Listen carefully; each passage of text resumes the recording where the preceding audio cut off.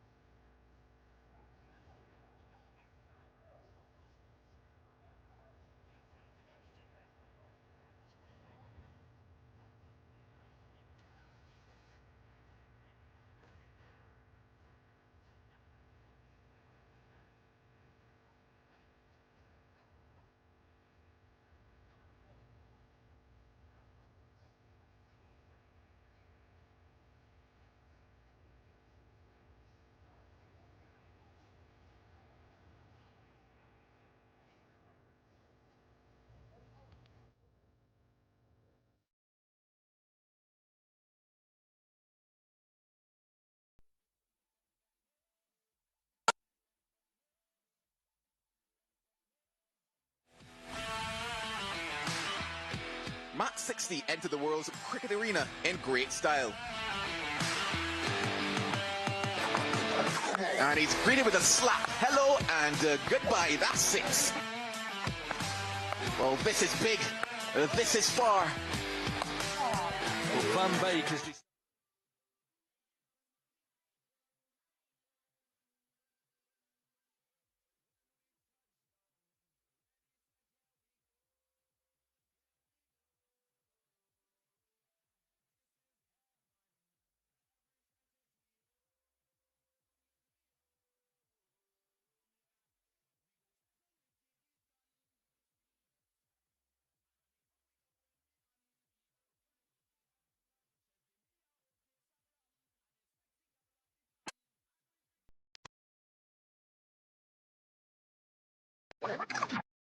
In the Caribbean.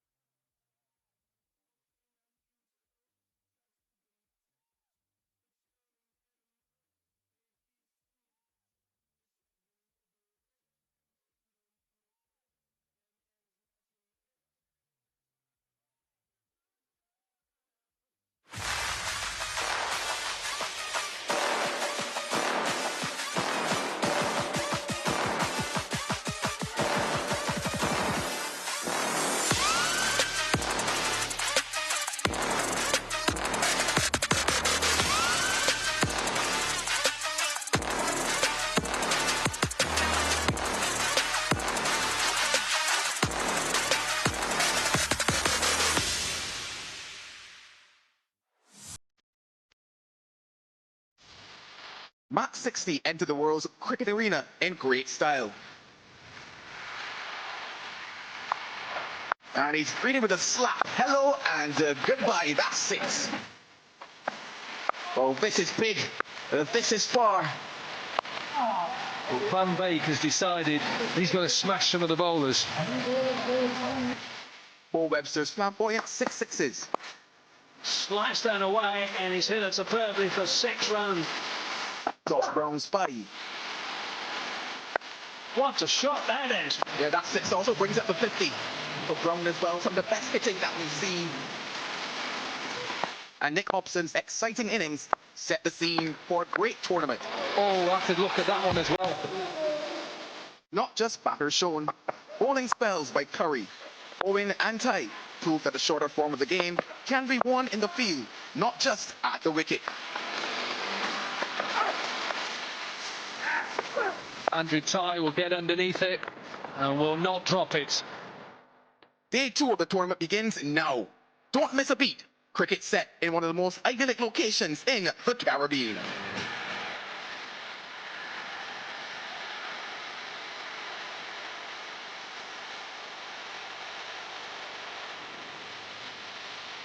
Oh, day 1 was fantastic, and I think day 2 is going to be even better. Sensational stuff today in the Cayman Islands in Georgetown for match 60 of the Jimmy Powell Oval.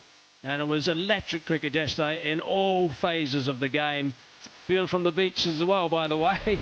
Let's just have a look at what we've got in line for you today. New York Strikers versus the Miami Lions, first up in match 4. The Trailblazers from Boca Raton versus the Cayman Jaguars in match number 5. And the Caribbean Tigers versus Miami Lions in match 6. It is the Lions who are going to be busy playing in the first game today and also the last. So we are coming to you live from the Jimmy Powell Oval. And we're delighted to be here in Grand Cayman. What a spot this is. Really is quite a special spot. We had a reasonable crowd yesterday. We're hoping we're going to get quite a few in again today because the action was outstanding. 153 were scored in 10 overs by one of the sides, the Tigers. And that's made them top of the table and also their net run rate very impressive. So they've played 2, they've won 2, they've got 4 points and their net run rate is 4.5. The Trailblazers have just played the 1 and they were successful. That's David Warner's team. And the Lions and the Strikers are in action in the first game today. And the Jaguars at number 5 are bringing up the rear at the stage. There's a couple of teams that haven't got any points. So it's important this game today, the first one between the Lions and the Strikers. Now, the facilities yesterday were outstanding. And I spoke a little bit earlier to the guy who's in charge of the centre of this ground. I've got Joshua Hoffman, the head curator here at the ground. He's done a wonderful job after day 1. I want to know more about that, Josh. Just give me an idea as to how this centre looked before we started this tournament and how far ago did you start preparing? Thanks for having me. So we got here about 3 months ago in the Cayman Islands. The square was pretty bare. There wasn't too much grass on the wicket. We did a full renovation of the square, so scarify, top dress and whatnot. And just got a lot of water into it, fertiliser and whatnot, and we've been able to get a pretty good grass coverage across the wicket. So you came specifically from where to do this? From South Australia. Okay. Yeah, in Adelaide. And you must be pretty happy the way the captains and the players are talking about the track after day 1. Yeah, it's been day 1 was a great success. All the players and coaches have said how good the wicket is. It's had some really good bounce, and you know, if you're getting scores of 150 plus in 10 over games, it's a great sign. I mean, that's the key. If you've got a batsman who wants bounce and the bowlers like that as well, and you can trust a surface, it's just ideal. But how did you get like this? How did you get so good? So for me, I think with the climate here in the Cayman, it's really hot. To get a deep water into the wicket is crucial, and then get a really good seal on the wicket so it can hold together, because the tournament does go for a week and we've only got 2 wickets to use. So get a nice deep water, get a good seal on the wicket, and it should play pretty well. So a hard day at the office here, and then no doubt some beach after hours. Yeah, well, the beaches here are phenomenal. You know, Grand Cayman's, you've got the tropical vibes, so it's a great place to be. Okay, good stuff. Well done, Josh. Thank you. Cheers. Yeah, he's been a groundsman for 10 years in Darwin and mainly in South Australia and Adelaide. He's done some work at Adelaide Oval as well, so Josh is flown specifically for this, and he's done a brilliant job so far. I wonder what's ahead of us for day 2. We need to find out. There's one of the captains, but he's going to be joined initially with Dominic Cork. Match 4 of the MAX60 Caribbean tournament, and the two teams, the New York Strikers, led by Tessara Pereira. It's a welcome to Ravi Bopara, who's captain of the Miami Lions, and it's also hello and good morning to Roshan Mahanama. Right, Tessara, you've got the coin in your hand. Heads is the call from Ravi Bopara. It has come down a tail. There's one captain happy, one not. I'm not sure why. You've won the toss. What are you going to do first and why? I would like to bowl first because of yesterday we lost, but we had to take a lot of positive things from last day and we have to flush it every negatives. Teams who batted first here won it. Why have you come to that decision? Because of overnight, or how have you gone about it talking to your coach? Because of I always trust my batting lineup because we have a long batting lineup. So that's the most important thing. So whatever situation, so we have to chase it. What can you do better today that you didn't do yesterday? Actually, no, we did really well as a bowling unit. So we have to execute our batting plans. Okay, good luck. Any team changes? No, we are going same team. Good luck. Ravi, welcome to the Cayman Islands. First of all, how have you settled in? Very well. It's a beautiful place. What have you seen yesterday? Frustrating you didn't play, you're back as captain. What did you see yesterday? 2 losses, both of you teams. What are you going to do differently today? From what I saw from the side, it is a bit of a two-pace wicket, although there was a couple of big scores in there. And I think that's going to happen with some of the bowling. So I'm not too disappointed with losing the toss, actually. I wasn't quite sure what I wanted to do because all teams yesterday won batting first. But it does seem a tiny bit damp this morning. Any team changes for you? Myself, obviously, come back in. Anderson Phillips comes in as well. He wasn't here yesterday; he just arrived last night, so he's in as well. Ravi, thanks. Good luck. Thank you. So the news in the middles: the New York Strikers have won, and they're going to have a bowl first. Dominic, thanks very much. Okay, so it's an early start. Bowling first. Here's the two teams. Abhishek Junjunwala's alongside me. Abby, good morning. Very good morning, Hazy. Yeah, look at Miami Lions. Looks a very good side. Balanced side with Ravi Bopara coming in. That'll really strengthen their batting and bowling. We said it's a bit damp. That will dry up quite fast in this weather. But you look at the team, Corey Anderson, Asghar Afghan with all the experience he has. Yeah, they've got a very balanced side. And then you've got the likes of Phillip, Manenti, Wright, Carter. And the Strikers, Kenar Lewis is a wicketkeeper batsman, a power batsman. Munro likes to go from the start as well. Angelo Pereira. Mitchell Owen had a really good game yesterday. McMullen's got some form as well. Tessara Pereira as captain. We know that he can belt up miles. Nudana as well, so good to see that he's okay. He was feeling some effects after this performance in the sun yesterday. By the way, right now it's 34 degrees Celsius, so it's nice and warm. I'm convinced that this track is going to be very good today to play on. And we should be looking for even more runs, I think. Yesterday, the players and the captains of the toss were often talking around about that 100 mark after 10 overs, around about 110, 100 mark. I think that's going to be upped a little bit today. Abby, what are your thoughts? Yeah, I think you're right. 110, 120, that's what they will be eyeing pretty much consistently in this format. And we saw a massive score yesterday in the last game of the day, 153, which was scored by the Caribbean Tigers. So yeah, there is plenty for the batters, but also for the bowlers. We have seen if you use your variation smartly, there's plenty to work with for the bowlers too. Yeah, that's right, and that's important. If they can get something, it's not just a one-sided game, they can get some extra bounce out of a surface, that makes a serious difference. So that's going to be very healthy. Izzy Udana is going to be starting. He's someone who's done a fine job in white ball cricket over the years. The experienced bowler. Also the variation we were talking about, he can swing the ball at the start of the innings and then bowl those Yorkers in the back end. Got a wonderful variation in terms of slow delivery, slow ball bouncer. So as a bowler you need everything to cover your bases. Chadwick Walton, he'll enjoy batting on this surface along with Burns. Right, so they need to get a bit of a start. One of the features of day one was that wickets tumbled right at the start of innings, often in the first over actually. So these opening batsmen will be very keen to make sure they can play safe but aggressive strokes as soon as we do get underway. Yeah, they bowled really well. The New York Strikers, the batting was the area of concern, and that's what they would like to sort out in this match. Both these teams haven't won a game so far, lost the first game. Important to get points on the table for both these sides. Shane Samuels is the umpire. That's nicely played. That's nice and fine. The third was a little bit wide as well, so it's quite nicely spotted to ease into that area. Looking for two, but just one. I think as a batter, you've got to give yourself a little bit time on this surface. Yes, it's a shorter format. It's MAX60. You have the urge of going big from the very first ball. I just feel, doesn't matter which format you're playing, you just got to give yourself, and it depends. For different players, there's different number of deliveries. You might get set after 2, somebody takes 5 deliveries. But as a batter, you should give yourself that time.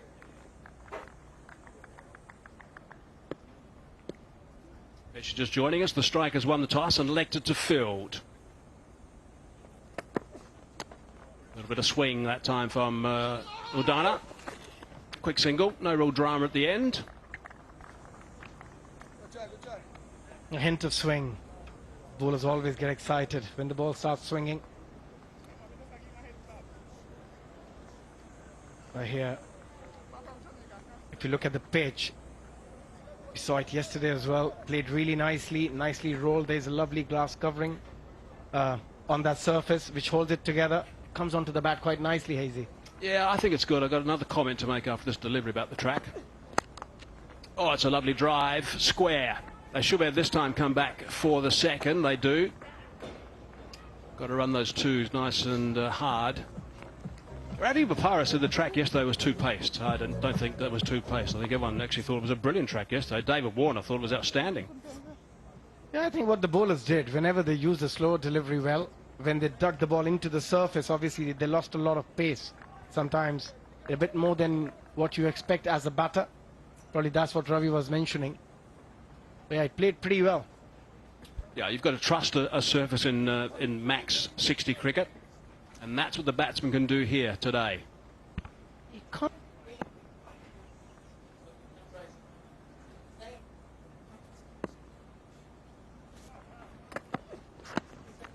Bit of bounce again. Nice bowling from Izzy. Good length, good bounce, good line. Bit of movement back in towards the right-hander. Yeah, the bounce we were talking about, just bending his back a bit more on that occasion. Udana, and getting that bounce, that movement. It's bowled brilliantly so far in this over. Just 4 runs of the first 4 deliveries. We just feel that Chadwick Walton, who's a very attacking player, will look to go big in the next couple of deliveries.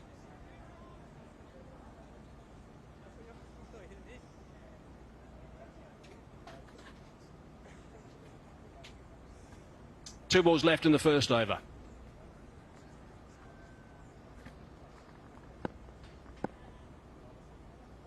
He's a bit of a handful right at the top with the movement that he can get. Udana. That's beautifully bowled. You can do nothing with that. That is just perfect from all angles. There was no swing back in that time. Perfect line, perfect length. A wonderful start by Udana. And the length. The crucial thing, the length he has bowled, not allowed the batter to either go back or come forward and just hit through the line. It's so crucial in MAX60. And this is the delivery they've got to make sure is spot on. It's been such a good over so far. If he gets a dot ball or no boundary off this, it's a great tone. Cries of catch it. He's done better than that. He's picked up a wicket. That is outstanding stuff from Izzy Udana. Absolutely brilliant. Another wicket has gone in the first over.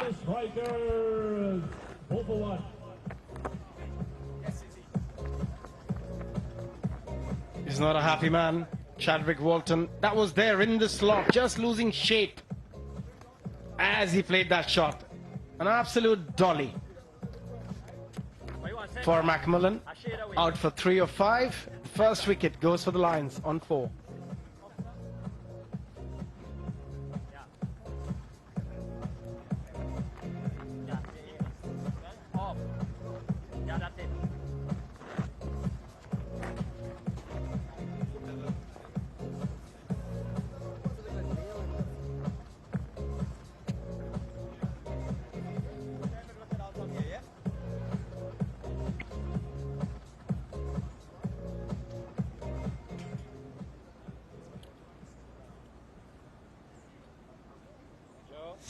won't mind this. Umuk Chand is a very good cricketer. Fine player. He's been in good form of late as well. He won't mind coming to the wicket nice and early. Yes, he would rather sort of sit on the sidelines and let his opening pair get through the opening spell of both these bowlers, but he won't be too fussed about this because the ball's still nice and new. It'll come onto the bat nicely, be nice and crisp out there. Matiola now. Just a little bit of swing, but not quite enough, I don't think. They're going to pick up a quick single. I don't think there was any connection with the willow. What does the umpire think? He's important, of course. Chris Taylor, leg byes. Yeah, just felt it was drifting towards the onside, and Umuk Chand on strike now. And before that, yeah, Chadwick Walton just losing shape. Wanted to go over long on, the bat just came in an angle, sliced it to the cover fielder.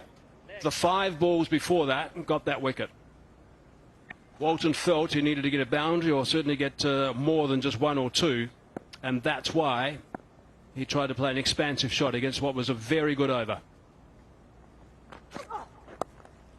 Eased away, nice and fine. They're going to look to come back for the second if they can. Slight hesitation because there was a slight misfield, and easily back. That's good ball watching actually in the end.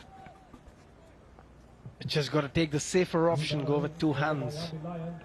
The outfield is slightly bumpy, so you're just taking a big risk when you look to go 1-hand pick up on this surface. Yeah, that's where, and also taking the eye off at the very end as he was about to pick up the ball.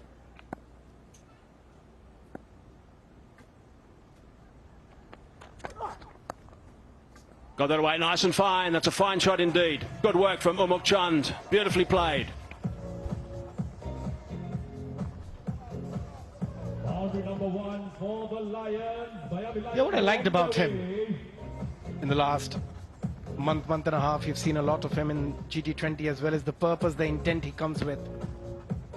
He always has the right mindset, very attacking, loves going onside, has a big shuffle towards the offside, just gets inside the line to play it towards the onside on Umuk Chand. Last couple of times I've seen him, and yesterday was a case in point, he got caught actually at a deep square leg by hitting the ball up. They rolled the wrists. Oh, he hasn't rolled it that time. Has he hit it far enough, though? That's the question. He maybe hasn't. He hasn't. He's out. He cannot believe what's just happened. There was no rolling the wrists whatsoever at all with that one. In the air and gone.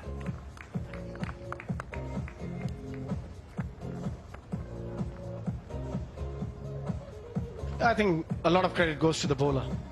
They must have planned to go short against him, and you're absolutely right. Again, keeping the bat face completely open when he hit that ball. There was no rolling of the wrist. He didn't even try to hit it down. He wanted to go aerial, just didn't get enough connection to carry it through.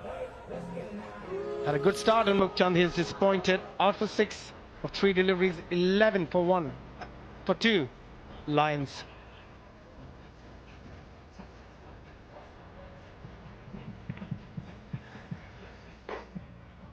New gathering for the Miami.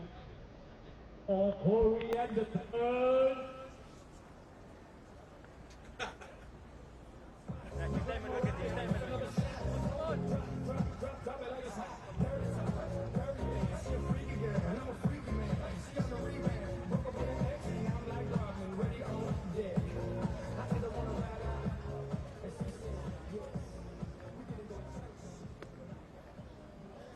Big Corey Anderson, who was the captain yesterday. Ravi Bopara is in the side today, so he steps down and allows Ravi to take over. He's got some work to do now. Corey Anderson, 2 down, 11 on the board, not even 2 completed overs. Mattiola's picked up a wicket early. A little bit of swing there, going straight through Corey Anderson, shy at the stumps, got the bat down in time.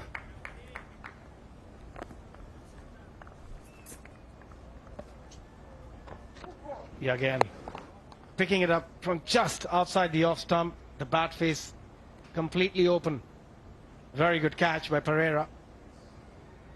Yeah, he could have done a lot better on that occasion. Umuk Chand will be thinking about that shot. Pretty similar dismissal to yesterday.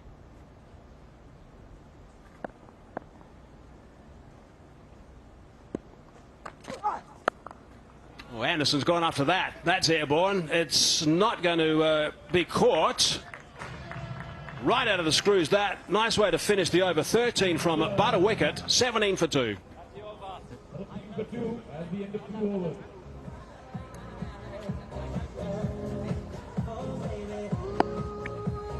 Yeah, lovely pickup. He tried the same shot in the previous delivery, but was a good delivery, a Yorker. But this occasion, he got hold of that length. And good timing. You've got to be fearless in this format.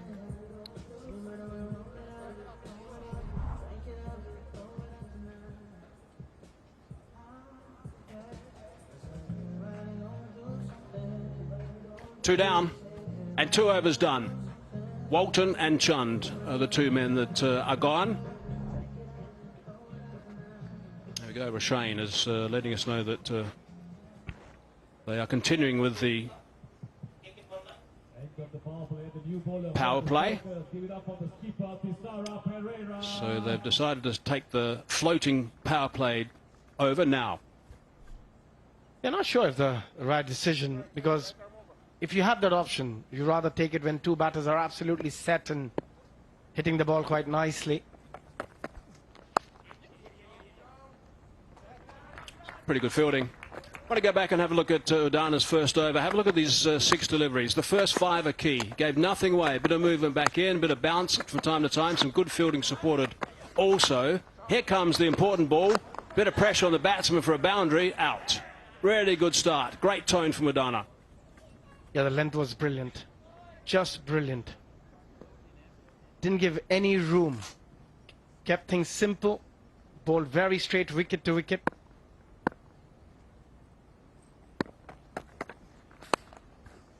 Anderson again easing that on the onside.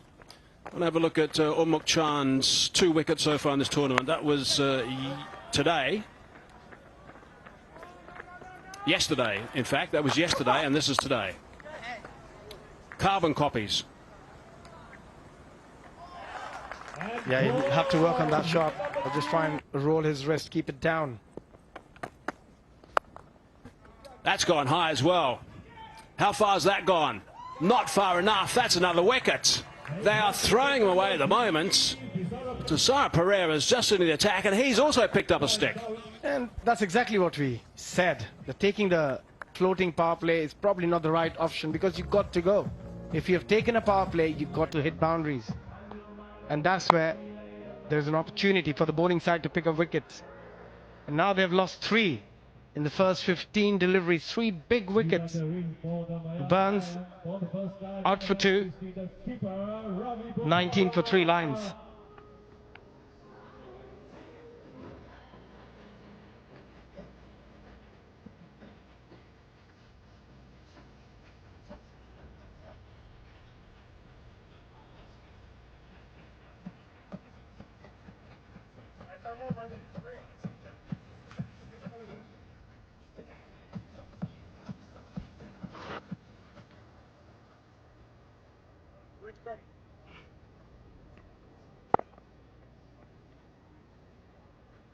Lions have got themselves in a tangle. Skipper's arrived. Ravi Bopara. He's got some serious work to do to try and get things back on track. Yeah, he's right in the thick of things here, Ravi Bopara. He's got to play a captain's knock. Again, got all the experience in the world. Burns just giving himself a little bit of room. Just walking down the track. Probably the right option. Timing wasn't there. That's nicely weighted by Corey Anderson. And also a really good over so far with just the 1 ball remaining. So 4 runs from it, and also a wicket for Tasara Pereira. Yeah, again, this is a format where you just got to go. You don't have enough time. Slow delivery. Can't do too much with that. Top over from the skipper. 3 gone. 21 for 3. That will be the end of over number 3. Miami Lions are 21 for 3.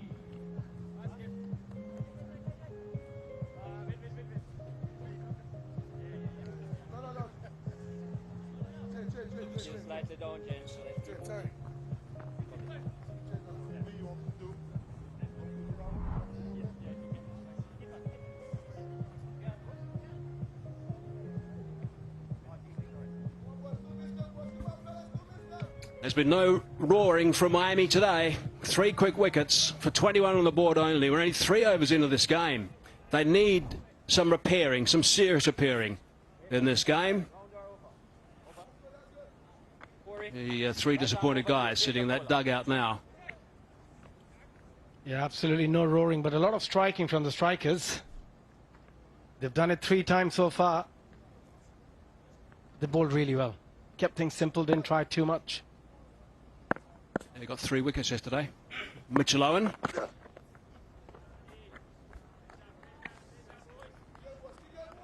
Good start. But in this format, there's a lot of challenge for the batters because just you can't afford to take too many deliveries. But again, looking at those wickets, yeah, some of the shots, the ball was there to be hit.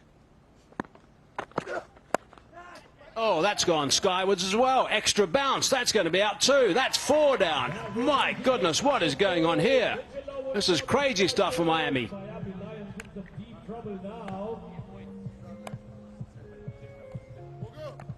It's hard to know what they're trying to do here. First of all, they took the floating power play when they didn't need to, and now, again, that shot. Coming down the track too early. You're giving a sighter to the bowler so that he can afford to change his line, his length, and that's exactly what he did. Owen just pulling his length back. Corey Anderson out for 8, 21 for 4 lines.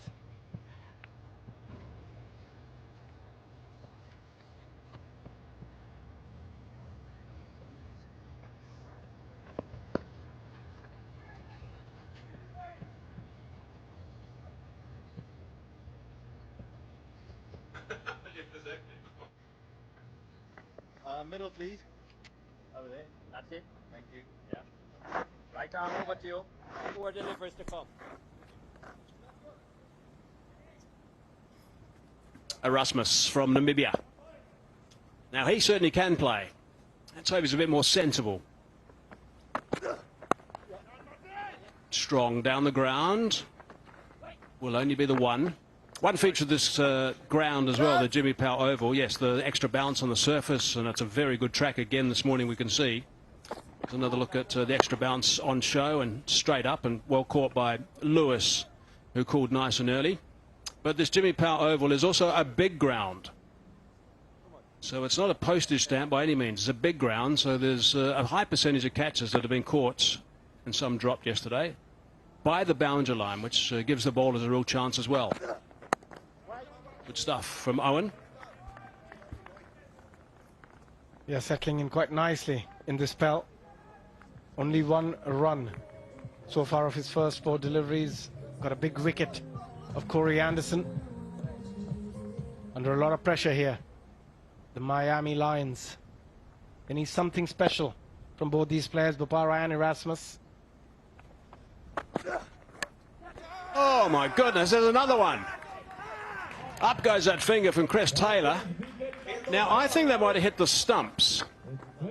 I reckon it might have hit the stumps.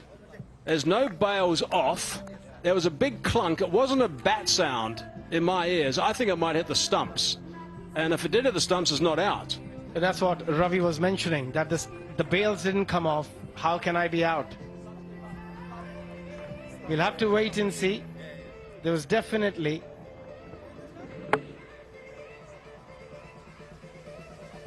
It seems like it didn't edge it. The ball did hit the top of the bails and carried on to the wicketkeeper. But if the bails don't come off, can you be given out? So Bopara has been sent on his way. He's not happy, understandably so. It's a tough call for the umpire, that one. He goes for 1. 22 for 5 now.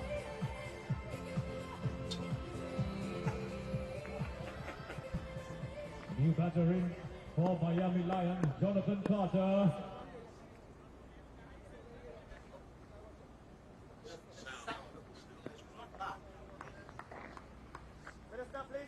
A shade away. At center. Thanks. Weird one.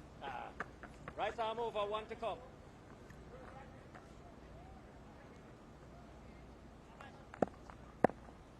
Well, when things aren't going your way, Ravi Bopara, the captain, is not happy. There's extra bounce again. Now, let's just have a close listen to this. It is the over. We'll look at it even still and come back again, I would imagine. 22 for 5 it is after 4. Have a look at this, and importantly, listen. Just clipped the bails. That's what he pointed to as well. Just clipped the bails, that's all. And that's why he's not very happy when he walked off, and that's why he's not very happy right now. There's a television monitor near him as well.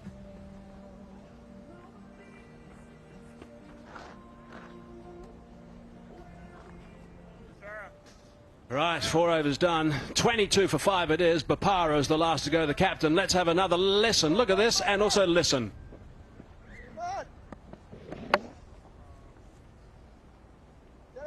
Definitely. Just kissing the bells. And Ravi Bopara. And he's right. Astonishing. Bopara knew exactly what the story was. Oh, there's hesitation here. No, they settle for 1 in the end, so that's good fielding. Owen screaming in. So it's interesting that this has happened. If the bails are not disturbed...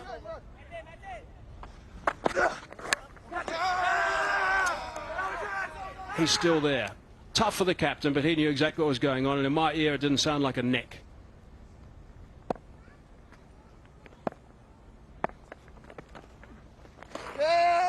I guess my best way of explaining, that's a wide, explaining that it was more of a solid noise in my ear rather than a nick, a sharp sort of click, if you like. Just want to show you at the bottom of the stumps. We'll get a close shot if we can at some stage. The stump mics, which there's a stump mic. That's a very good shot. That's nice and straight. As I said, it's a big ground. It's 1 bounce and it's gone for 4. Angelo Pereira just missing his length. A bit too full in the arc. Nicely played. Good balance. When he played that shot, they need a lot of that. There's the stump mic. So that's for you, the viewer. So you can hear the action from the batsman, from the ball hitting the bat, and also the appeals. That's at the base of the stumps. And that also, of course, comes into the commentators' ears as well. Let's go again, boys. Let's go again, boys. All to enhance the viewers. And that's a tough call for an umpire to make when you hear that noise. Slower delivery. Had to wait and wait and wait for that to come. Yeah, I think as the game progresses, as the day progresses, because you've got to play a lot of games on the same pitch, it will start turning at some point. That'll be called, yeah. Bit of exercise for Rashane Samuels. He's just trying to slow the pace. Angelo Pereira is a very smart operator. Flat at that time. Just one. Hammered it, but again to the big boundary, just the 1. Yeah, they are very, very big, the boundaries. You've got to time it perfectly. The outfield isn't the fastest either. So you've got to hit it in the gap or over the fielder. He's got to finish well. A couple of deliveries left.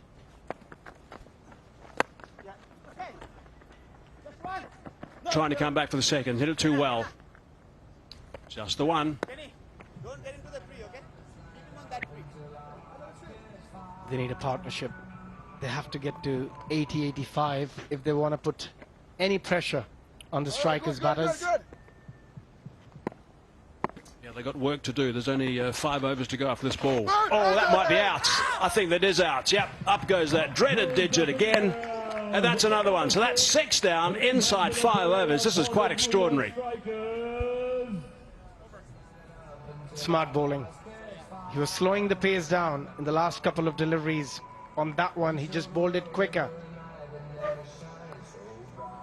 Yeah, that's the right option, really.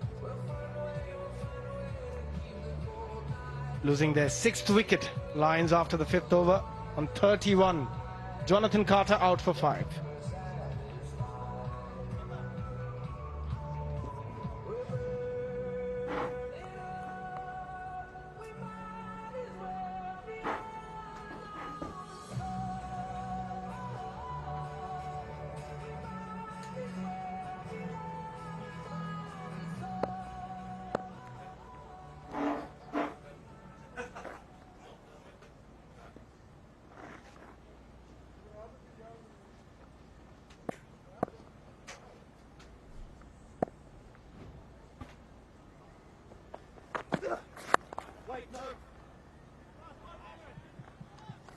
Ashgar Afghan is the new batter to the crease.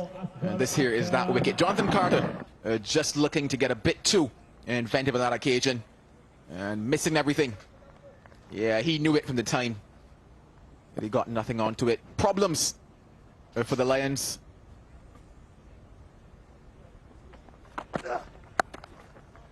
A good looking shot, but just for one.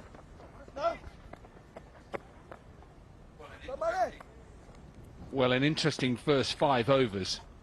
6 wickets. Remember, the Lions, both these sides are coming off a loss from yesterday. Dooley was the pick, really. Not just the Daffer News most dot balls, but also his consistency with his left arm spin. Mitchell Owen with 3 wickets yesterday. He's got 2 for 2 today.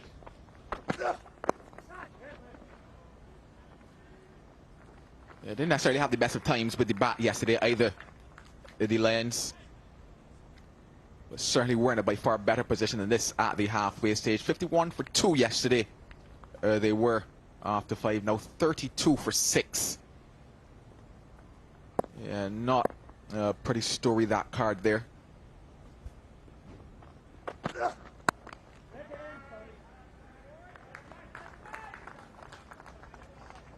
You just wonder if maybe things might be a little trickier to bat on this morning, probably in comparison to yesterday, or was it shot selection?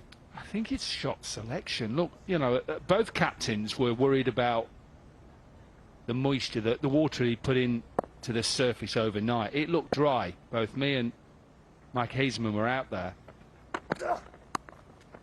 It looked completely dry.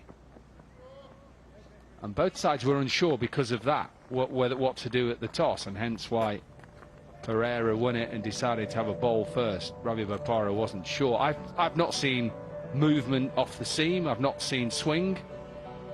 So for me, that is shot selection.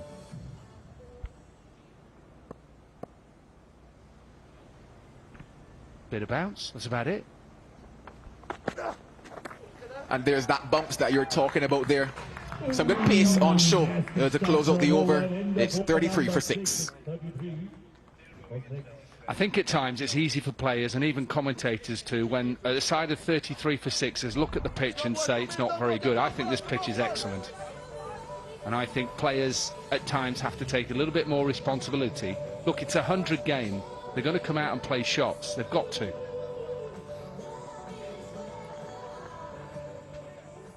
Ten over game. Max 60, so they haven't got any time. And it's important that they get off to good starts, and that's what they've tried to do. Walton, Burns, Chand, Bopara, Anderson. They're aggressive players, and to give credit to the bowlers and the surface. Good pitch. Well, there's the big man Carlos Brathwaite now into the attack. I'm not too sure he got bat onto that one. Confirm now, yep. As leg buys. Tall, 6 foot. I make him 6'7", maybe, Carlos Brathwaite, or more. Well, he's got a chunk of that one, but not enough. And it's safely poached. Another one down. It's going from bad to worse for the Lions when they get into a position to try and push it on. They keep losing wickets. Afghan tries to literally smash this out of the ground, gets a little bit of an inside edge. Mitchell Owen, who's been in the wickets, now takes a catch. Brathwaite, his first over, gets a wicket. Asghar Afghan goes for 1. Lions, well, in deep, deep trouble. 35 for 7. New batter in for Miami Lions, Ben Manenti.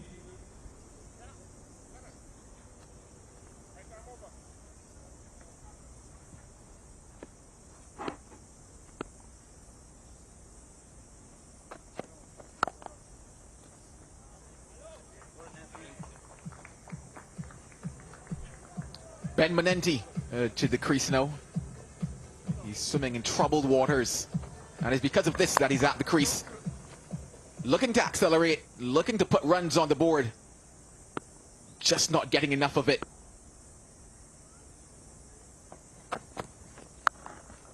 Manenti, though, he's got enough. Just one bounce into the boundary. That's what you need, Miami. We've seen a few short balls today that have gone straight up in the air, and that's been the problem. This one, Manenti just gets on top of the ball, rolls his wrists, gets it in the gap, so bisects the two fielders out at deep square leg and deep mid-wicket. But at the moment, the Lions need a lot more than just 1-4.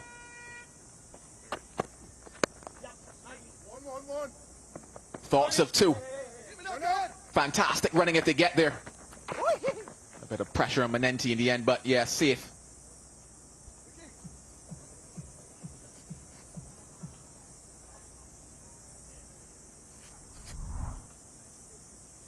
Most 4s so far for the Daffodils.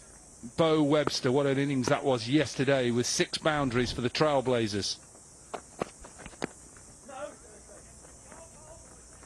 Ends it with a dot. Brings us to the end of 7. It's 41 for 7. At the end of over number 7, Miami Lions are 41 for 7.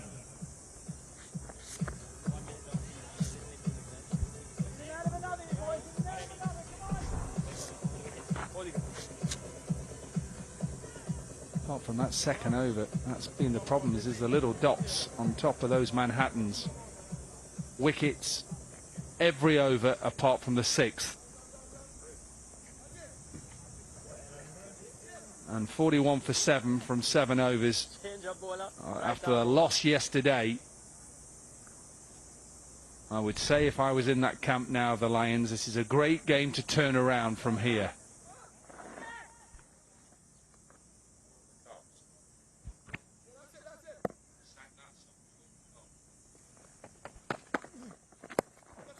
The skipper looks again on the act, and he's effective from the start. Another one for Pereira, and another one down for the Lions.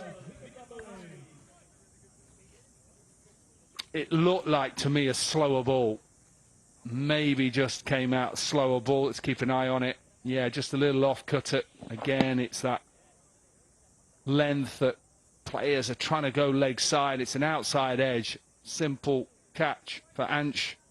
Another wicket, as you said, for Pereira. Doesn't get any better. Look away, Lions fans. Erasmus gone for 4. They're 41 for 8.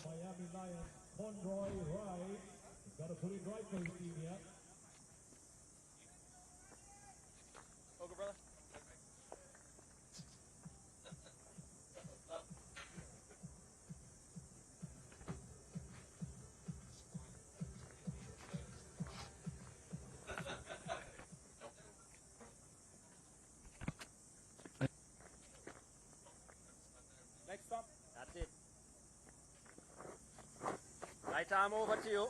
5 deliveries to come. Possibly the tamest Lions you will ever see. Conroy Wright.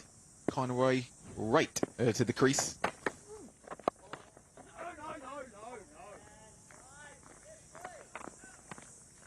You just wonder what they might be able to muster from here. An almighty heave at this one from Erasmus. And the ease of catches to be taken in the end as well. That pretty much paints the picture of this innings.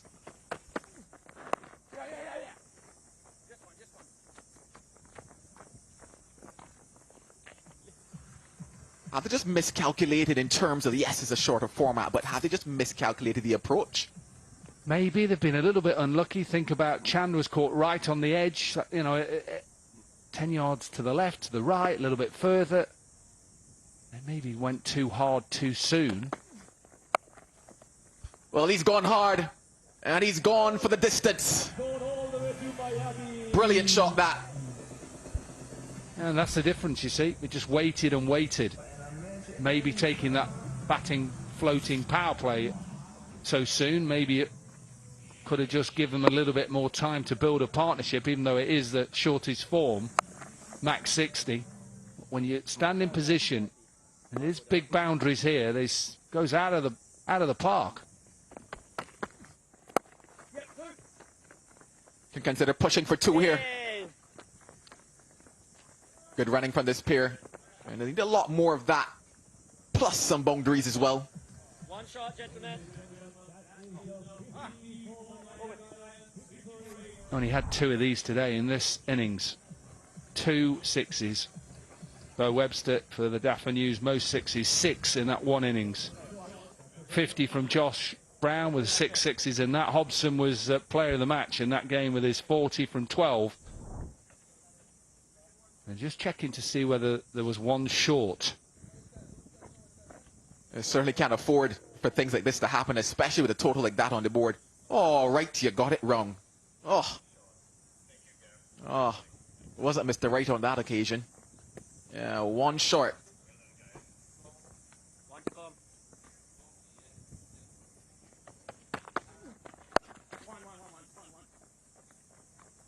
In control of that one. Brings us to the end of 8 overs. That's the over. Brings up the 50 as well. It's 50 for 8.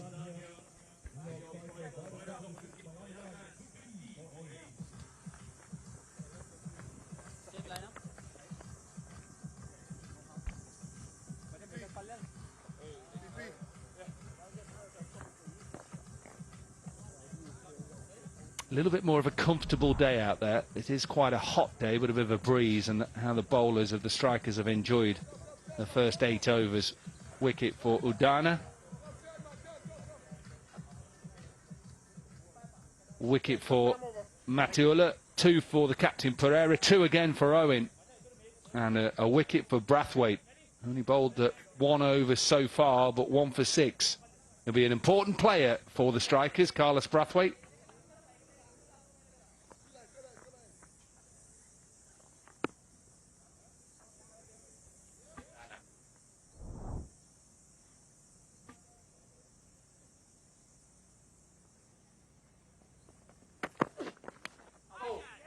Under edge on that one.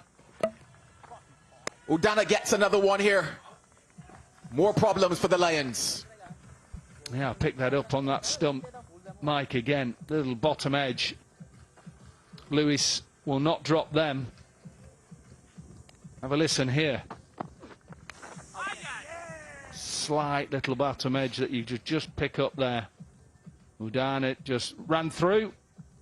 End of Menenti. He goes for 14 from 8. And they're a wicket away from being bowled out. 50 for 9, the Lions.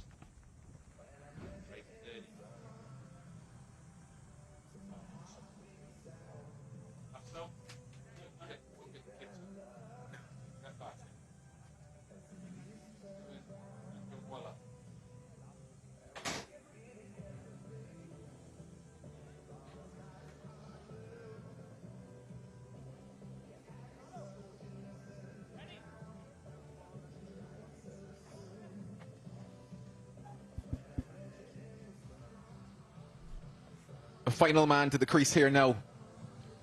Anderson Phillip from Trinidad and Tobago. He is known for his bowling, but today he's got to bat. Hopefully hit a couple out of the ground. 50 for 9. Not the most divine score, you would say.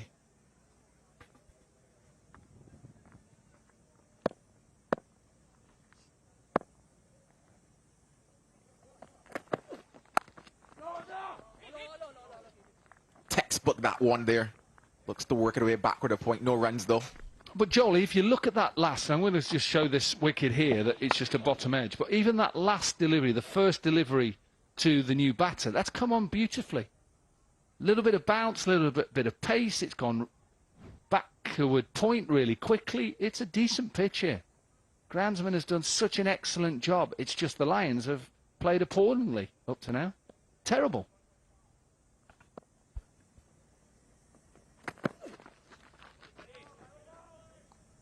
I definitely have to agree there in terms of what we've seen from the Lions here today in terms of some of the yes, there was maybe one unfortunate dismissal, but in context of the game, certainly not their best batting performance that they put up here. Especially when you think about the fact that teams batting first all yesterday were the ones that would have won, averaging probably about 57 or so in the first 5 here at 50 for 9 and 8.3.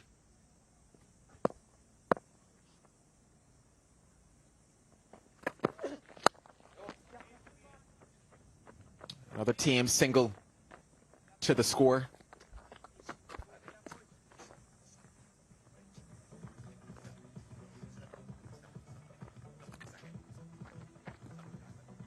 Let's stop.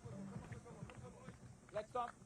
3 wickets yesterday for Mitchell Owen.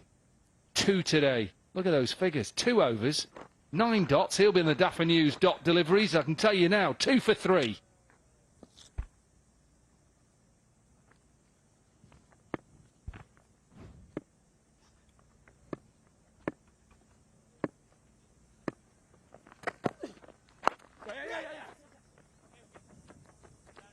This probably might have to be approached as they get a bit closer towards the end. Must battle the overs, I think. Well, I was trying to think. The lowest score yesterday, I think, was in the 70s, wasn't it? We had an 88 at one stage. I think maybe it was a 77.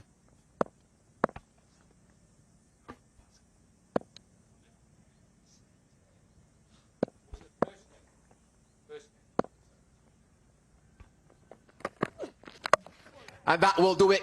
That's the end of the innings. It's not been the best of mornings for the Lions. 54 balls. That's all it's taken for the Lions to be bowled out. 52 all out. Sri Lankan Udana with 2 overs, 3 for 6.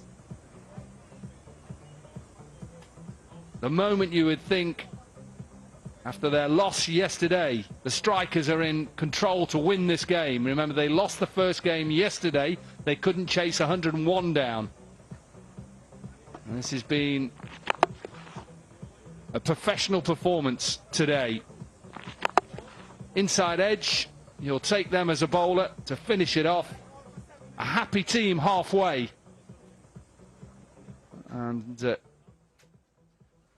Mitchell Owen with those 2 wickets as well played a huge part. Definitely will be happy, these strikers, especially after what would have happened yesterday. You mentioned that 101 that they were in pursuit of. Today, you can't imagine that 53 might be beyond them. But hey, stranger things have happened in cricket.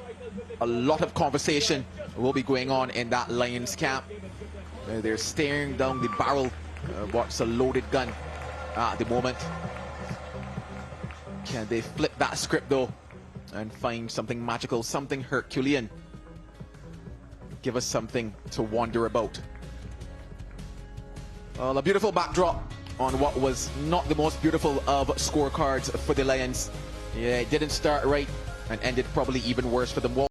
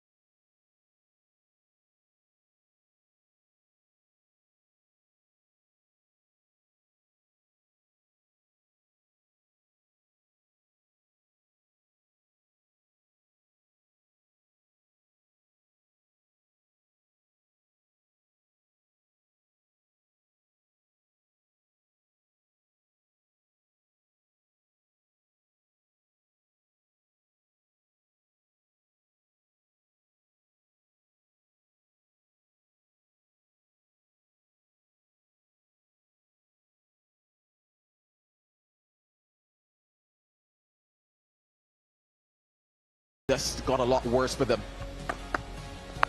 Yeah, just the fall of wickets. That was Burns that went. Again, we talked about it on air.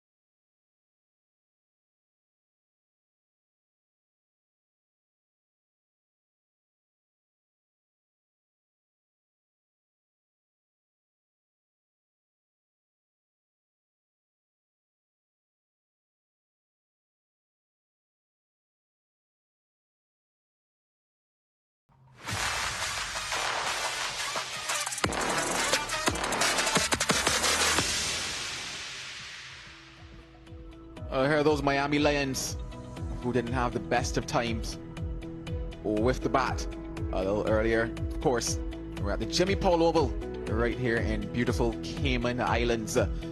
Before we get back though to the action, that man on the screen, he's enjoying his time right here in Grand Cayman. It's time to hear just a bit more about it. Yeah, look, I'm really excited to be playing here in Cayman Islands. You know, the weather's absolutely amazing. It's probably extreme heat for a game of cricket. It's just each island has its unique, you know, sort of taste and theme and culture. So, you know, I can't pick or choose, but they're all very amazing. Like the water is crystal clear. It's beautiful to go and swim in, and it's just basically a resort lifestyle when you're here. It's going to be hard, like it's going to be a challenge, but at the end of the day, you know, when you're out there, it takes care of itself. The adrenaline kicks in. You don't really think about how hot it is. For me, it's about coming here and, you know, trying to play a pretty good brand of cricket, like trying to hit every ball for 4 or 6. You've got to maximise the 60 deliveries that you get, and at the top of the order, I probably get to face the majority of them. So I need to pull my weight and, you know, go from ball one. My fan engagements are, you know, like far and wide. Like I talk to, you know, people DM you, and, you know, they're young kids asking for advice. You know, you got parents asking questions about how they should, you know, maybe teach their kids. But interactions are more with people that don't like you as well. Like, you know, you always wonder why don't you like me? So for me, I've had a few interactions with people who don't like me, and I've sat down, had a beer with them, and have changed their opinions, because they only get to know who they see on TV. They don't get the opportunity to sit down with you and have a beer, have a chat, and understand who you are and what you're about. And when you cross that rope, it's a different story. We're out there to compete. But lo and behold, everyone's a good person away from the game. When I'm on tour with the family, we get to go and do some amazing things. I've had some safaris. I think that's probably the standout, like going on a safari is something special. We don't get to see those animals, and we've got the privilege to see the big five. So my family and I, we're stoked with that. Win, lose or draw, we talk about caring, and we care for each other. So, you know, if someone does well or whatnot, we get together, put our arm around each other and say, you know what, we're blessed for what we do, and we should always, you know, keep bonding together, because it's special. We spend a lot of time away from our families, and, you know, when your family's not here, it's important to stick together, and that's what I love about this game. David Warner, he was all smiles yesterday, as well as his Trailblazers got themselves off to a good start in this MAX60 tournament. We head to another break. When we come back, it's time to get that chase underway.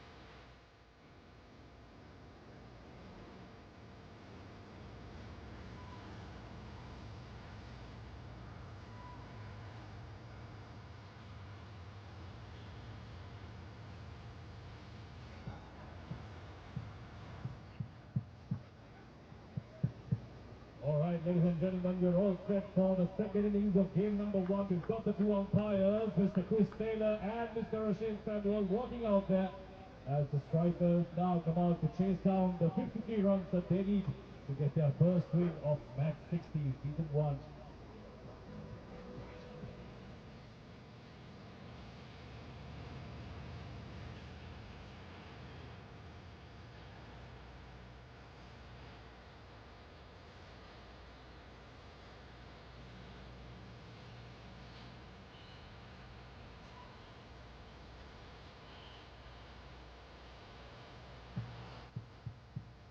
and the two new batters for the strikers, Kenan Ruiz and John Paul Hemrod. Give it up for the strikers.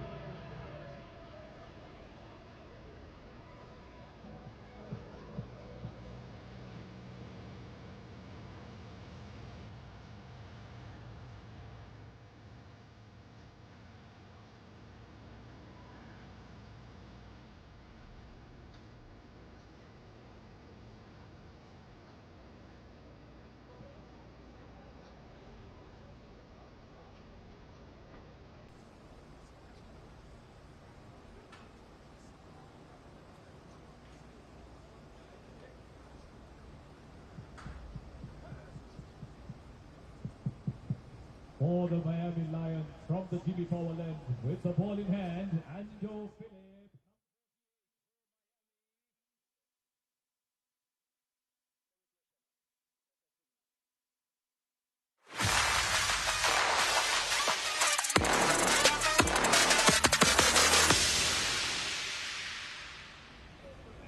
And that's the signal for the impact player, Shandapal Hemraj. And he's in for Ansh Patel. At the top of the order for the strikers, looking to get themselves off and running in terms of that wins column in this MAX60 cricket. Bowler is Anderson Phillip. Flew in yesterday, and he's now in the sunshine of Grand Cayman. Ooh, what a life to live.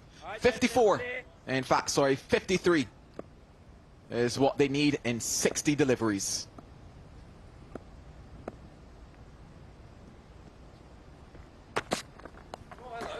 Is that the first one? Oh my, was that an edge? They're pleading and they've gone it. The ideal start, you would say. What a way to...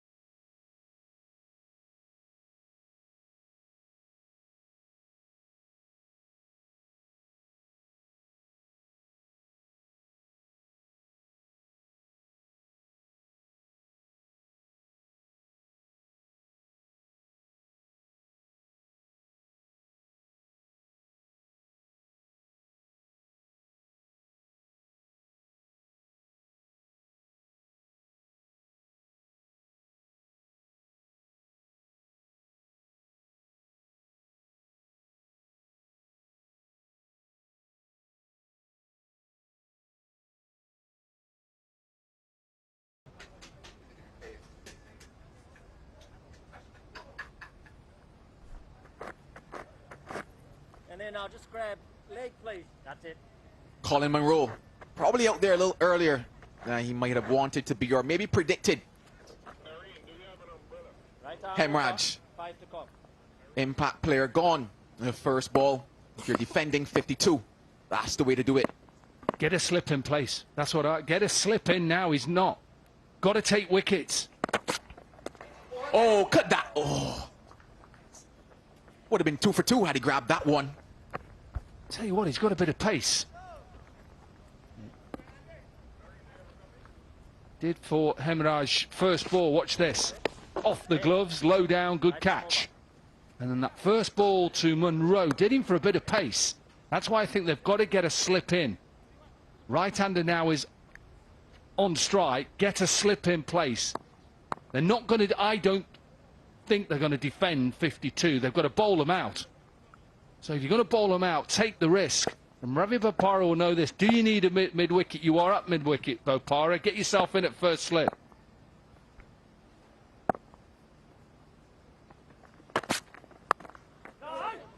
It's Keenar Lewis now interface. I couldn't help but think that it was the Battle of the Caribbean on that occasion. The lad from Trinidad and Tobago bowling to the lad from Guyana, being taken by the lad from Jamaica. Lots of rivalries, isn't there? Indeed, you gotta love it. Absolutely rivalries. We have them all over the place, everywhere. In England, it's all counties. Derbyshire, Notts, big rivalry. Surrey and Middlesex. England, Australia. Oh, has he got enough of that one? Oh, Justy. Just enough from Keenar Lewis. Oh, a bit of footy there. Oh, a good boot. Football season started in England as well. Don't mind the option of a short delivery.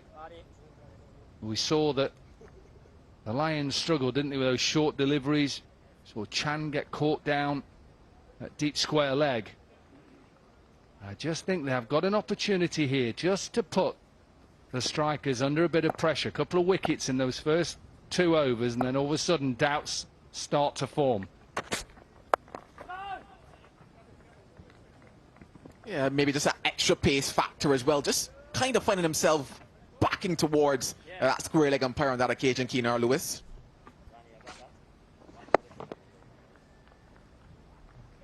Yeah, he tried to just give himself in the end just a little bit of room. He was okay once it got pitched, and then he was trying to get that cut shot away. He looks like he's set up for that shot that he's just practiced, pull, and also the cut.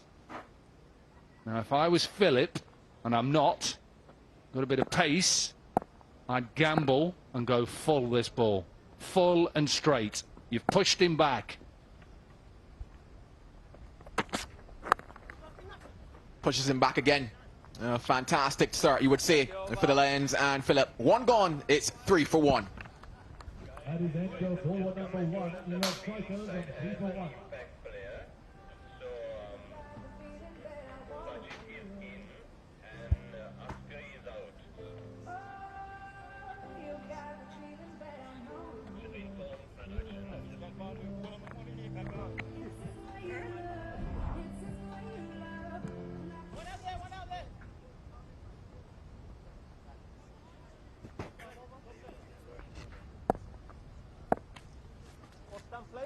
Hemraj went off the first delivery of this replay. Not much work to be done for them in pursuit of 53, but it still needs to be done. Left arm over. Stand by. Hold on.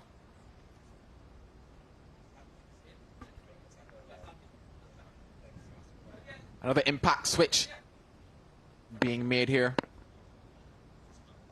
Afghan out and Sajid in. Starts on the money as well. Shout no then to myself, because I don't like the fact they were able just to get off strike there. I know in shortest form, MAX60, it's about defending boundaries, yes, but when you've only got 52, don't think you can stick the fielders right on the edge. Monroe was happy just to get off strike there. Yeah, that quick rotation of strike also gets the momentum going for them as well. Got to keep that pressure on. Oh, it's gone high. And he's got to go bye-bye. Lewis is out of here. That's 2 early wickets for them. Another one who struggled with that shorter delivery. Tries to go leg side.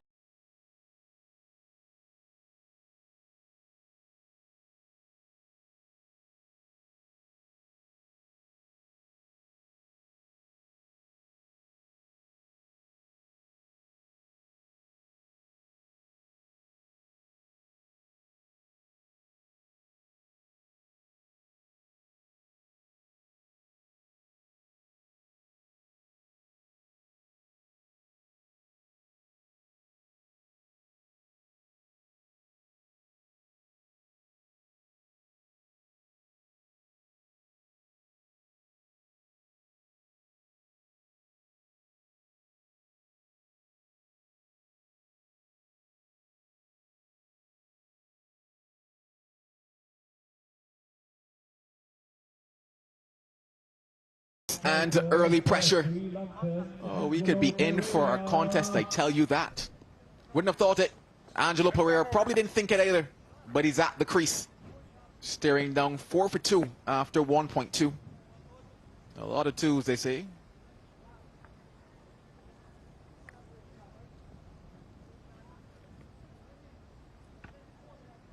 Just trying to get his field right, and I can see now that Bopara has got a little bit tighter extra cover. Look at mid-wicket and extra cover now. They're in close. I like this from Bopara right now. Could he have got a slip in, though? Like to see that slip option. That's Bopara right there coming into play. As you mentioned, just a bit tighter as well. And what that also does is cut off the angles. And that wicket, yeah, that bottom hand coming into play. Skying it. And Carter, oh well, I talked about the Caribbean connection. He's from Barbados, and he took that catch.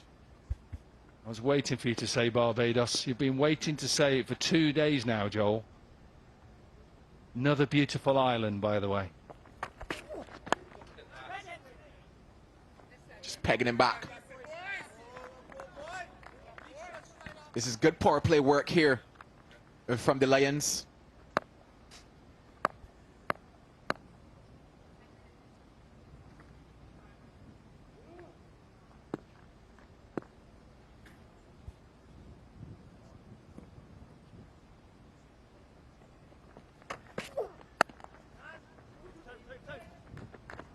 Pushing for one, get to quite easily as well, given that point. There's quite some distance behind square. What that was in the deep was an excellent throw off balance that went straight over the top of the stumps. Watch this for a throw. Just watch it. Clever as well from the keeper. Chadwick Walton trying to just get the batter off guard there, trying to run him out.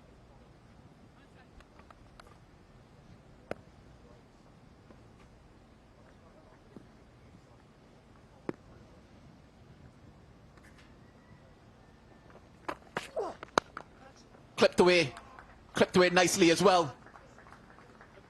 That's the boundary. Also the end of the second over. It's 10 for 2. Yeah, it's the first boundary in the innings as well. Maybe slightly, I mean slightly over pitch. That's how good this pitch is.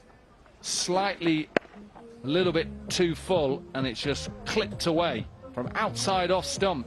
Wristy player. Pereira. Having a conversation because there's some rain in play at the moment.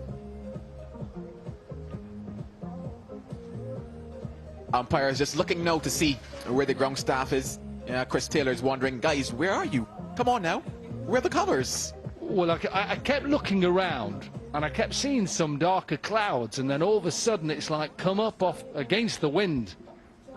Always have to worry about clouds, anticyclonic. Come up, and it does rain for a good time now, and then we just don't want it to get too wet here. I'm sure it'll, as quickly as it comes, it'll blow away. And that brought to you by our weatherman, Dominic Cork, today. But yeah, groundsmen now in action, trying to just get those covers slightly unraveled. Given the tropical paradise that we're in, probably didn't expect to get the weather, but I can tell you that a little earlier, maybe 30 minutes ago, Dominic Cork took a look to the right and said, hey, Joe, that's some rain coming, you know. That's some rain. Yeah, hopefully, though, this shower won't be too much. Yep, and they've got the covers out quickly, which is good, and I think as soon as they get them out, I reckon it's going to stop, because the umpires are still out there at the moment. The sun is back out as well. The breeze, which is good. We've got a breeze today, and hence why it's, I wouldn't say it's cold. It's still hot, but it's a little bit more comfortable than it was yesterday. The humidity was so high. We call it cool. That's what it was. Cool and cool. A bit cool, but hey, it's funny, you know, because, and maybe that's where the local knowledge comes in as well. Maybe why they delayed bringing on the covers, because they simply knew that it wouldn't be a long shower. Absolutely, and I think now you can see that head groundsman is out there, the curator, Josh, and his staff. Batters are ready to go. Maybe slightly still in the air, maybe, but the sun is out. Yeah, you saw Josh had a little conversation a little earlier with Mike Hazeman. You just wonder if Hazy asked him, hey, do we have a chance of rain today? We're looking at those skies. A bit of blue, a bit of grey. A bit of grey, though, for sure, for those Miami Lions with that 52 all-out in just 9 overs. But maybe they might be seeing a bit of sunshine. They've taken 2 wickets so far. Can they take the remaining 8? is that big question. Those 2 wickets. The first one falling off the very first ball of today. Glove down the leg side. And we talked about that Caribbean connection. Walton cleaning it up. A bit of a pause, a bit of a delay, but in the end, it was sent strangled down that leg side, as they would say. Flush off that glove, and a good low chance. A good low take by Chadwick Walton. A delight for the man who just landed yesterday in Grand Cayman in Anderson Phillip. And this one, the second now. A bit of bottom hand is skying it. And Jonathan Carter, well, that was an easy one for him. 2 wickets down. And smiles on the face of those strikers, or in fact, sorry, the smiles on the face of the Lions. We take a quick break here, and hopefully when we come back, we've got some MAX60 action.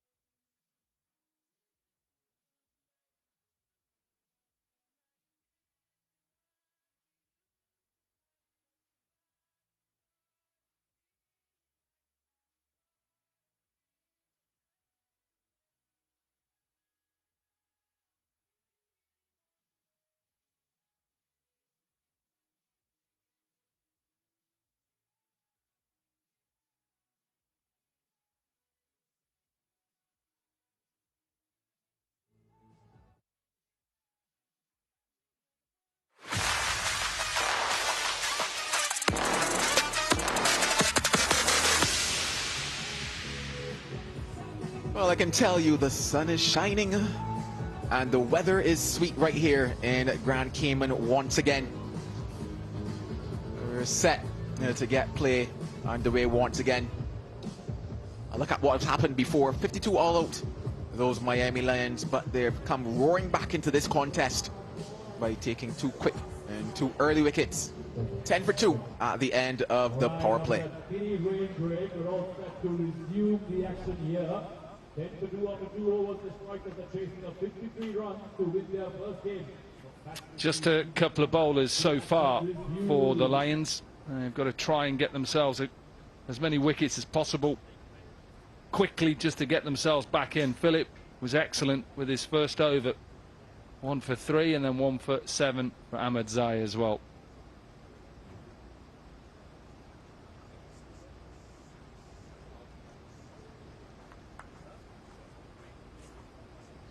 Looking to keep that pressure on, and because of that is maybe why they've opted to bowl Anderson Phillip for his 2. Had a bit of pace behind him, got a bit of bounce out of the surface as well.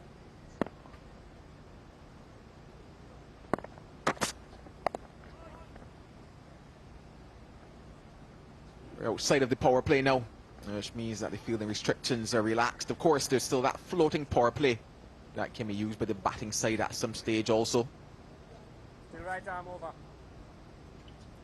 I'm sure the strikers will hold back on that floating batting power play just to get these 2 in and settled. Monroe and Pereira, they obviously haven't got too much to chase down here. 53 is what they need. Another 42 from here.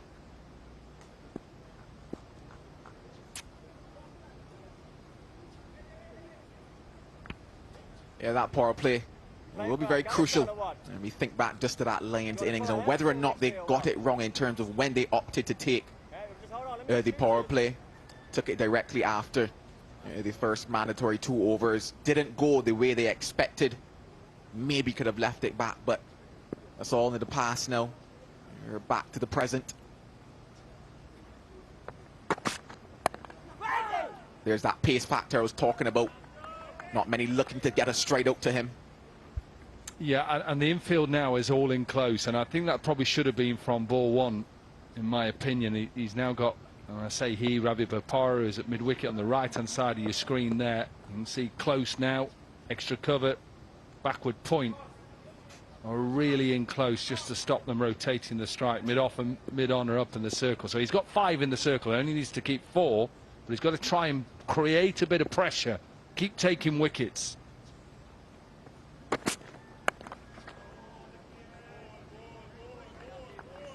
Andy, 1 over the shoulder.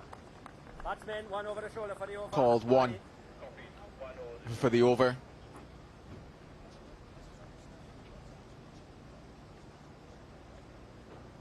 Chris Taylor, the man on screen. Hailing from the land of wood and water, they say. That's Jamaica. Fantastic island to get yourself some jerk pork as well.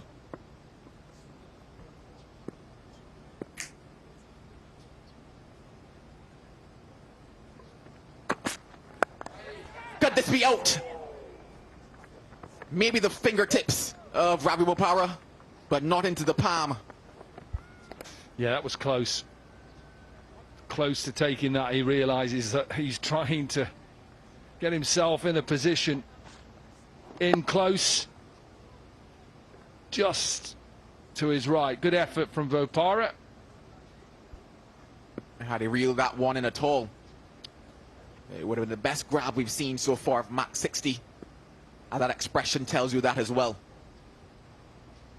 A couple more showers with us again. Oh no, it's grey.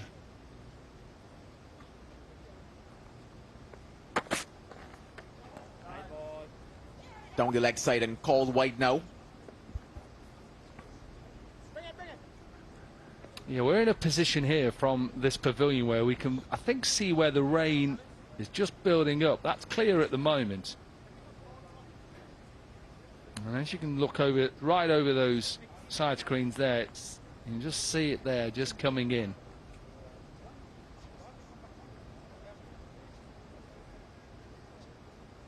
Probably makes it a little difficult now for bowlers, especially when it comes to the use of variations as well. The ability to grip that ball.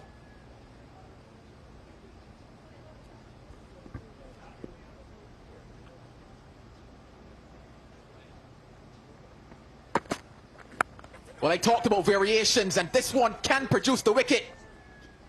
Catch taken, and man gone.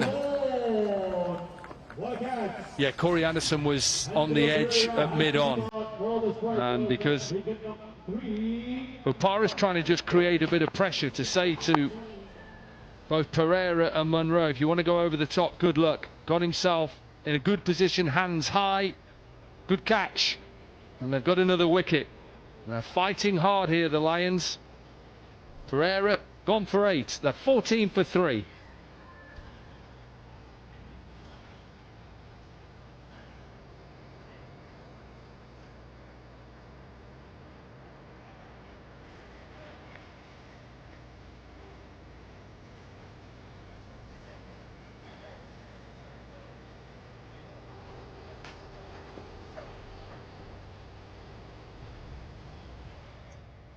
You got the ring for the striker, give it up for Brendan McMullen.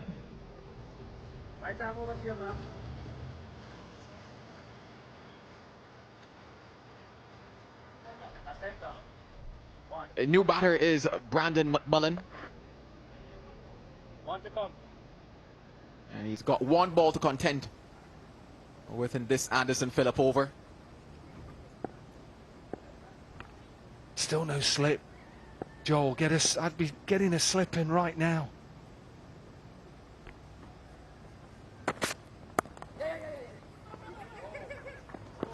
Off the mark with that single. The end of 3. It's 15 for 3.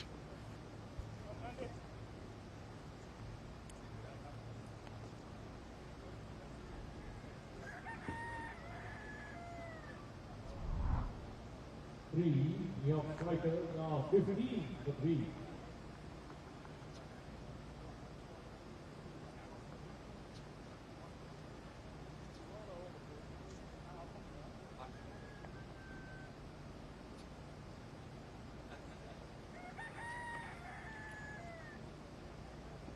The Lions need wickets, and they've got 3 of them so far. Hemraj, Lewis and Pereira, the batters to go. Certainly turning this into a contest. The experienced Corey Anderson now into the attack. Took that last catch, and now he's got ball in hand.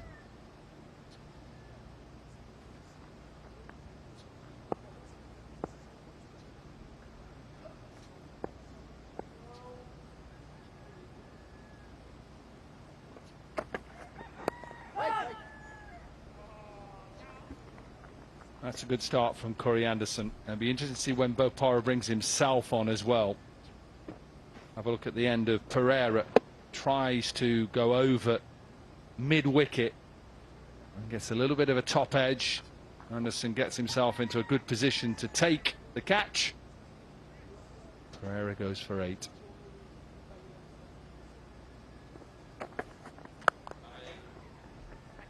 That one probably hit a little higher on the bat than he probably hoped on that occasion.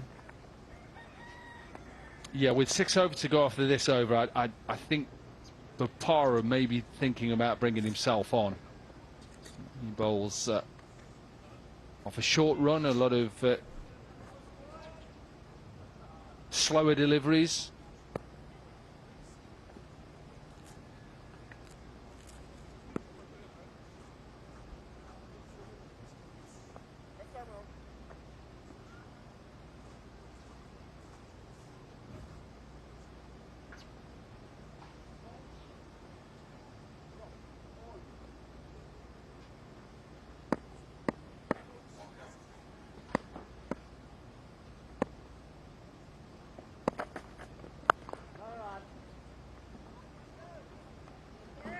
Yeah, adding to those Daphnews dot balls. 12 in the innings so far. We love this dot ball graphic. It just illustrates how important it is, the Daphnews dot ball graphic, because Mitchell Owen is at the top for a lot of reasons. 15, but he's got a lot of wickets. He's got 5 already. Whipped away will just be that one. I'm not sure who really loves the dot balls, to be very honest. Maybe you do. I'm not sure the batter does. I love dot balls in any form of the game. Create pressure, build pressure with dot balls. Is that from your spectator view or from your former bowling view? Both, absolutely both. As a bowler, you're just trying to create pressure, put doubts in the batter's minds by bowling certain areas and lengths. Take pace off, make them want to hit you over the top. Well, this one has gone up, and it's gone into space. One box into the boundary. Beautiful looking shot from McMullen. Watch this, just picks the length, smashes it to the leg side. A little bit too short from Corey Anderson. He's also not got the feel set for that type of delivery as well. Because you're looking at the fact that if you're going to bowl that, certainly have to have that deep mid-wicket in play.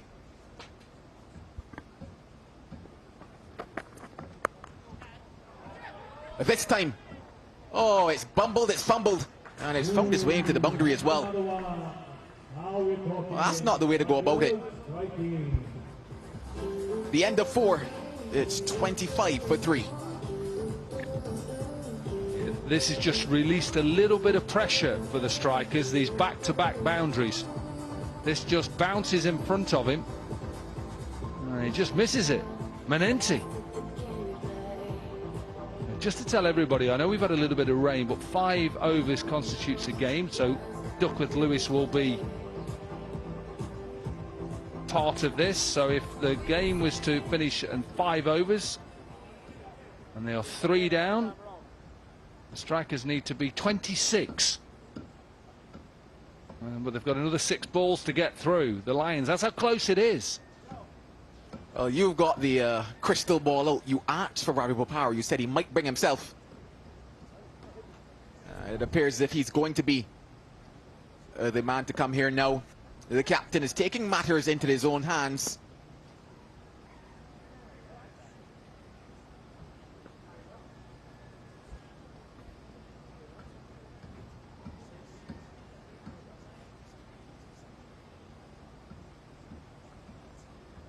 He's also going to ask Chadwick Walter to come up to the stump as well.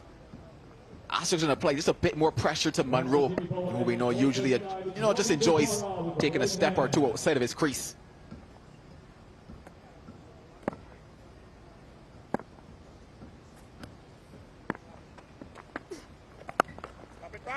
Starts with a dot. Starts well, Bopara. Yeah, just keep your eye on Bopara. What he does is he covers the ball up as he runs in. He's got all little different grips. Look at him, he's covering it up now. Got the knuckle ball as well. He's not very quick. He just tries to subtly change his pace. Oh, we describe him as crafty. Oh, with that skill set that he has. So you keep your eye on him now. He gets the ball into the position that he's going to bowl. So when I talk about the knuckle ball, he's actually got his fingers behind. He's actually not having his fingers over the seam a lot of the time. So he's actually bowling it out, and he flicks it out with his fingers. And you just see now that he gets his grip set. That looks like a knuckle ball. Look how his hand is gripped so that the fingers are behind the ball, and he flicks it out. So this is going to be slow. Oh, you've called it. You just wonder maybe how challenging it is to bowl that type of delivery in this setting. You just see he flicks it out, so it comes out really slow. It's easy to do it from here because we've got a camera right on his hands. There's a batter you're trying to watch. So watch again. What is he doing?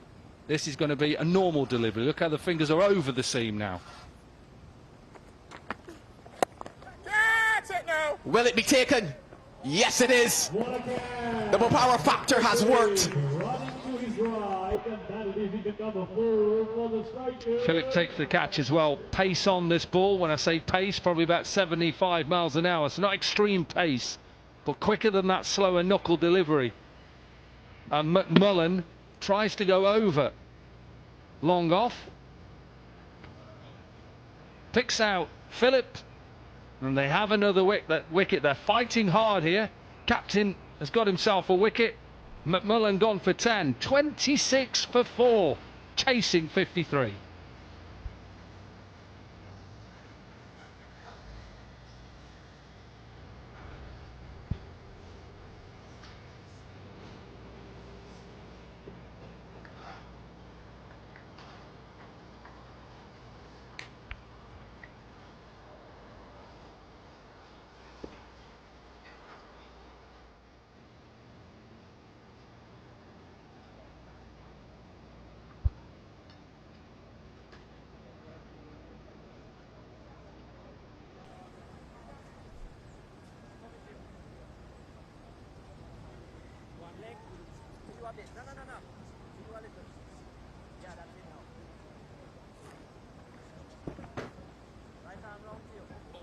Delivers to come.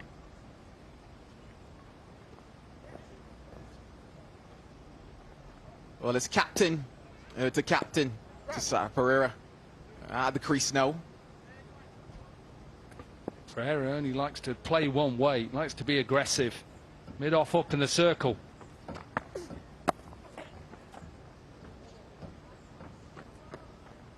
And just the subtle changes. Slower ball before this one was pace on. Doesn't get the elevation. McMullen picks out Phillip. Bowled well, 2 for 8, taking a catch. And Bopara in his first overs only conceded 1 run, got a wicket. He's looking for another wicket to try and get the strikers 5 down.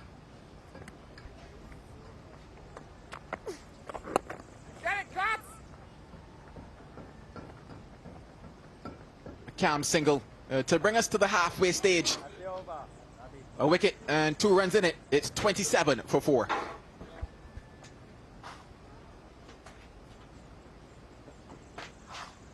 That's the halfway. At the end of 5 overs, that's 4.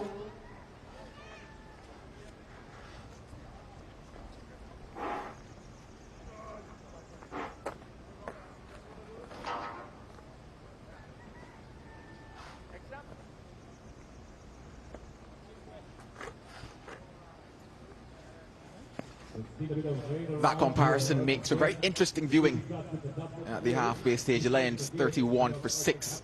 Strikers just slightly behind at 27 for 4. You look at that wickets column though.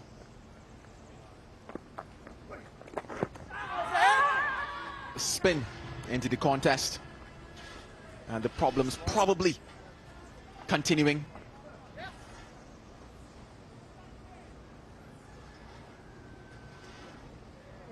Got Abhishek alongside of me now. Welcome, Abhi. Thanks. What a bowler he is. They're just fantastic.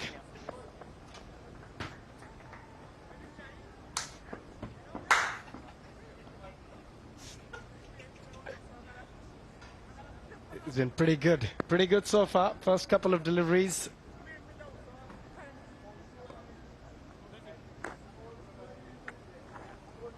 I wouldn't mind a bit of popcorn, now I can tell you that. This is box office stuff, you would say, a lot closer than we probably anticipated. Down on one knee. And good work being done by the big lad in Corey Anderson. Yeah, good thinking. Good shot from Colin Munro. Just trying to use that gap between short fine and deep square leg. At some point, they like to go over covers too. Well, he's gotten all of that. Oh, that's delightful. Lovely 6 that. Exactly what I was thinking. Just go inside out with the spin. Oh, that's not the ball. I can tell you that. Don't pick that up. That's a piece of rock. Looks like a ball. It'll be hard to hit a 6 with that, I tell you. Oh, yeah, that's the ball. That's the ball. I wouldn't mind if I switched to the rock. If I were the Lions, I guarantee you it's definitely not pinging off the bat like that. Yes, as a bowler, you'd love to have a ball with that, won't you? It's got a seam on it, I'm telling you. I can see the seam right there. I expect a bit of movement as well with that ball. But that was an outstanding shot.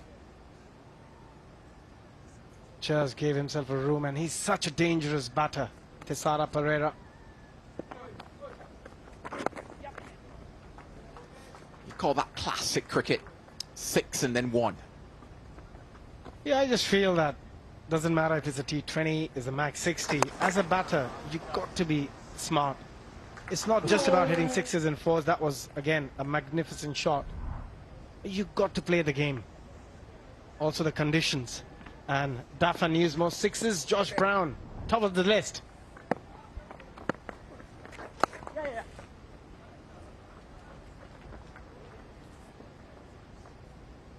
Well, 9 runs coming in that Manenti over. It's, in fact, sorry, 10. It's 37 for 4.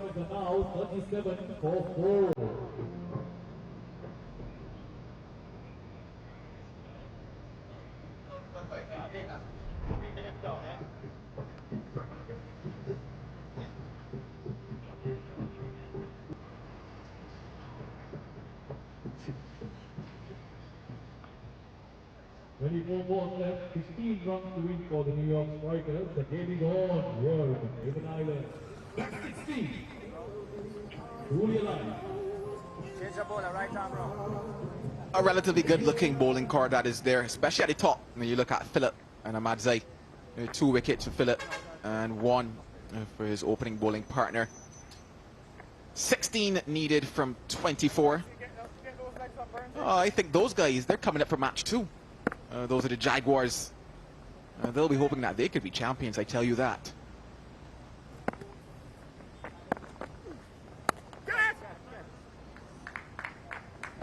Off the edge. Not enough to get to the boundary. Oh! A bit of a stick into the surface there. Oh, is that gone? What does the umpy say? He's gonna have to take it upstairs.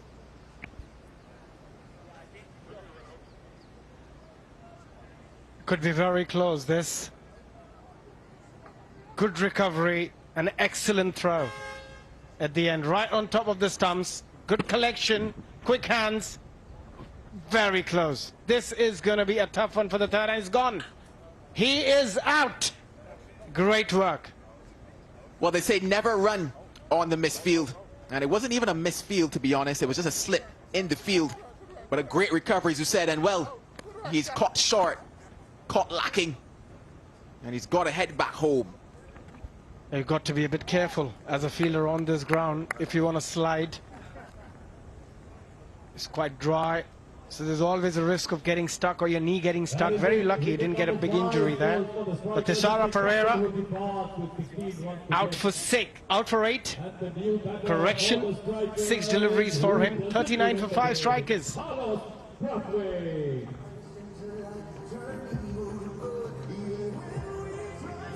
Well, can you imagine? That's the reason that they got that wicket. Because had he not slid, had he not stuck in the surface, probably would have been just a comfortable one. Could have been intentional. Oh, we call that tricks. We call that magic. And whatever works, we do it.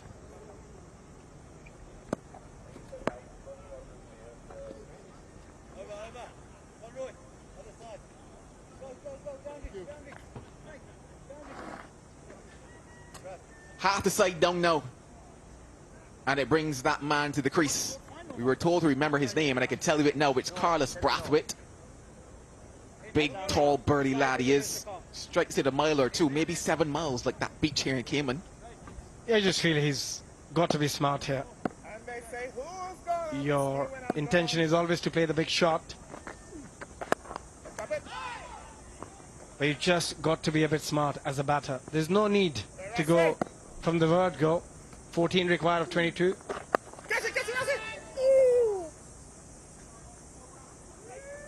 A bit chancy that one, but gets him the one. But this is the moment that brought them that wicket. Recovered well, and a brilliant throw. Yeah, maybe a dive could have saved him, but I don't think he expected the fielder to throw it that well. But it's all because of that. Oh, that special delivery there, Rasmus. Occasionally you will realize that it comes from maybe about 30 yards even. Yeah, just using the depth of the crease, just sometimes bowling from behind. He nearly bowled where the umpire is standing.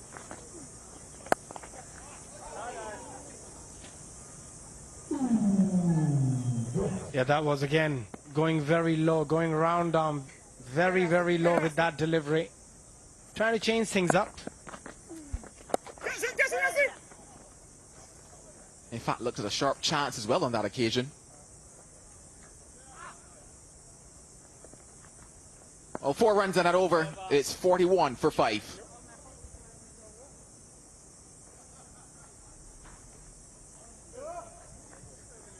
Into the 7th over, the strikers are on 21 or 5. 12 runs on wicket.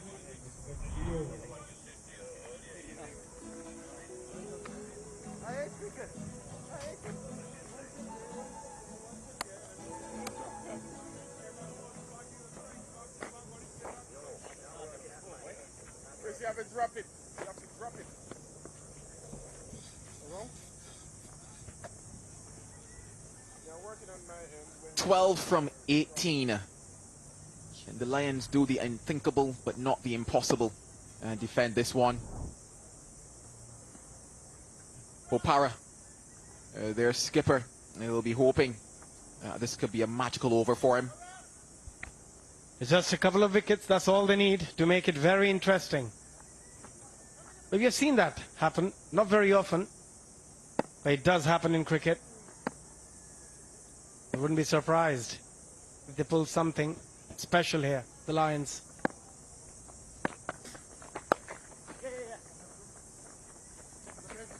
On the flip side of the coin though, the strikers can do just this. Play smart cricket and get themselves over the line. Yeah, you don't have to worry about 4s and 6s at this point and time.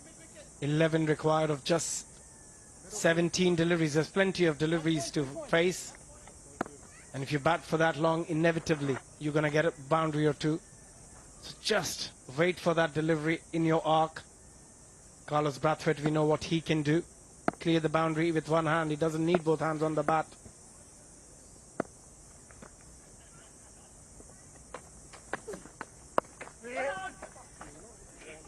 Just adding to those Daffy dot balls. Yeah, the pitch is definitely slowed up a little bit. It's been a bit difficult for the batters to play those shots through the line, stopping at times. Otherwise, this target of 52 wouldn't be that hard. There's just having a discussion here, the umpires, for some reason. Yeah, maybe something to do with the stumps or whatever.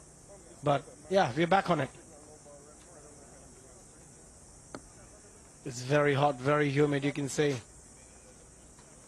The moment he got an opportunity, they've taken the bails off, probably. Those bails were not lighting up. Maybe that's the reason. Sure it wasn't Monroe? Very, very sure. Never take that footage. And also, yeah, the bails are back, and it's a free hit for Carlos Brathwaite, because Ravi Bopara, while he was delivering that delivery, his back leg hit the stumps, and that's a no ball.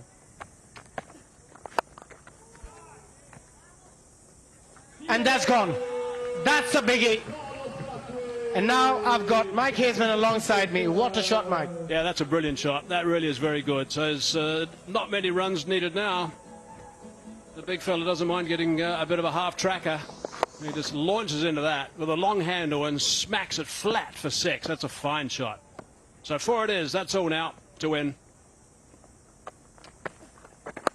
This is going to be a solid victory, that's for sure.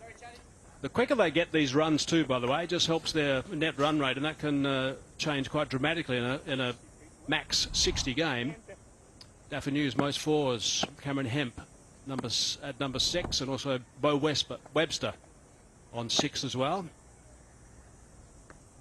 So just 4 required. Nicely played. Oh, that's beautifully fielded, actually. Desperate stuff. That's good to see right at the end. Still diving. 50 on the board. Intelligent cricket. You don't have to hit every ball for 4s and 6s. Bat it quite smartly. Carlos Brathwaite on 8 of 6. Just a hit away. 3 to win of 14 deliveries. And you're absolutely right. They should try and finish it as quickly as possible to help their net run rate. Yeah, both these batsmen will know that.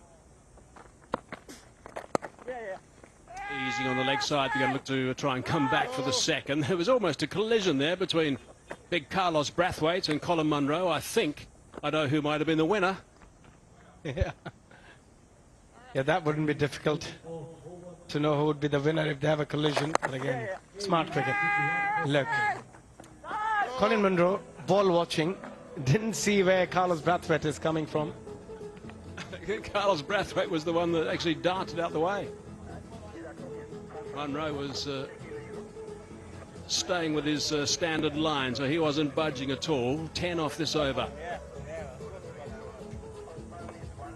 With a no ball, the second delivery through hitting the stumps from Bopara as he was delivering with his feet in the follow through.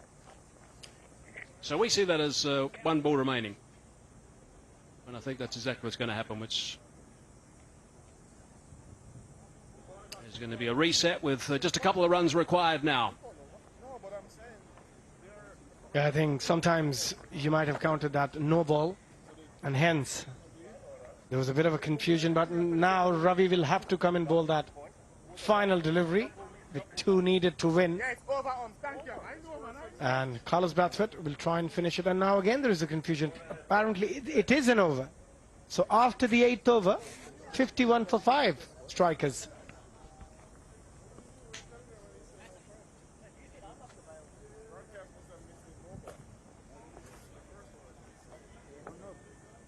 Well, it's all looking nice and comfortable there. This is a very good performance by them. Very ordinary performance, it's got to be said, by the Lions. I thought their batting was very ordinary indeed. First 6 wickets down in no time. They've got some serious work to do because they didn't seem in tune with proceedings today at all. But the strikers have been good. And Munro is someone who likes to be unfinished at the end. He's only just arrived. He's got himself a dozen runs off 15 balls. I can see him just easing a couple on the leg side to win the game. Very experienced player.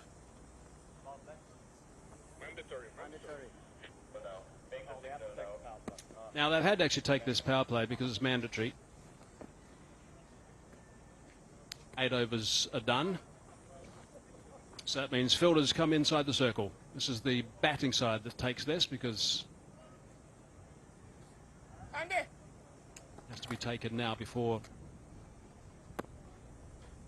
the start of the final over. So this is the 9th over. So just 2 to win. Round arm that one, and that's just been hoiked away. And that is the winning shot. So what a performance by the strikers. That is emphatic from them. I think the Lions have got some serious work to be done. They've got to make sure they get their minds right, I think, for starters, because their batting was abysmal, really. But the strikers have been top-notch. Yeah, game, set, match. They've been outstanding. From the very start, the way they came out to bowl with purpose, all their bowlers executed their plans to perfection. And with the bat, maybe they would have liked to lose a couple of wickets less, but at the end, winning it comfortably with 5 wickets and 11 balls to spare. But that was never a problem for Colin Munro, a half-tracker, but a good win. First win for the strikers in the MAX60, points on the table. And it's been a very professional performance from them. Yeah, it certainly has been. Really good work from them. Colin Munro will be pleased. He's a senior player in that side, so he'll make sure that he'll be helping the youngsters as much as he possibly can. That's something he enjoys doing, actually, when he plays franchise cricket around the globe. But this win by 5 wickets has been a really good one. There's the skipper. He's full of smiles. Tasara Pereira. Rightly so, because they were all over the Lions, who just gave a bit of a whimper, really. That's all. No roaring whatsoever.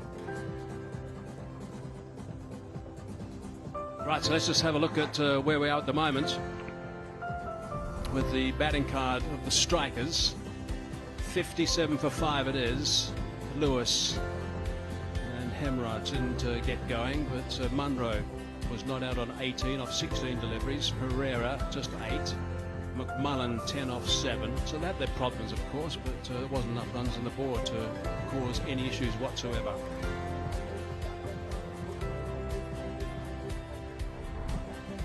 Yeah, not a lot to talk about, apart from that spell from Phillip.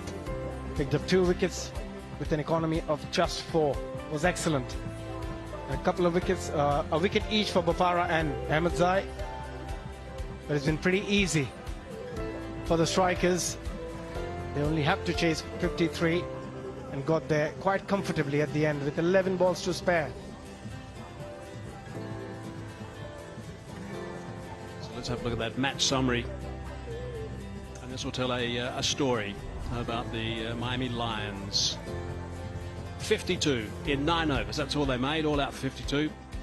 Eminenti top scored with 14. Anderson 8. Chun wasn't there for long. Carter neither. They were 6 for 31. It's got them in all sorts of trouble. Dana was outstanding with his 3 for 6. Owen 2 for 3 as well. And Tasara Pereira picked up a couple. And the strikers in reply. Munro 18 not out. McMullen 10. A couple of 8s with Brathwaite. Lusty blows when he arrived at the crease, and Phillip, who bowled quite briskly, actually picked up a couple of wickets, provided a scare or two with his 2 for 8. But in the end, it was the New York Strikers who won by 5 wickets, so that's a very good victory for the New York Strikers, which will help them quite considerably, and they'll get a little bit of a net run rate bonus. And the Lions, well, their change room won't be particularly happy right now, that's for sure. Alrighty, we're going to take a quick little break, and when we come back, we'll have the post-match presentation.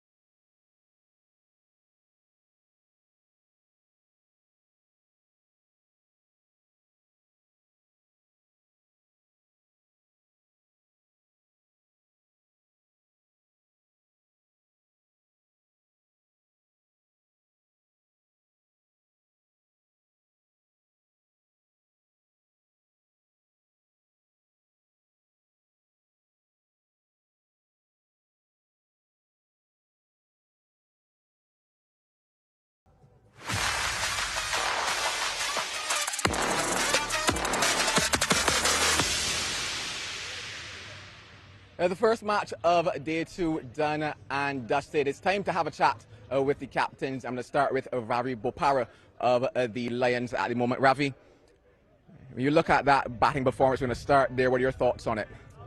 Look, it was a tough wicket to bat on. I think it was a good toss to win actually in the end. We were going to bowl first as well. It would have been ideal if we got the chance to bowl first. 50 runs, 52, 53 was never going to be enough. Yeah, of course, you're playing 2 games today. How easy will it be to just turn around and come back again for this evening? It's not going to be easy because when you're playing on a tough wicket, there's nothing you can really do apart from score bigger runs, and that's still hard to do. It's a challenge for the batsmen, but we're going to have to do it. Win 0 from 2, so we're going to have to win tonight. Well, Ravi, all the best in that next one coming up. I want to invite now the winning captain from the Strikers, Sarah Pereira. Yesterday was a hard one for you today. I guess a little easier, a better smell. Talk me through your thoughts on today. Actually, no. As a batting unit, we did pretty well. That's why we were the winning side. Because as a bowling unit, we did know our basic things. So we always telling our boys to just keep under 70 because it's not easy to chase.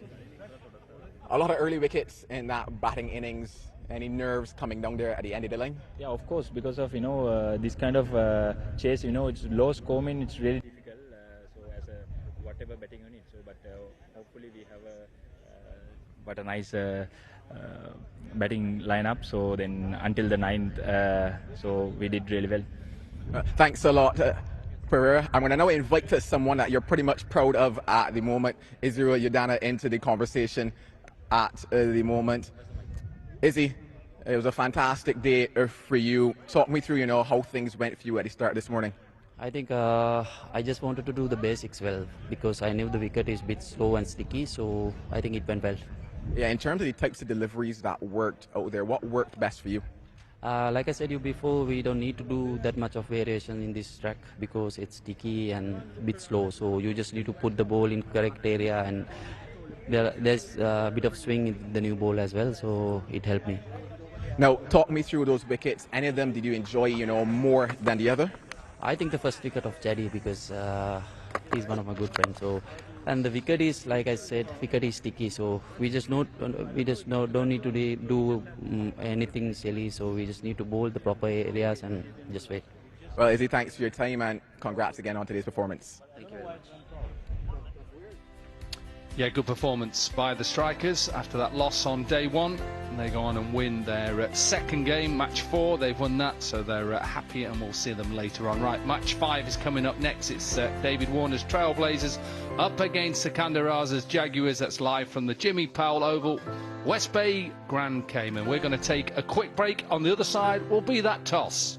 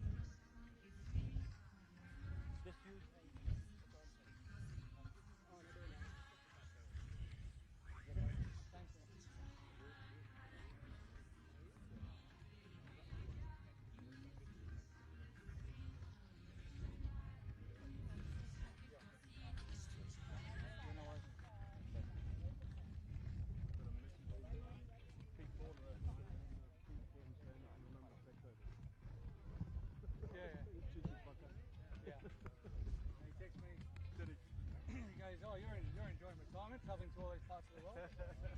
Quite right. I said, now that you're a freelancer, mate, why don't you come over here?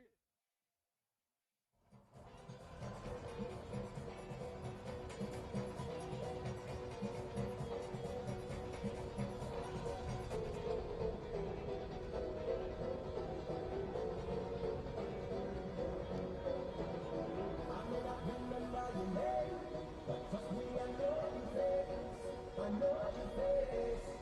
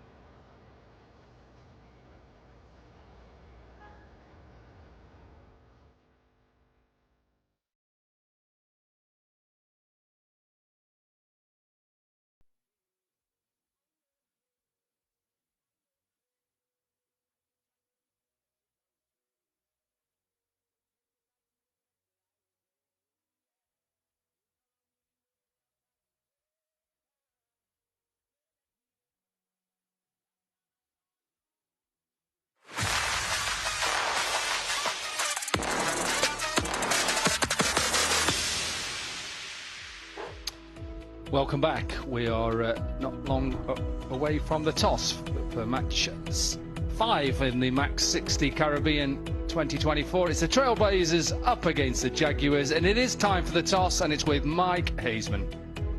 Okay, we're all set to go for the toss. The important middle game. This one on day number 2. David Warner alongside me for the Trailblazers. Secunda Raza, of course, alongside me from the Jaguars. And Rashad Mahanama, the match referee. Right, Dave, where you go? Tails, please. Tails is the call. Tails is the call. It's heads. It is heads. Right, Dave, you're going to bat, I heard you say. What's the reason for that? Yeah, look, I just think if you can post a good total, you've got something to defend. That's probably the way I can explain it. I think the wicket looks good. It's very similar to yesterday in that you've got that breeze across the ground as well. So, yeah. You did the same yesterday and it worked beautifully. There's a bloke called Webster on your lineup who didn't get many runs. He didn't get any wickets. I mean, can you get him to lift his game a bit? What an innings. I know, it was a fantastic knock. He just doesn't like running between wickets. So this is a great format for him. And, yeah, he's looking at this as a pre-season for Australia. So he has to, make the most of it before he gets back to those big boundaries. But he's on fire. What about your team? The exact same team. Okay. Good luck. Thanks, mate. Secunda, now you're on the receiving end of a bit of leather chasing yesterday. What did you say to the boys and how did you address that? The only thing I said was it's better to have a bad game at the start of the season because there's not much to address. There's not many times you're going to come out and fetch the way we fetched and chasing 150. And the only good thing was even though we batted poorly as well, we still got to 90 odd as well. So there wasn't much to say, and it's nice to have a bad game out of your system early in the comp. Right, so as a captain, what's the most important thing for you to see at the start of this game? Yeah, for me the thing was how do we quickly assess the wicket. I think we didn't do that, even though we watched the second game. I think with the ball as well we were slightly too full or too short, but we've had a game here now, so hopefully we'll bowl a lot better. We'll feel a lot better because dropping a few catches yesterday didn't help. Okay, now what about your team?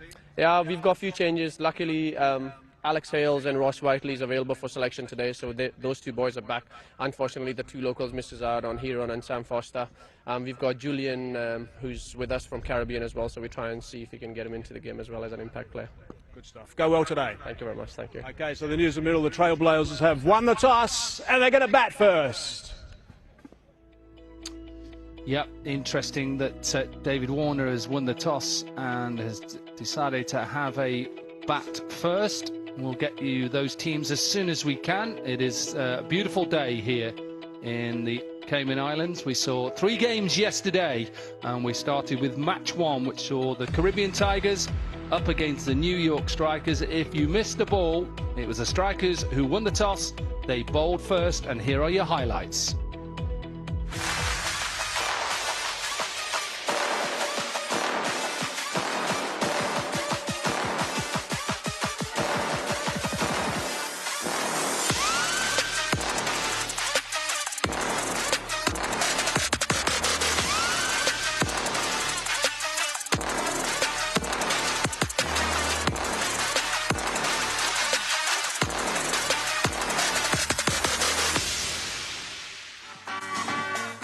Fast cricket continues around the cricketing globe, and here we are this time, 700 kilometres south of Miami to the Cayman Islands. We're going to be in Georgetown for what should be a fascinating.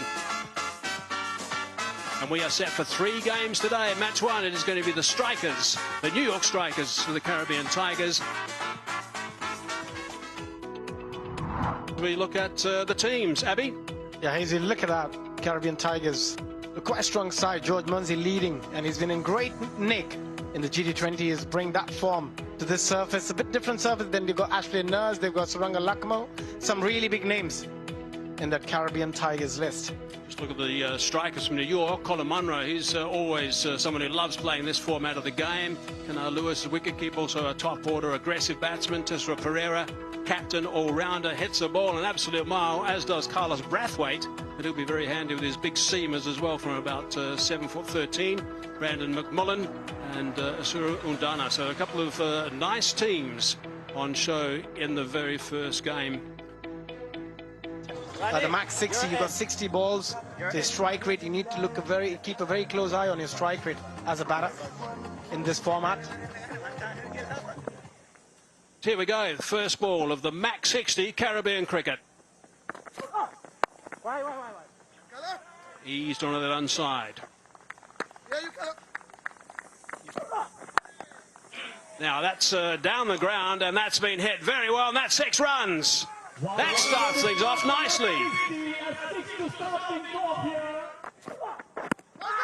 Sliding leg side, or is it adjacent? It's adjacent. Up goes that finger, so that's a great comeback. Well, let's talk about the skill.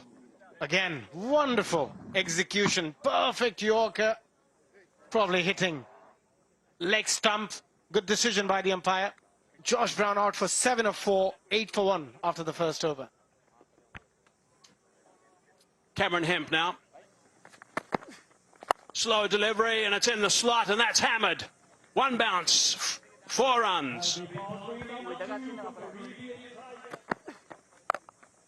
Short of that time, and that's back-to-back boundaries. That's a big one, the second one. That's gone for 6. What a fine shot that is. Picked it nicely. Was slightly short on that occasion. That's a little bit short, and that's been hammered, and that's gone. That's a beautiful shot. That's short. A little bit quicker, though. Didn't bounce too much. It might have beaten the fielder. It has done. That's another ball for Caribbean Tiger. That's nicely picked up into a vacant area, and that's just a 1 bounce, and that's gone for 4 as well. Slightly slower, but fuller. And that's 4 more. Backing away and out. That's a good catch. That's nicely taken. It was short and it was sharp from Hemp. That's again very nicely timed, but lovely catch. Timed his jump to perfection. You feel he's done his job. 24 of 10 striking at 240. 43 for 2 Tigers. This one should be taken. And an easy catch in the end. That's the 3rd wicket down. Important that they just keep taking wickets. Just see that perhaps it's closed the face of the bat. Sarah Pereira will not drop that. A good wicket for Owen. Herf goes for 13, slow 13 from 12. It's 52 for 3. Well, Munsey wants to join the party, but does not get enough of this one. Another catch taken. And Owen, well, he's got his 3rd. The Tigers under immense pressure. Pace off. You can just see pace off. And hence why he's through his shot. Loses the grip, one hand. And Matiola takes quite a good catch. So Munsey goes for 7. Tigers in trouble, 53 for 4. Well, he gets a lot of that one, Nurse. In fact, gets all of it. And that's 6. Well, tries to get cute. And it gets past Carlos Brathwaite as well. And finds its way.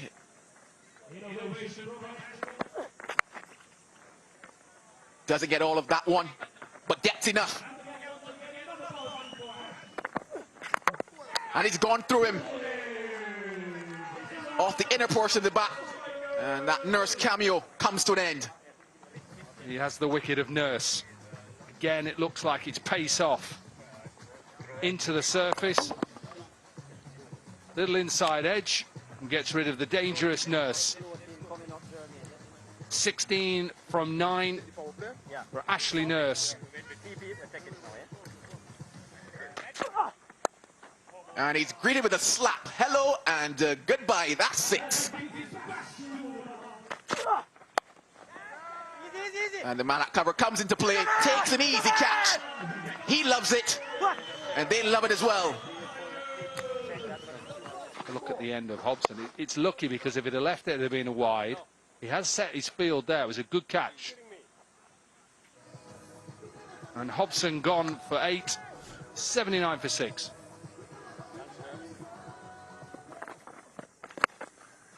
Well, this is big. This is far. And this is out of the ground.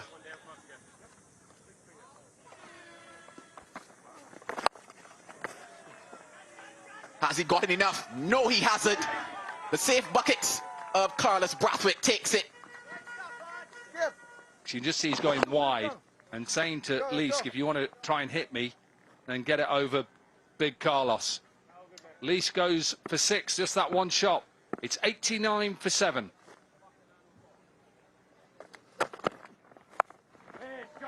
Well, that one's into the pocket, into the hole, and into the boundary.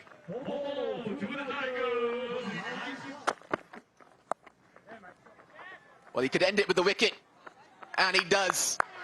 Avoids the boundary rope. Pace off again into the surface. I think you'll see a lot of the bowlers doing this throughout the games here this week. Couldn't get it up and over Naidu, who just bowls inside the cushioning. Good way to finish off the innings. 10 overs done for the Tigers, 101 for 8. 102 is what the New York Strikers will need in those 60 balls to take the first win here.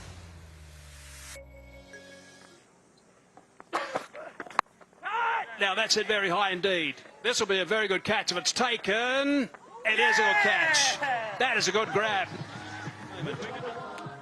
Fantastic skills from Curry, and it tells you about the research that goes into this, because he always knew that he was going towards that leg side.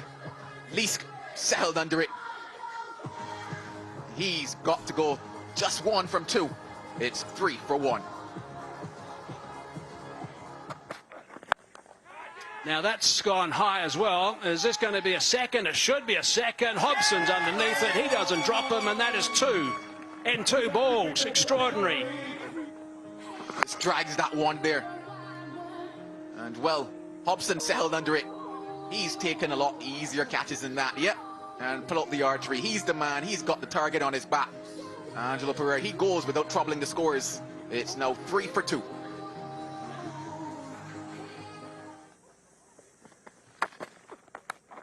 Gone. He strikes as well. That's a team hat-trick. That's outstanding work. Yeah, they recognize it as well. That's a team hattie, they say. And well, he started with a brilliant line, just back of a length there. Finds the outside edge. And the easiest of catches taken. Blackmal strikes. 3 down now. Hemraj, he goes for 1. It's 3 for 3.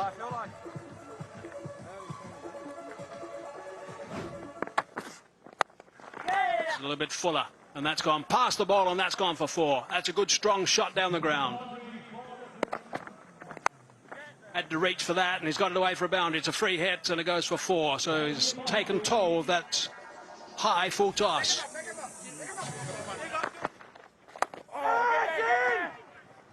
Doesn't get enough of it, does he?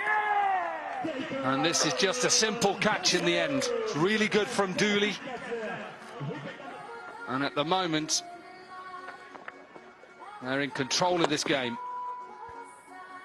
Yeah, again, try to go across the line rather than going through the ball over long off. Out for 8, 32 for 4 strikes.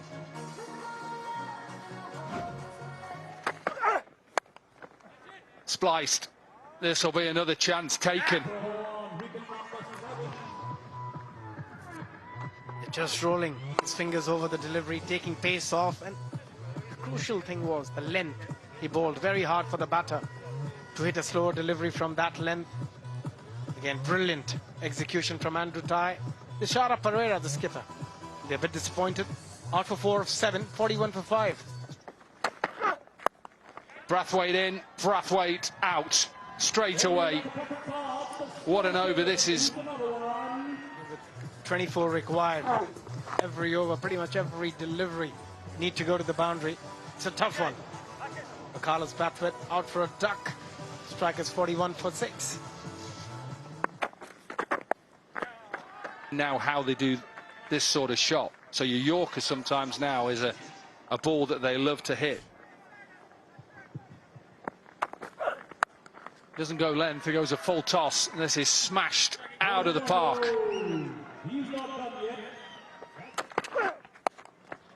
High in the air, Andrew Ty will get underneath it and will not drop it. Again, that length. Digging hard into the surface, that slower delivery. which we discussed earlier. Very difficult ball to go after as a batter. Mitchell Owen out for 4. Slower delivery, which is smashed down the ground by the Sri Lankan left-arm bowler and flies it all the way for a 6. 70 has come up into the surface again, smashed all the way, so finished back-to-back 6s for the strikers. But it's the Tigers who win this opening game of the MAX60 Caribbean cricket. They win by 25 runs. So the Tigers, who were put into bat, got to 101 for 8. Hemp with his 24 from 10. 16 for Ashley Nurse, 13 for Hurft. Owen was the pick of the bowling, 3 for 18. In reply, the strikers 76 for 7. Monroe 38 not out, and the Tigers win by 25 runs.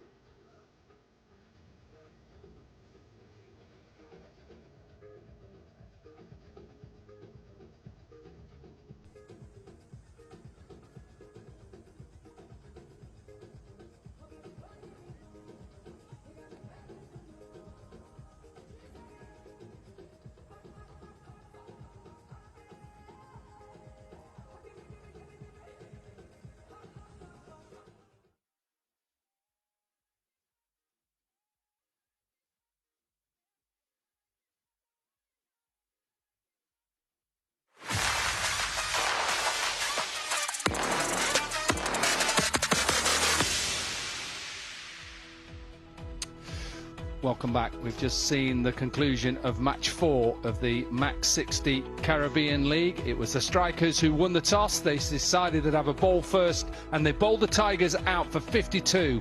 And we're going to show you the highlights of that run chase. They were chasing 53 to win in their 10 overs. Abhishek Junjunwala joins me. They didn't get off to a good start, though.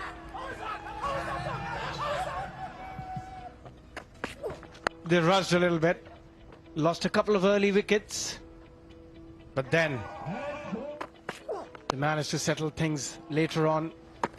Wasn't a massive total, so there was never a risk. They had to really play poorly to lose that game when you're chasing 53.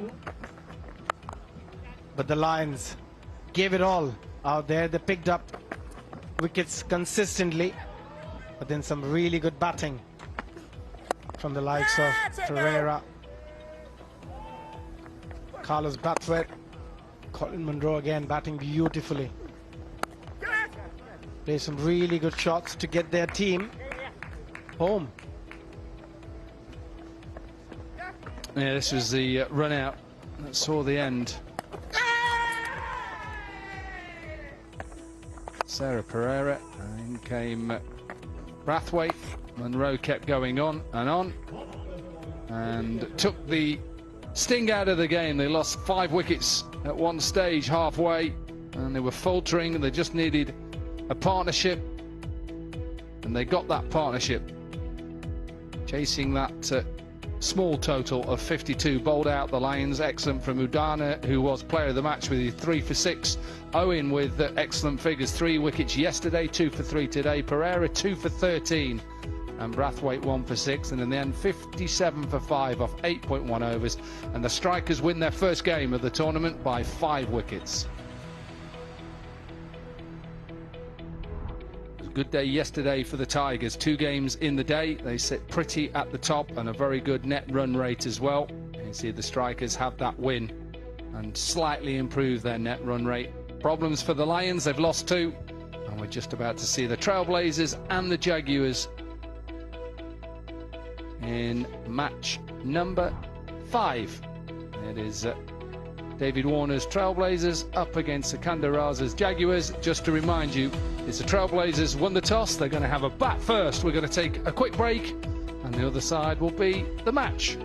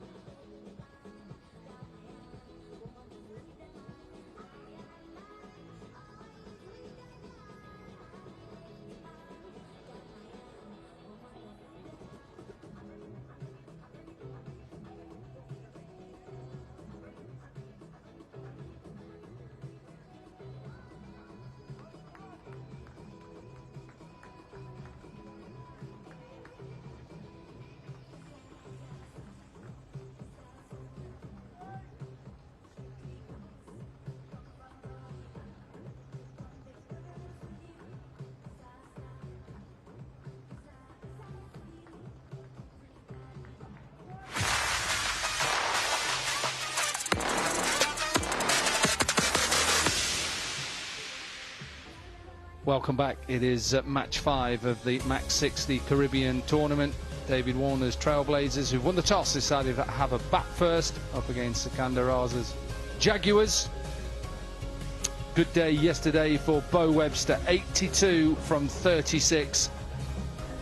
A special day for him, Abby. It was a phenomenal knock. It's just the authority he batted with. Was in complete control when he played that innings, and just showed that he's got shots all around the ground. He's a complete player. Yeah, phenomenal. Just a phenomenal innings. He's opening up again with David Warner, who got himself off to a good start yesterday. David Warner. And not a good day for Sikandar Raza. Conceded the highest total yesterday on 53. Good to see Alex Hales in the side. Him and Ross Whiteley. Ross Whiteley, a powerful left-hander who has played all round England.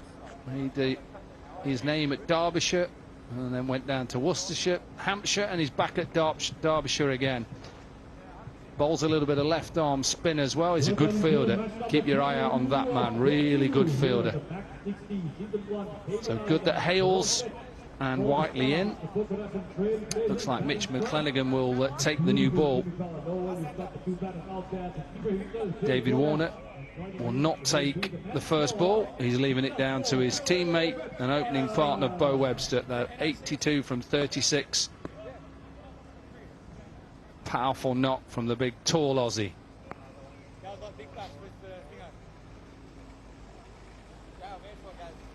Interesting to see what they spoke about overnight. Some poor performances yesterday from certain teams.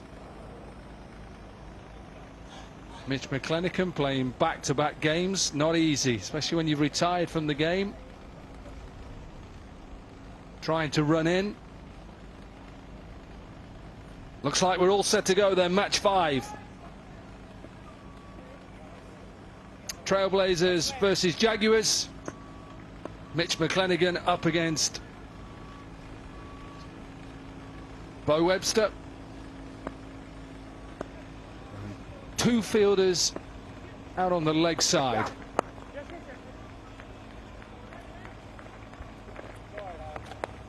Starting nicely.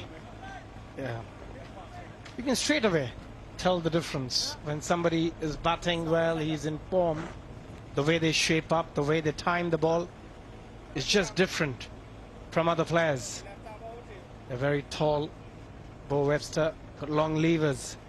David Warner, again looking at that shot, head in great position. But David Warner, he would want to get going. He wants some runs under his belt.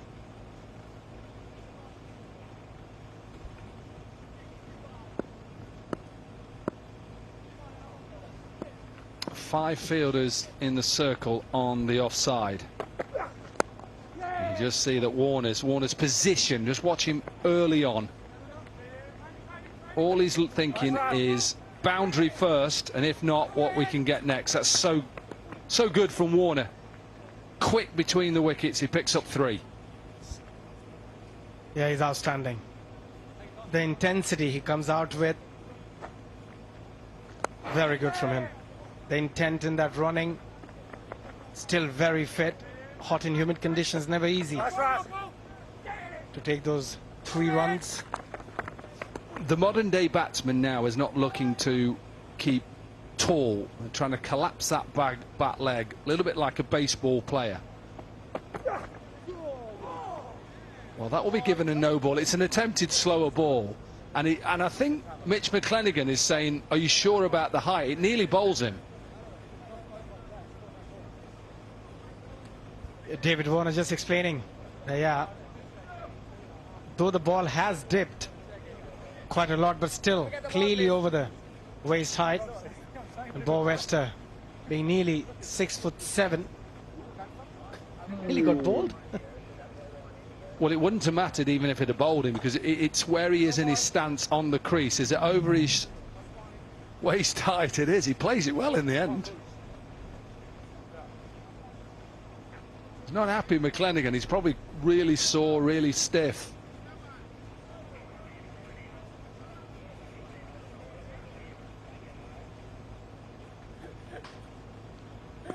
So it's definitely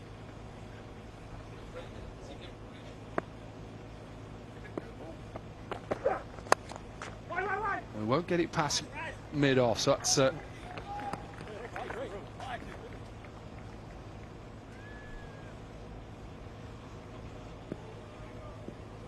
He timed it quite well. Straight to the fielder. It was a free hit. It was a free hit, just missing out on that. Bo Webster.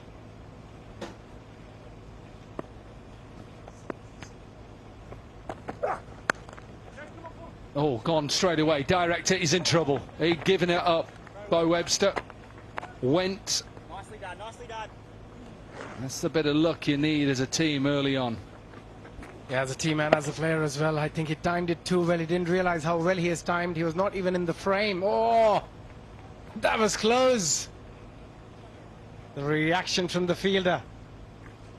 Yeah, I want to get back to that position now that the batters get into. Watch David Warner. He's trying to get as low as possible, and he's trying to create that power from that back leg. So he wants to get low into his stance. And trying to create, they're trying to get an L shape of that back leg to again get the power. Yeah, that definitely helps with the power, and also to get that elevation to try and hit the ball over the infield. And modern day batters, they look to go aerial. Well, when I started out with the MCC, it was all about staying tall, getting your left arm as high as possible and hit the ball 2 yards. And it was in black and white. Yeah, pretty much how I started. Now it's just swing and swing as hard as you can. But that's probably one of the reasons as well that so many batters get found out on conditions where there's spin, there are deviation after first over, 8 without loss.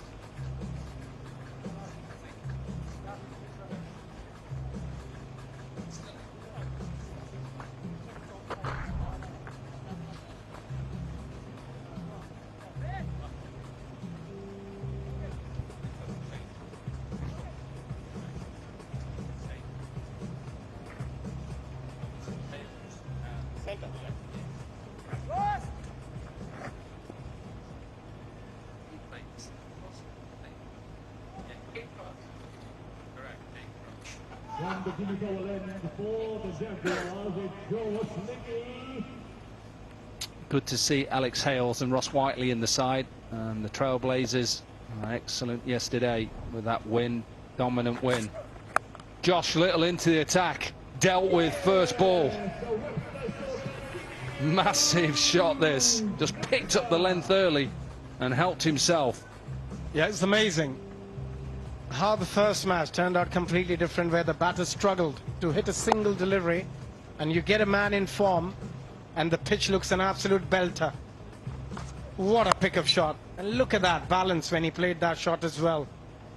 Oh, he's an unbelievable touch at the moment. Bo Webster enjoying his time out there in the middle.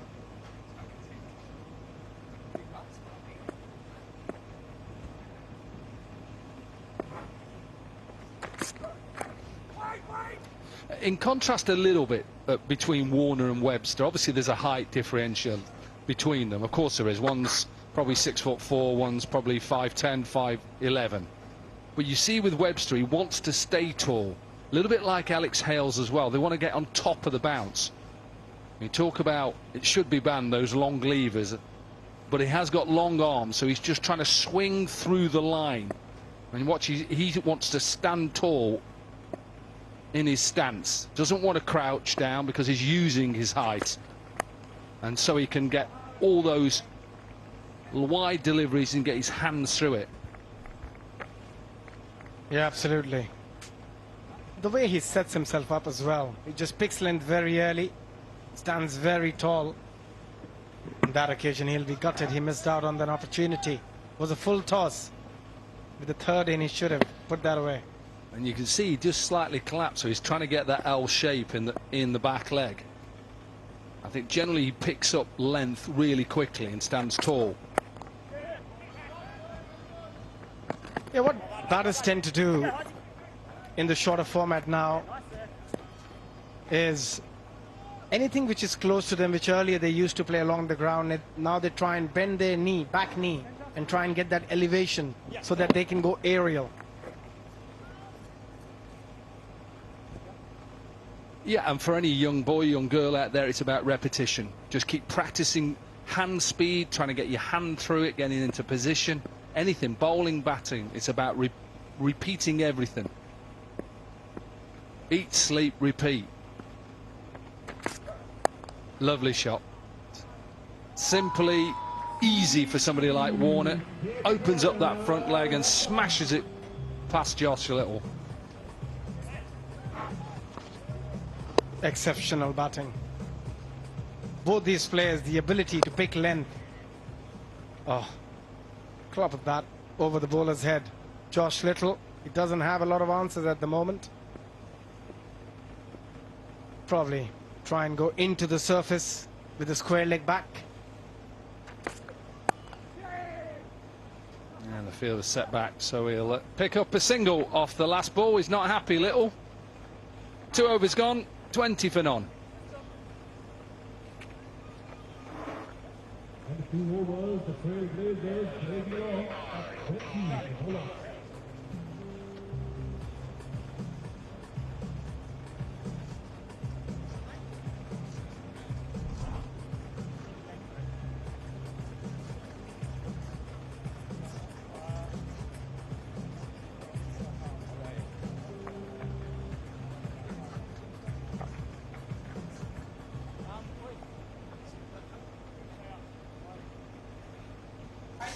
Calder, Jenner, Cross, de Grandhomme, Wood, McGiffin. That's what's to come for the Trailblazers.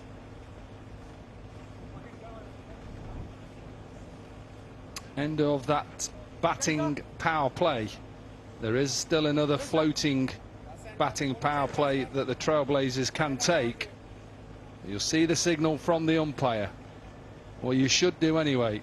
He normally goes round and round with his hands. He did do it.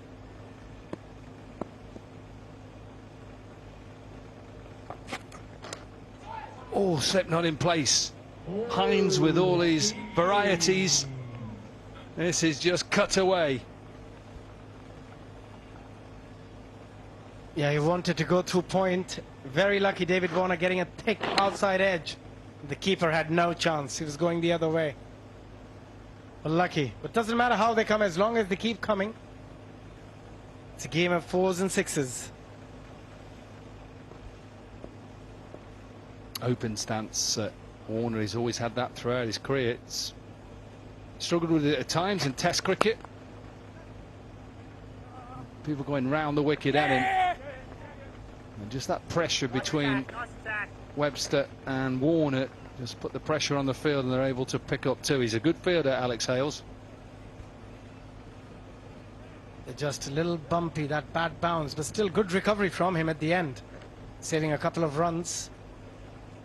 But David Warner looking in good nick, timing the ball really well. 15 in just 6 deliveries. Well, it's just a slower delivery, and it's just a back cut. He'd gone wide, Hines, and he just jumped on it and back cut it for 4.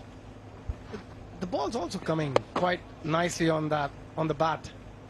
Must have dried up a little bit. Again, getting a outside edge.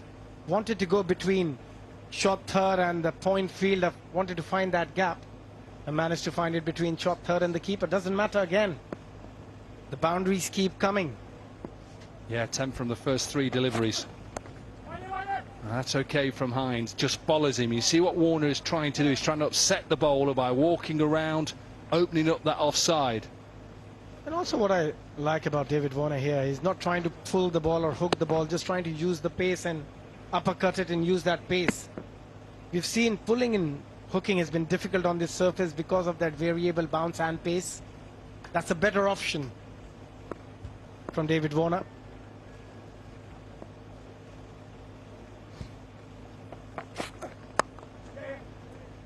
Just tried to overhit that a little bit. He did that yesterday against the spinner. He just tried to drag it a little bit. Yeah, again, the point you were making. His back leg collapsing on that occasion. He's looking to go aerial. Usually for that delivery, he would probably come on the front foot and drive it. But just trying to generate a bit more power, a bit more pace on that delivery, David Warner. And again, looking at that back leg, how it collapses. The bottom hand comes into play, trying to hit it a bit too hard. The bat turns. Just got to keep 4 fielders in the circle. So short third, short fine leg, backward point and extra cover. So 3 fielders out on the leg side for Webster. Clipped into that leg side. There's a push call from Warner. It should only be 1 to end the 3rd over. 12 runs from it. They're 32 without loss.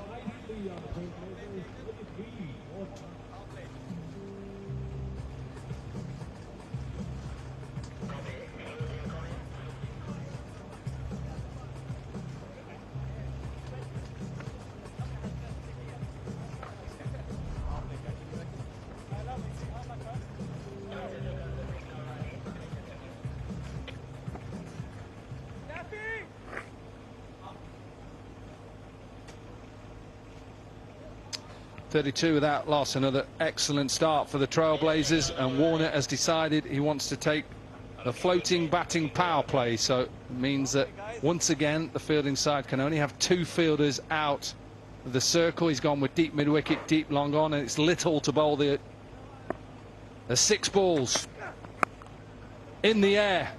Slower delivery. Hales is underneath it, takes it. He's got a good pair of hands. Alex Hales is a good fielder, and it's a big wicket. Webster has to go. Yeah, again, they managed to get 13 runs in the previous over without even trying. They have to take that floating power play. But a good catch, never easy.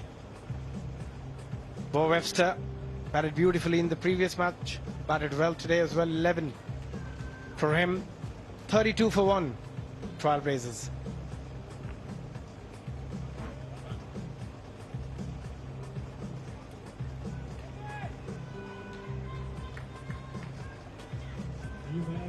For the Trailblazers, give it up for Matthew Calder.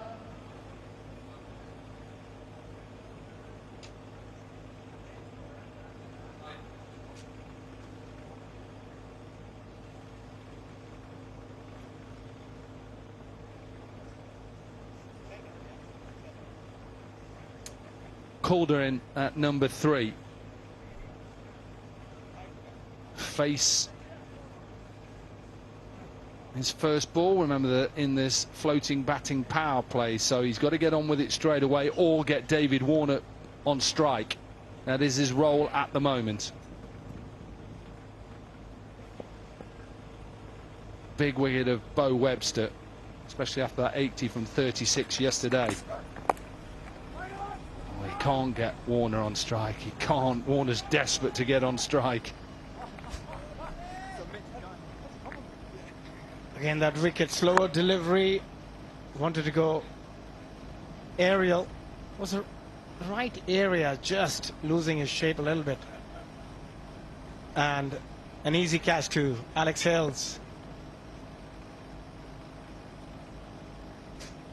Extra cover, Sikandar Raza in quite close to stop that little drop and run on the offside. Yeah, it's good from Little, but the keeper fumbles, so it does bring Warner on strike. Will be a bye.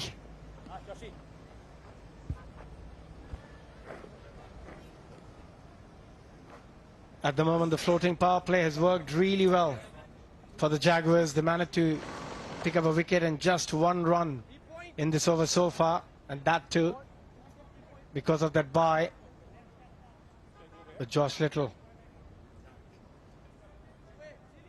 He's shown a lot of variety in this over so far.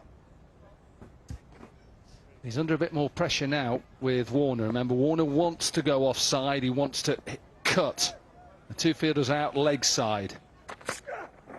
And his line is to go and try and hit him on that right leg. Yeah, what he has done well in this over is taken pace off. And now with that field where there's a long on and a deep mid-wicket, he cannot afford to bowl pace on delivery on the offside. It's got to be very straight. But David Warner, with all his experience, he knows exactly what's coming. Maybe he'll try and scoop it over the square leg or short fine. That's the option he has. Oh my God. Slower ball. Just bounces a little bit. And also I think it sticks into the surface as well. And hence David Warner, though he picked the slower delivery, couldn't time it because the ball came a lot slower than he expected it. Well, the gamble now for Warner is he obviously has called for this batting floating power play. Is he happy just to get one off this last ball? Is he thinking boundary? Knowing David Warner and watching David Warner throughout his career, he's thinking boundary. Certainly is thinking boundary. I think he wants 2. Back me, please. Van Beek, who's a good fielder, didn't have the best of days with the ball yesterday, but he's a good fielder. End of another over. 4 from it, 34 for 1. Trailblazers on 34 for 1.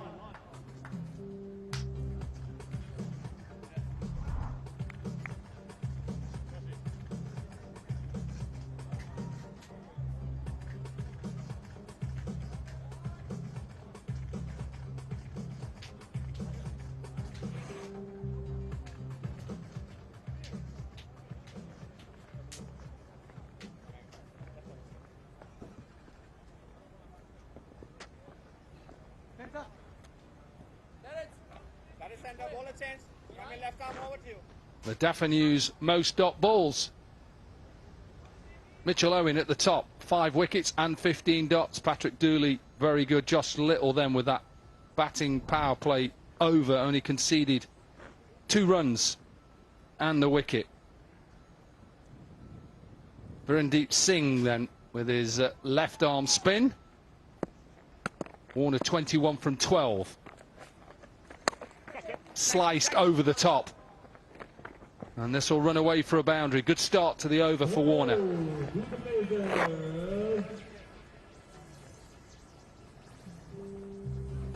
Just a bit too much room outside the off stump. Was a quicker delivery as well.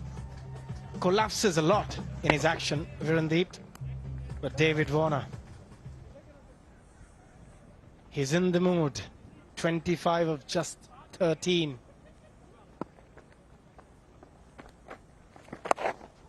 Full toss. Gets it in the gap. Back-to-back boundaries. 29 from 14 for Warner now.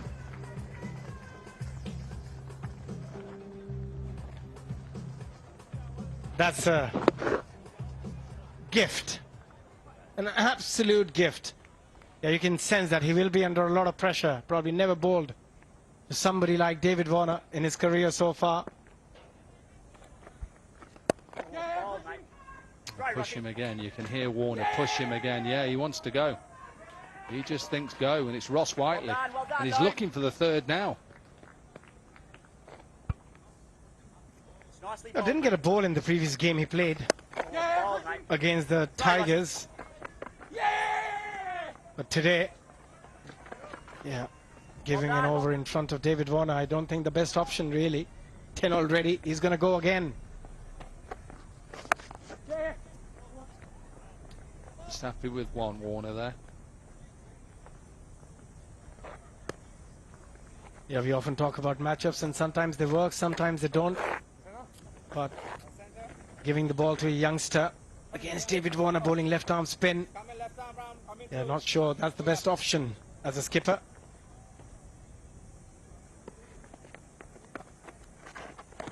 That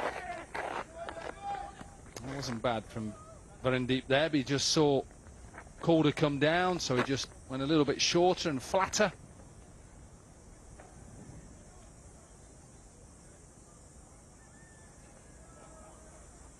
Interesting number, that 2E. Normally a seat number on a plane, 2E. Not that I've ever been that high up in a plane, but hey, that's for another time. End of the 5th over, 47 for 1. End of the 5th over at 47 for 1 for the Trailblazers.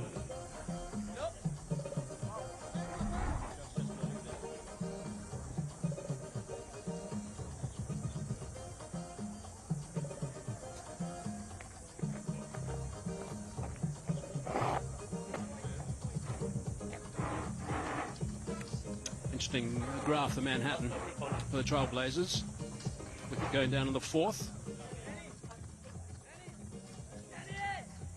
So just the 1 wicket down at the moment. 47 for 1 it is. 13 runs off over number 5. The overs number 2 and 3 have been healthy as well. So it's been quite good stuff with David Warner leading the pack at the moment. 33 off 17.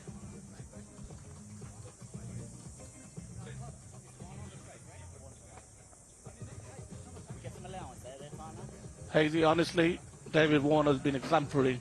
How he started the innings, the intent, the running between the wicket, and just making sure putting the bad balls away. From ball 1, he's been absolutely terrific.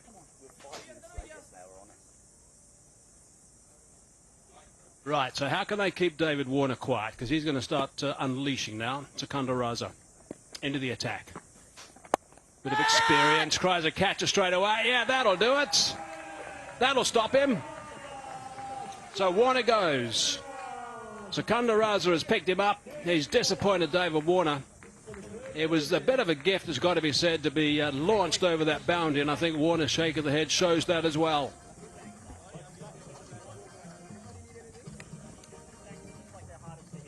Yeah, Warner totally disappointed. Yeah, foot behind the line. So no ball.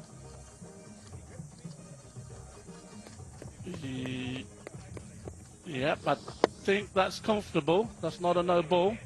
A great catch. However, Warner absolutely disappointed. Looked in the mood to get a big one. Well done, David Warner. Great start for your team. 47 for 2. So if I touch here, it's a no ball. But if I touch here, that's not a no ball. Still a no ball. Still a no ball. Yeah. So you're saying I was this you can go any amount out there. Okay. But your back foot should be inside the box. Stand around to the right. No. So if my front foot is there, it's fine. That's fine. That's off stump. Yeah. Thank you. You want me to go? Just come in a couple, bro. Coming over. Just try and right arm. Right arm. Right arm.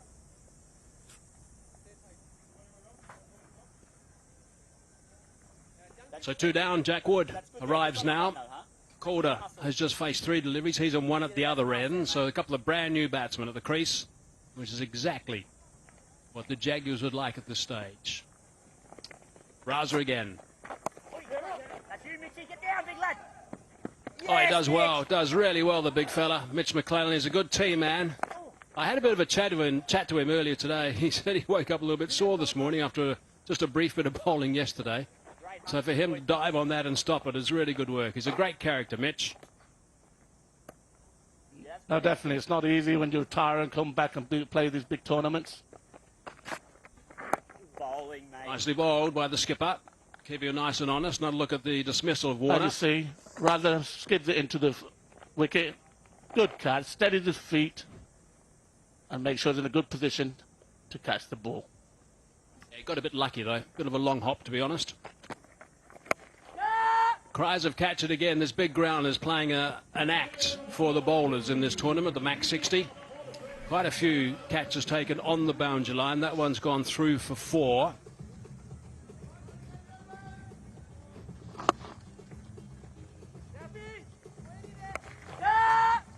To be fair, I've been very impressed with Trailblazers from ball 1. They run in between the wicket. Ball before that, they ran a 2, just a backward point, and put the pressure back on them. That's nicely bowled. Pushed him back. A little bit extra pace in that delivery from Secunda Raza.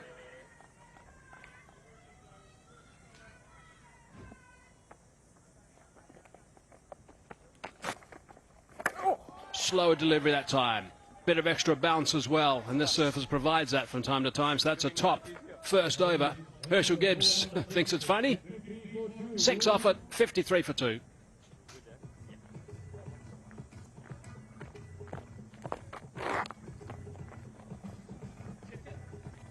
Yeah, ball rather is looking to bowl right into the ground.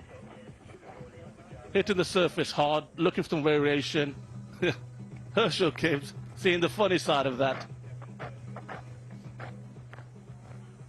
I don't think Ben Dunk did. He's also a terrific guy to have an aside, Ben Dunk.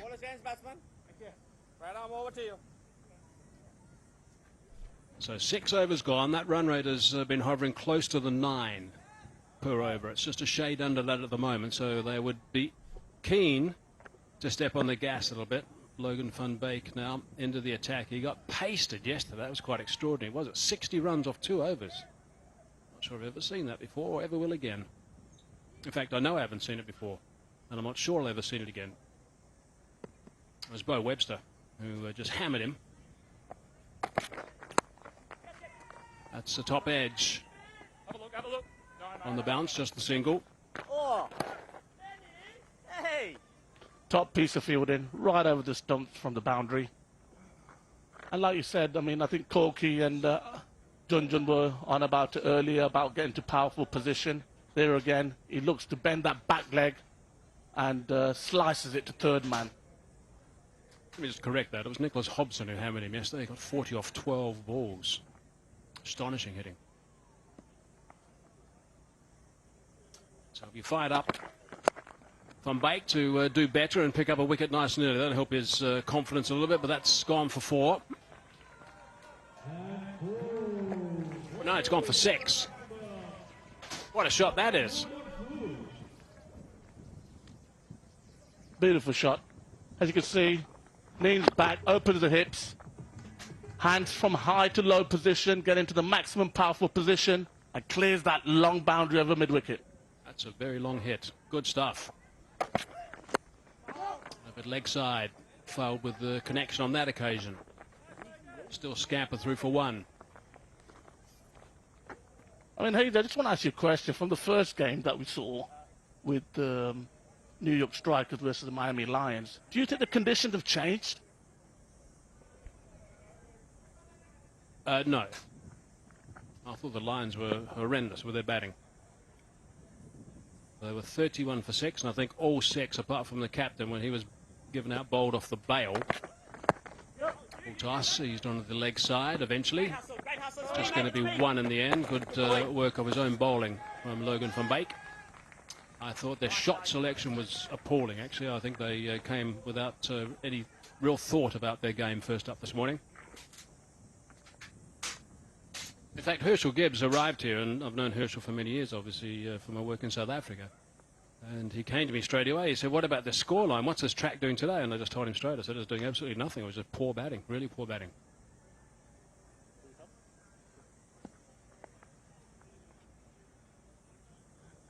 So Logan, I think, will try and get out of this over without a boundary off the next 2. Then it'll be a reasonably tidy over and get just a little bit of confidence back. He's a quality player. Slow ball that time. It's going to be a single, so that's absolutely fine as far as Logan's concerned. One thing I do like about Wood, as soon as he's coming to the crease replacing David Warner, is straight away the intent's been fantastic. Looking to pick the 1s and 2s and putting the bad balls away if they do come across.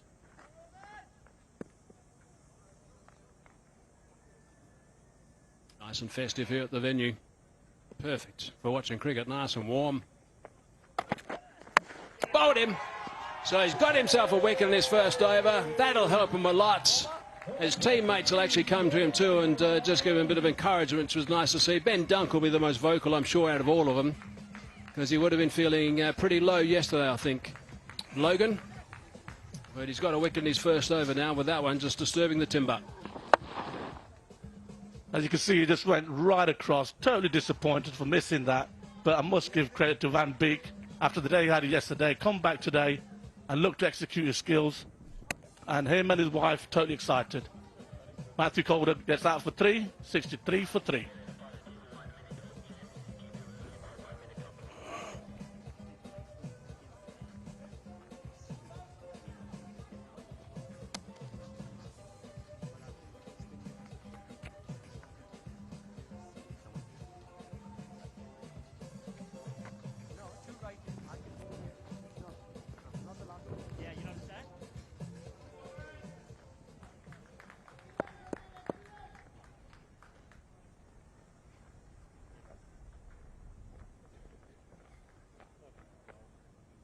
They might have got themselves in just a little bit of a hole here. Jonty Jenner now at the crease.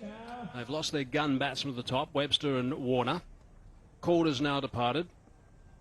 They've got to make sure they get something in the bag in these last 3 overs. A bit of flight that time from Secunda Raza. It's a standard off spinner. Dragged on the onside. Good fielding. Yeah, here's the wicket. As you can see, it goes right across the off stump. Totally disappointed, misses that. But credit all goes to Van Beek for aiming at the stumps. EU missed that hit, and look at his misses. Totally excited and happy for the day.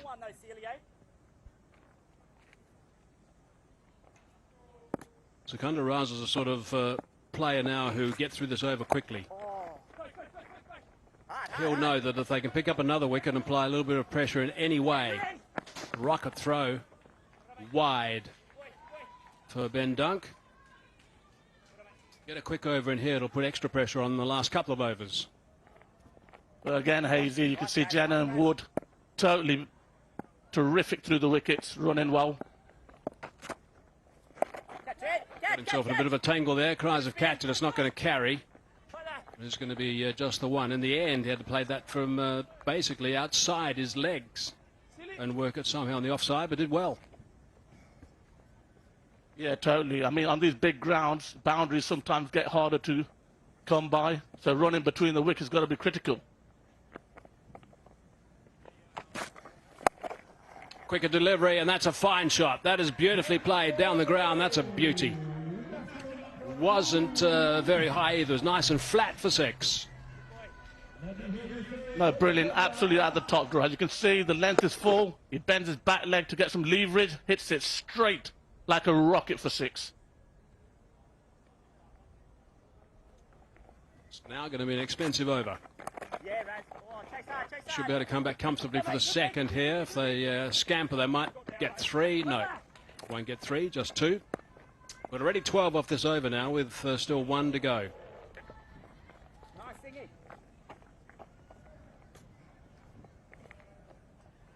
This might kick them in the last 2 overs quite nicely. This over. Gone again. He's gone high and far enough. That's an even better shot. Over the top of the side screen. What a way to sign off that over. 18 from it. 8 gone. 81 for 3. Joshua Hoffman collects the ball as well.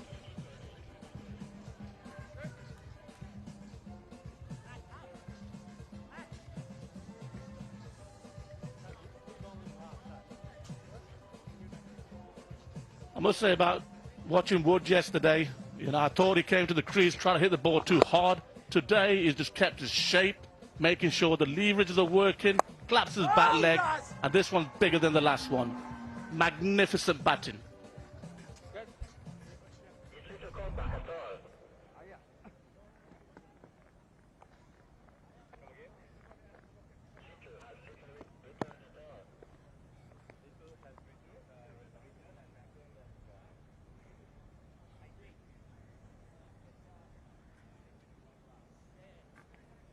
Everyone's trying to catch Bo Webster in the Duffer News. Most 6s, 7 for him. Josh Brown, 6. Nick Hobson, who was outstanding yesterday, 4 terrific 6s. And Jack Wood for the Trailblazers got 4 now.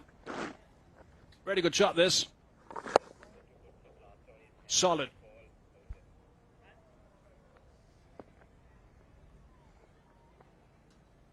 Just what they need at that stage. So they've got 2 overs now to have a bit of fun at the end. If they can get another over around about 15 here, that'll get them close to the 3-figure mark, and then they, with a bit of luck, can get 115. Oh, that's above waist height, maybe. Quick look to square leg. He doesn't look too interested. Oh, they might have a look, though. Got the walkie-talkie out. We saw a few of these yesterday from Logan van Beek. High full tosses. Yeah, for sure. He's just trying to get that Yorker in, and it just making sure he nails it, but just misses it. Definitely looks like a no ball to me. Yeah, you've got to judge if Jenner is standing upright in the crease, and if it's above his waist. It is a no ball, and it's also a free hit. So this is where Logan had some issues yesterday, so this will be a little mini flashback for him.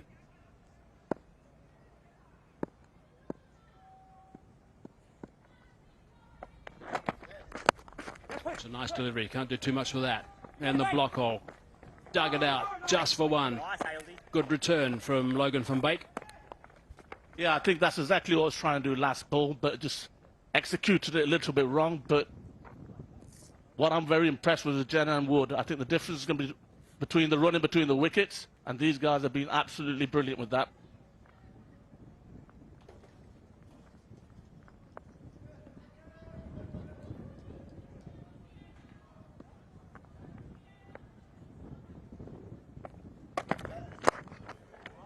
It's nicely bowled again. Can't get underneath that. Coming back for 2. Good running. They've been dashing between the wickets, this pair. Again, exemplary. Run the first one real hard. Put the pressure on the fielders. Watch them go. Watch them go. They're not leaving nothing behind. Off they go. Call yes. Before you know it, easy 2. Brilliant, boys.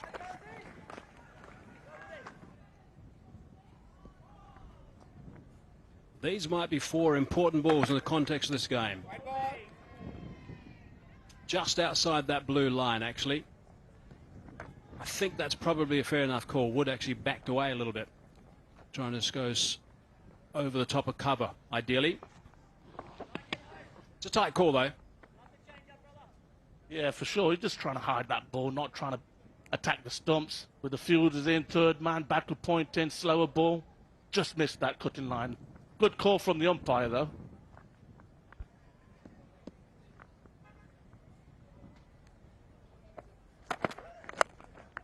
We said that nicely. That he's got underneath it superbly. Is it far enough? Oh, it is.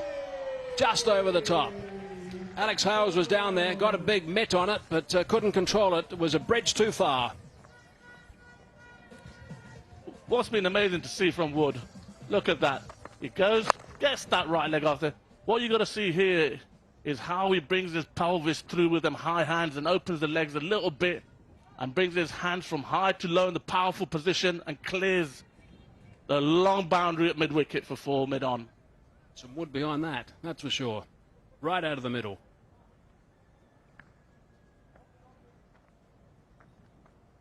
So they're going to have another good over here. 17 off the previous. 11 off this with still 3 balls to go. So this has been a really good performance from these 2 guys. Batting on off stump now, outside off stump. He gets a thick edge. Oh, it's almost a brilliant catch. Little. Big dive from Josh Little. That is a supreme effort from Little. If he would have caught that, that could have been the catch of the tournament. Both feet off the ground. Let's see. Here he goes. Hits it. Off he goes. Both feet off the ground. Totally misses it. Top effort. Just needed a little bit of luck, really. 2 balls left. Full toss. Got away with that. Should be able to come back for 2. Might have fancied a boundary with that ball going leg side-ish. They are scampering between these wickets. This partnership's now worth 33 of just 13 balls. There he goes. Look at that. Absolutely magnificent. Great effort. Great effort.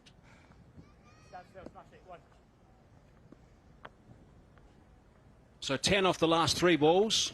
Last ball of the over. And that's hit high.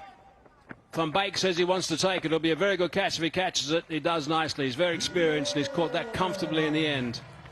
So he's got himself a couple of wickets in his 2-over spell. A bit expensive in this over. So he has travelled a bit, but they've lost another one. Broken that stand to 33. Yeah, as you can see, he hits the ground, hits the wicket hard. Wood just misses and hits the top of the bat, loses his shapes. And good comeback from Van Beek. 96 for 4. Wood goes for 40. A great innings. No,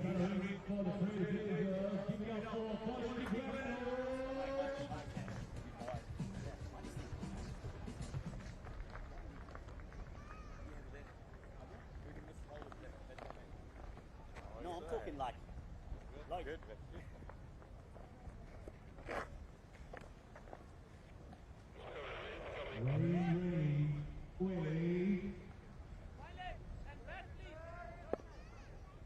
Well, the question needs to be asked if that's a match-winning knock from Jack Wood.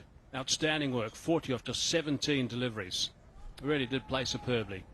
Colin Gronholm's got just the one over to be out in the middle for. Jenner on strike now. Hines it is.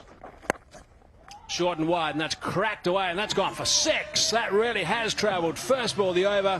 What a way to start that is. Jenner, that is an absolute supreme shot. Power hitting at its best. Look at the hands go up, down, fast through the air. Brilliant hands. Yeah, that's top stuff, really is. That now sets them up past the 100 mark. What can they get off the next 5? Start of the day, we were talking around about the 115, 120 is a good total on this. Cries of catch it, and it's taken. That's a good catch. Nicely done by Alex Hales. Didn't pick it up early, I don't think, and had to make some good ground in the end to take that catch going forward. Yeah, as you can see, Hines bowls a slower ball, bounces more than expected. Hits the top of the bat again. Good catch from Halesy. That's a second catch now. Safe pair of hands, Alex Hales. 102 for 5. Sorry. Jenner goes for 10.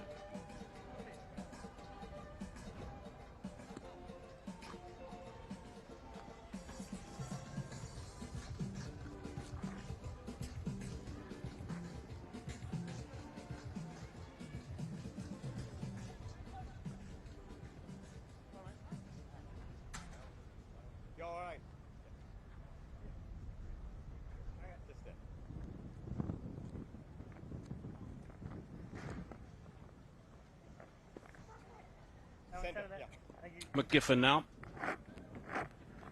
with 4 balls left in this innings in the MAX60. Looks like it's a much better game, this one. The first one was a bit disappointing with the work that the Miami Lions didn't do. Inside edge, nice and fine. Probably going to be just 1. It is.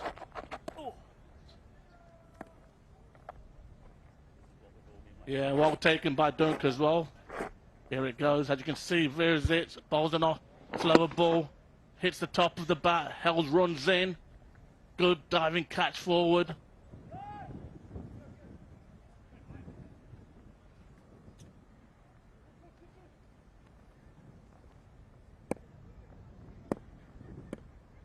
Three balls to go. What can they get? And a scamper 1 through to the keeper.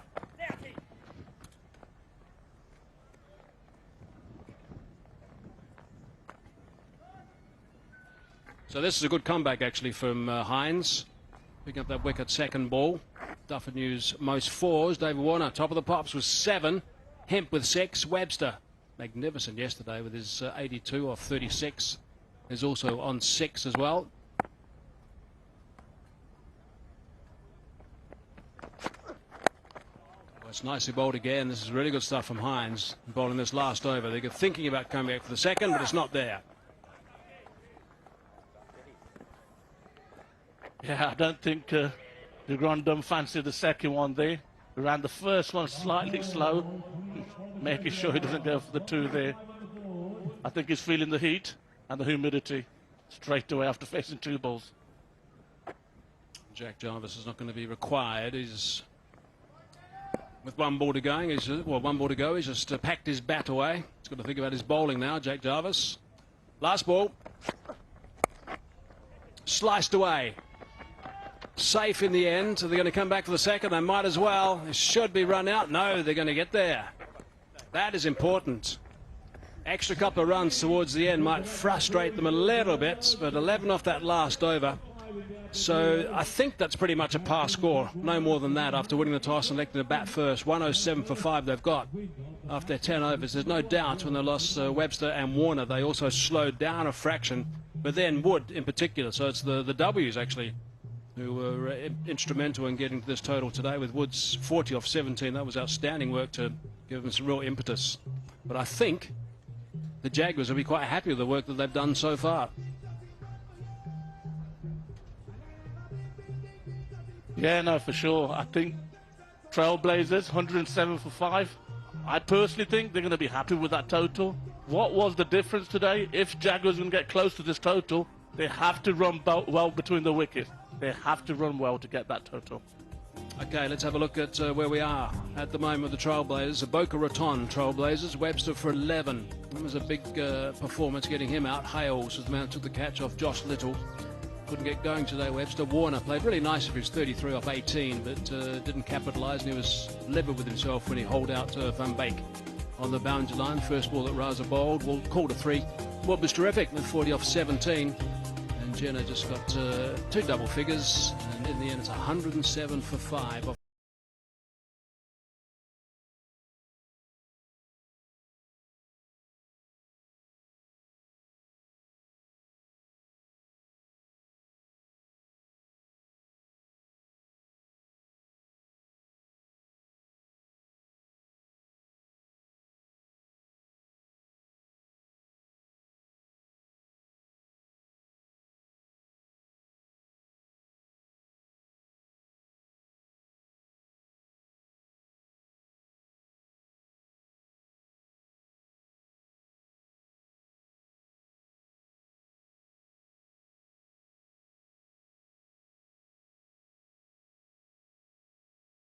Just got the covers coming out at the moment. It doesn't seem to be too severe.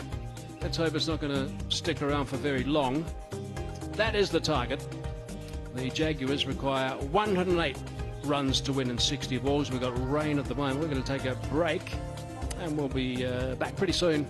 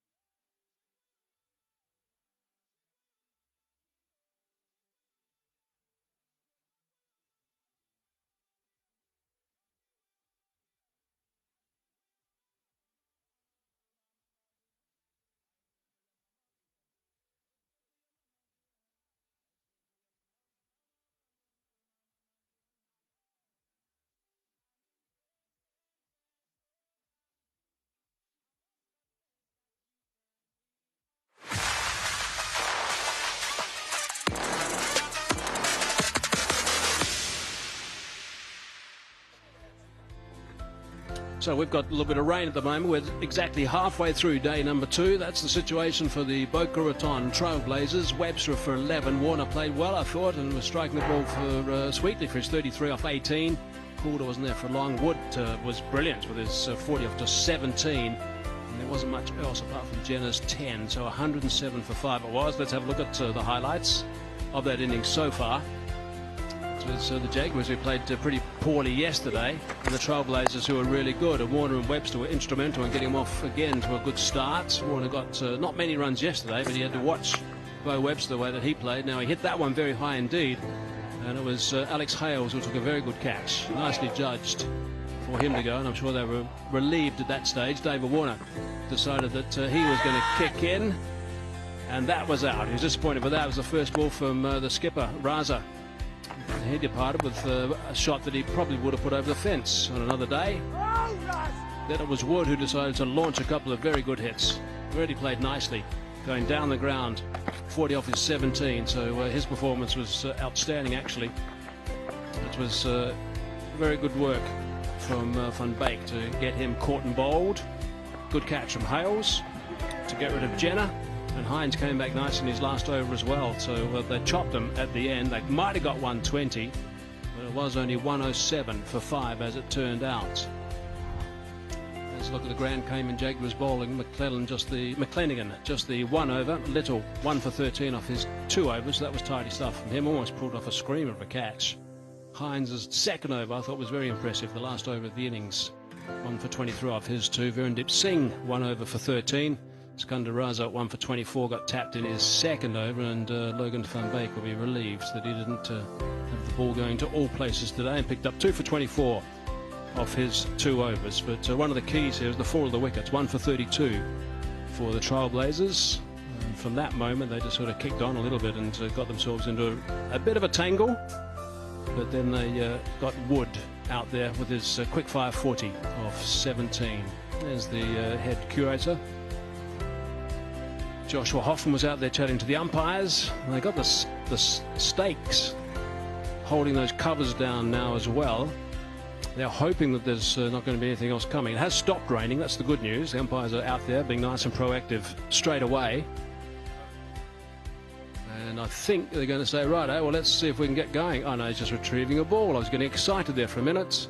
That's Josh Hoffman, the head curator, and they always have radars these days that they can look at.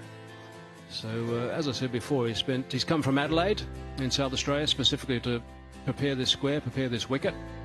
He's going to be here for the duration of the tournament, and he'll probably be off somewhere else around the Caribbean, actually, to work on some wickets as well. So he's got himself a nice lineup of work in some sun. He's been a groundsman for over 10 years in various places around Adelaide, including doing some work at Adelaide Oval. David Warner now coming out. They played 1 and have won 1 and halfway through this one at this stage, so he'll be very keen to find out what's going on so that they can maybe continue again on their winning path. Try and get some news from the umpires. Very professional, David Warner, in this sense. I think some of the captains that we've seen so far, and the MAX60 can just take a leaf out of his book, because he's always trying to find out what's going on so that he can feed his team some information. That's how you've got to be. You've got to be tuned in.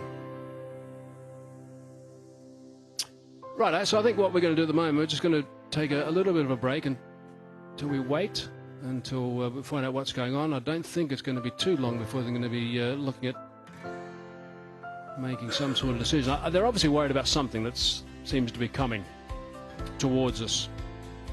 That's why they've kept those covers there at the moment. Before we do take a break, we'll just have another look at where it is coming from. And they're hoping that's going to zip past us. Not too much of a breeze today. That's coming from the sea. But quite a sight, I think, if you've got something cold in your hand and you're sitting on the beach watching that storm coming in. There's proof that there is no rain at the moment. In fact, the Trailblazers are also down just coming out to do some warming up. So that might be a little bit of a signal that's been sent their way. But anyway, they're continuing their discussions. We're going to take a quick little break and we'll be back as soon as we have some news. So I would suggest you don't go too far away. See you shortly.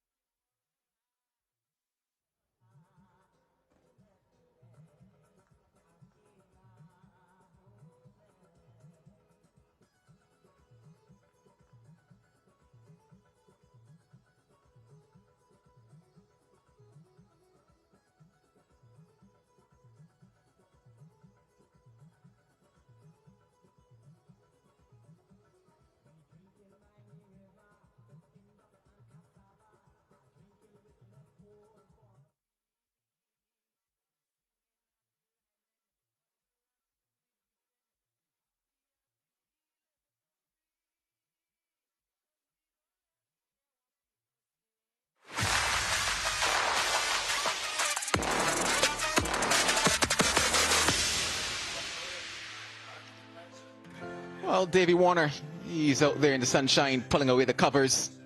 Oh, he's having a good time here at Grand Cayman. Play scheduled to start back in approximately 9 minutes, and we look forward to the resumption of that. And probably so too David Warner, hoping to get 2 for 2 here in this MAX60 competition. Before we get though back to the action, it's time to hear from Andrew Tai, and he too is another cricketer having a blast out here in Grand Cayman. It's always nice to sort of see a competition from its first year. You know, I was lucky enough to play in the MLC last year in its first year. There was a lot of hype, a lot of sort of excitement around the competition. So to play here in the MAX60 in essentially paradise for its first time is yeah, it's very exciting. And yeah, last thing, like when I became a professional, last place I ever thought I'd be playing cricket is Cayman Islands. So it's very exciting to be here. I mean, look at this, we're 100 metres from the beach. It's essentially beach cricket really, isn't it? So this is probably up there with the, as I said earlier, an unlikely destination to be actually playing cricket. But you know, the Caribbean and this part of the world has got such beautiful destinations, and you know, it's essentially when we get out there, it's all the same game, just in a prettier location. Wicket's a bit of an unknown. No one's really played here, especially at a professional level as high as this. And yeah, those variations are, you've only got 12 balls to bowl essentially as a bowler, so you might need to pull on every single sort of variation you can. So you just got to rely on your skills and try and get the batsman to get a 1, not hit you for 6 every ball. So 1 is a win, and a dot ball is a really, really good win. Obviously, there's a lot of players that have seen me before here, but there's also a lot of players that haven't seen me in my variations. So I definitely look forward to using that to my advantage and exploiting the fact that some of the guys haven't seen my variations. And yeah, big sort of focus on my variations, I think. There's absolutely zero ego allowed in T10 cricket, because you get hit to the boundary, but the next ball is the most important ball you're going to bowl. So fast bowlers are critical in every format. If you don't have good bowlers, you're not going to win anything. Now, I like my sleep, and yeah, just sort of chatting to my wife and little one, and you know, just escaping from the game. Win, lose or draw, those two, it doesn't matter to them.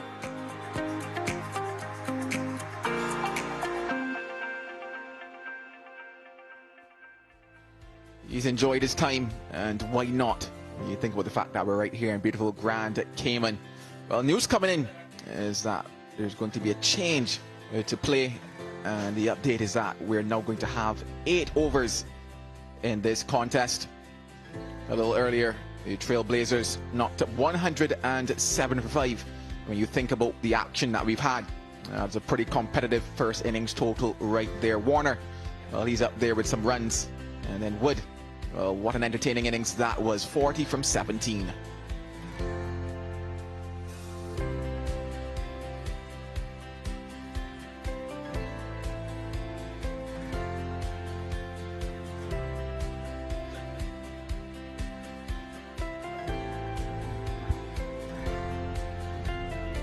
Highlights here from the innings of the Trailblazers, and it started in blazing fashion. Warner, as I mentioned, he was in amongst the runs. A little cheeky on that occasion. Quite a few runs coming from him behind square. This though, the first wicket of the day. An easy catch being taken by Alex Hales. He took a couple in that innings, but then it was back to being the Warner show.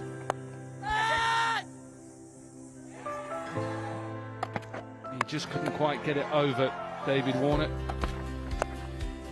Van Beek, who had a difficult day the day before, tried to get to early wickets. Captain Sikandar Raza was dealt with down the ground. Eventually he decided, I'll take the catch. It was a good catch off his own bowling from Van Beek. To taking wickets, which just put them under pressure. Good catch from Van Beek again. meant the innings finished at 107 for 5. What we're hearing is that there is a revised target. It is 90 is required from 8 overs. So 90 runs from 48 deliveries. We have heard a little bit of a rumble of thunder and lightning around. Hopefully that disappears. That's the issue that we've had. There is quite a breeze out there, so hopefully it blows it past or away from us, but that is coming right for us here. You would say it's looking dark and stormy. Hopefully it doesn't make its way across to us. We take a break here and come back with more MAX60 action.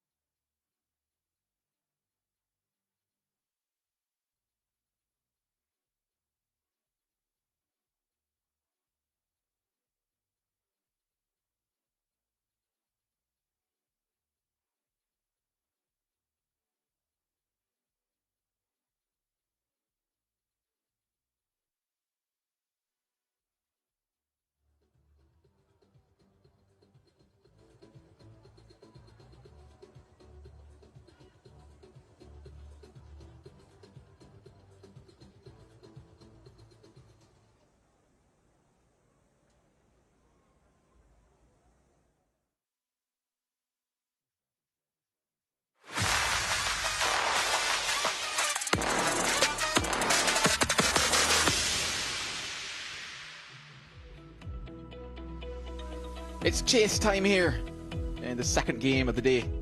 The second day of action in MAX60 cricket. The target, as we heard, adjusted, 90 runs needed in 8 overs. 48 deliveries is what the Jaguars will have if they're going to get up and running in this tournament in terms of wins. Alex Hales, he's got a smile on his face. He's happy to be out there playing his first game of this tournament. Took a couple catches. Can he get himself a couple runs here? His partner out there is the left-handed Ben Dunk. You know he hits it, and hits it quite far. Come on, come over this side, boys. In terms of playing conditions for the adjustment, 3 bowlers can bowl 2 overs, and 2 bowlers can bowl 1 each. Jack Jarvis, he's going to have his hand in at least one of those overs. Well, let's blow that water away, shall we? Kudos to all. We're working hard to make sure that we get MAX60 action. Fantastic to be here.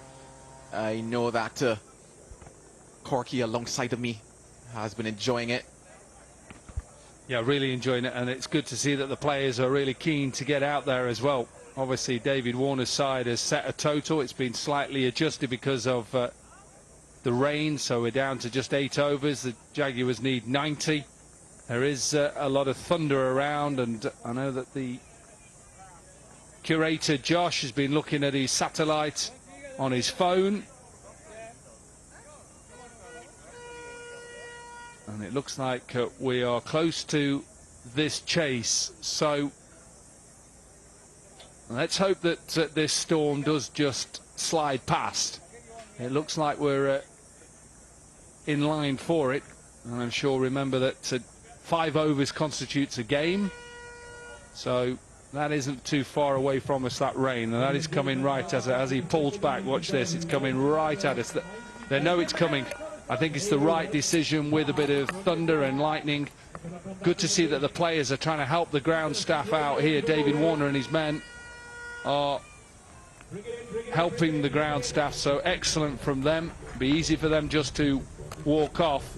Not good scenes here regarding the weather. It has been beautiful over the first day and a half. Wasn't forecast, this rain. It seems to, as it does sometimes around the Caribbean, that rain just comes up. I'm going to have to pull you up there and say Caribbean. I know we're going to have that debate. Yeah, it's really hitting down here. Yeah, kudos to all the players.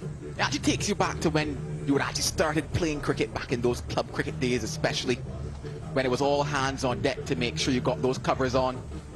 Keep those hands low, guys. If not, the wind will take it away.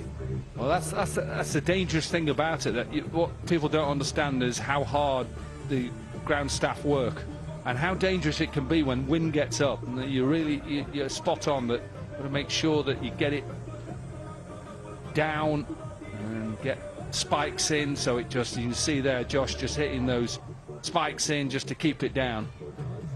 And what's also quite interesting is that our sound technician is actually under the covers at the moment. He's found his way back out now.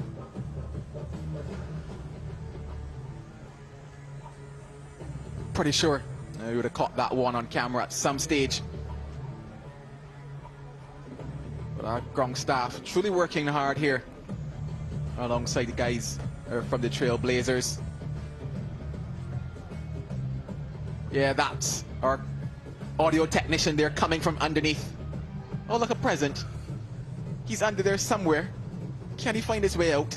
Oh yeah, there he is. Welcome back. Imagine if you got lost underneath there.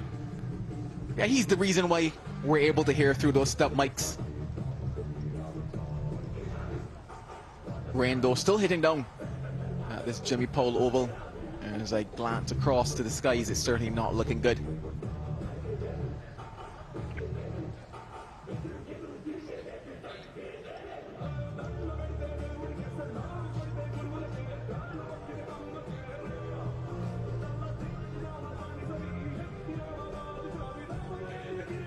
Well, the camera appears to be crying as well.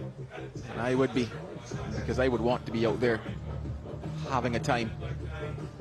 We take a break here. Hopefully, we come back with good news on day 2 of MAX60 cricket.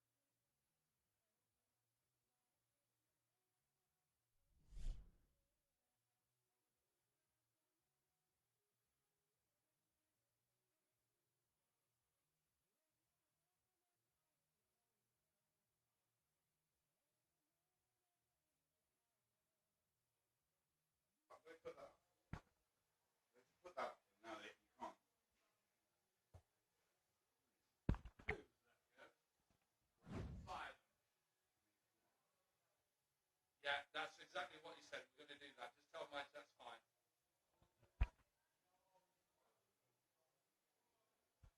They talk on program. Talk on program to her back there in case someone in the world is listening. She can't hear me.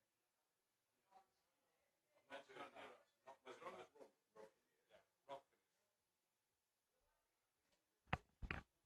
I'm not talking on the lip mic because somebody in the world might be hearing this. Somebody might be on the thing. Rob, just tell Max, happy to go and Joel do it before you sit, and then we're...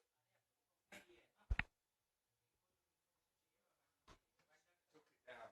Now put it back up. Right, match abandoned due to lack of interest. Tomorrow is cancelled.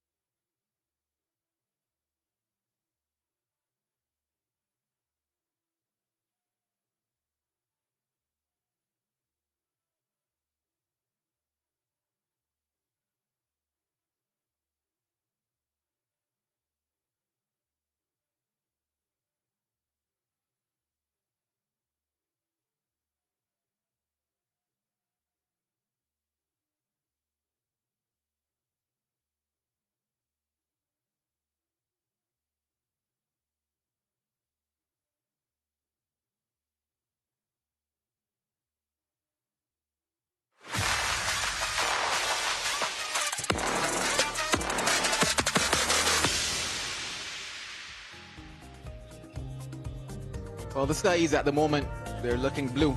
But I can tell you a couple minutes ago, that was not the case. And because of it, well, the match has been abandoned between the Trailblazers and the Jaguars here. The second matchup of this day 2 of this MAX60. Yeah, those covers, they've been doing the job for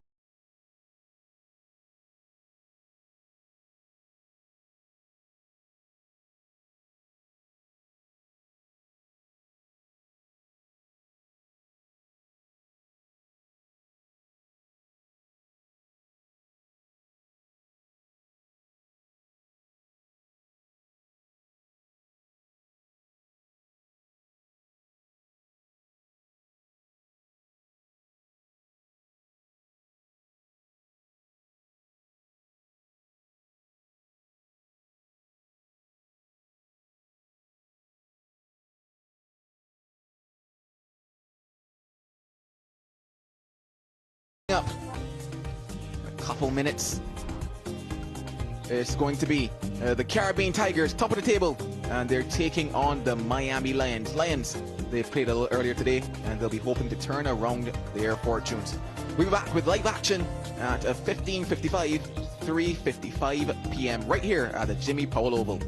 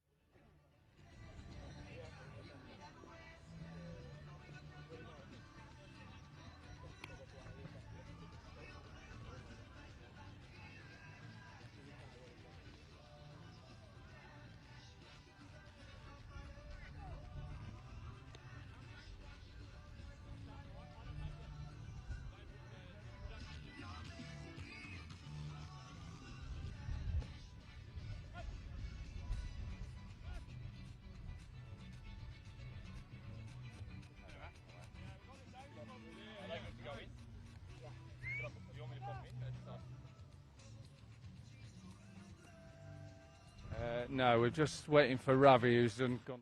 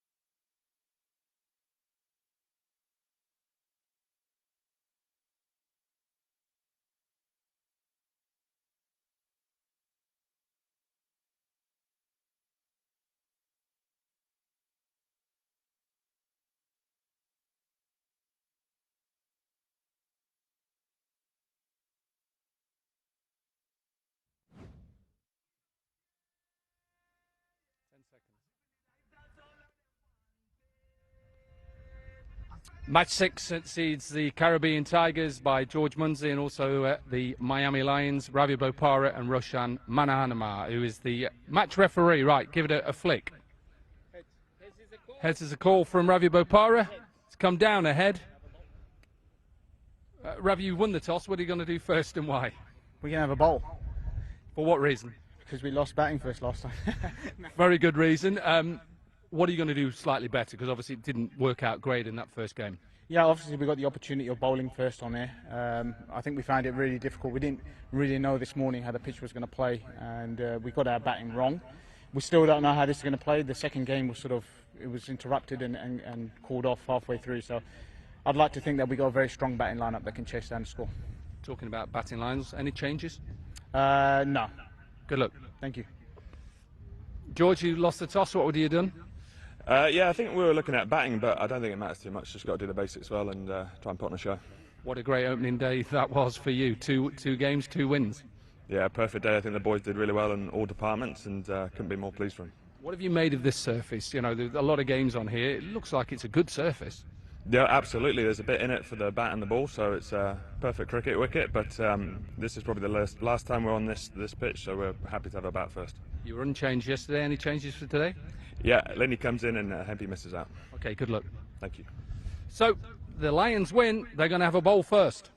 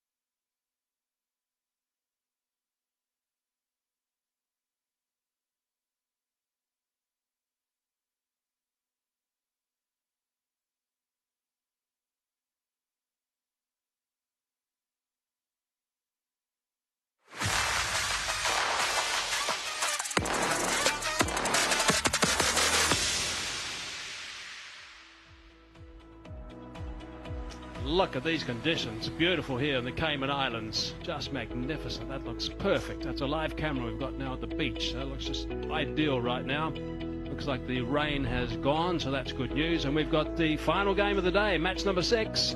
It is the Caribbean Tigers versus the Miami Lions. The Lions are up again. They were poor this morning. They got a fire up in their second game today.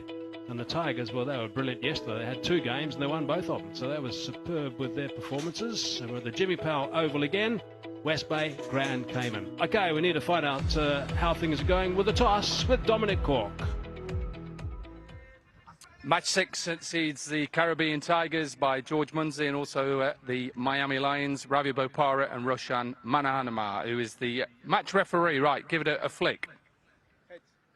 Heads is a call from Ravi Bopara. It's come down ahead. Ravi, you won the toss. What are you going to do first and why? We're going to have a bowl. For what reason? Because we lost batting first last time. Very good reason. What are you going to do slightly better? Because obviously it didn't work out great in that first game. Yeah, obviously we got the opportunity of bowling first on there. I think we found it really difficult. We didn't really know this morning how the pitch was going to play, and we got our batting wrong. We still don't know how this is going to play. The second game was it was interrupted and called off halfway through. So I'd like to think that we got a very strong batting lineup that can chase down the score. Talking about batting lines, any changes? No. Good luck. Thank you. George, you lost the toss. What would you have done? Yeah, I think we were looking at batting, but I don't think it matters too much. Just got to do the basics well and try and put on a show.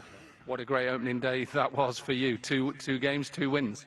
Yeah, perfect day. I think the boys did really well in all departments and couldn't be more pleased for them. What have you made of this surface? You know, there's a lot of games on here. It looks like it's a good surface.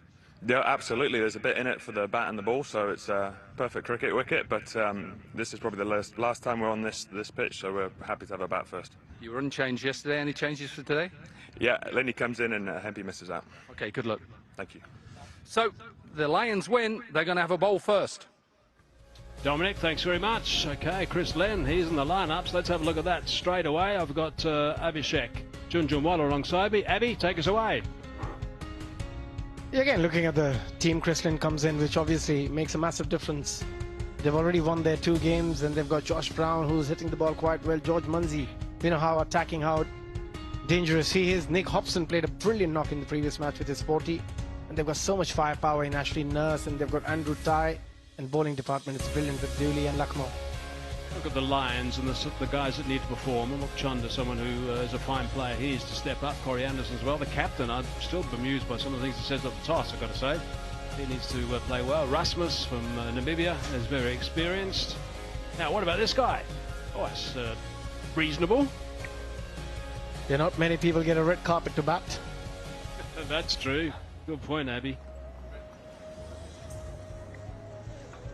He bowled quite briskly early today, Phillip. Picked up a wicket nice and early. Caught off the glove down the leg side.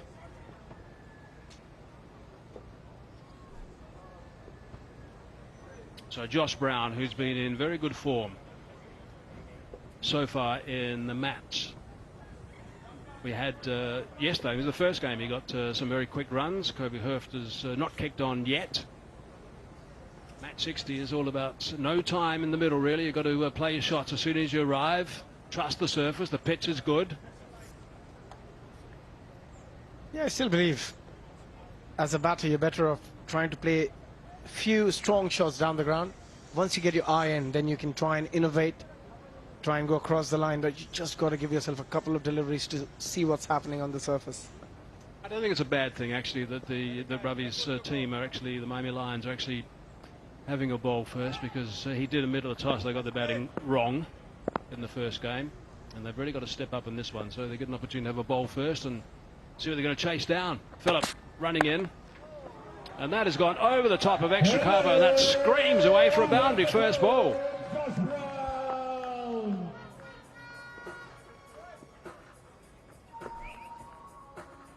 That is an incredible shot. Those hands through the ball, beautiful to watch. Not much feet movement, it was all hands. You cannot play those sort of shots if the pitch isn't absolutely excellent. Simple as that.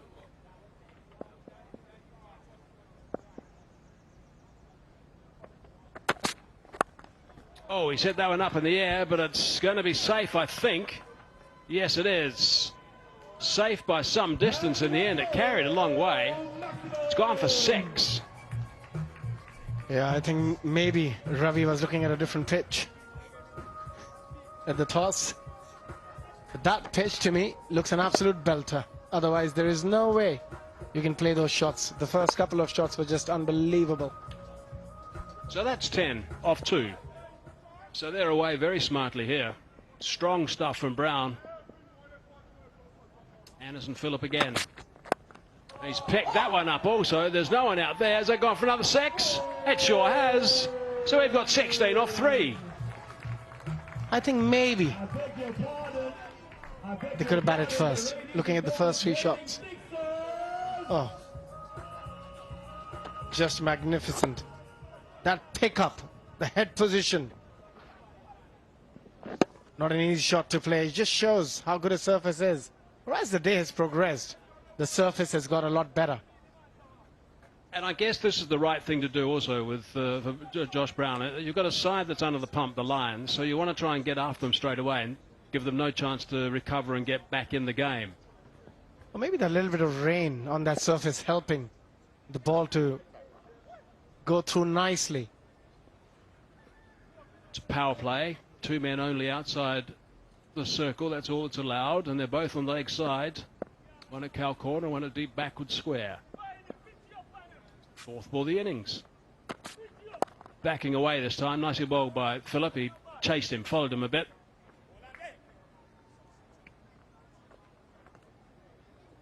Yeah, I think soon we'll see a lot of change of pace delivery, but look at those shots. They're just exquisite from the batter. Again, stand and deliver. That, for me, was the best shot out of those 3. He'll enjoy watching those shots, Chris Lynn.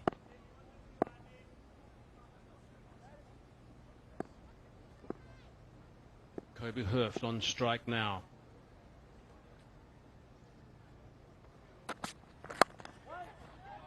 And gone.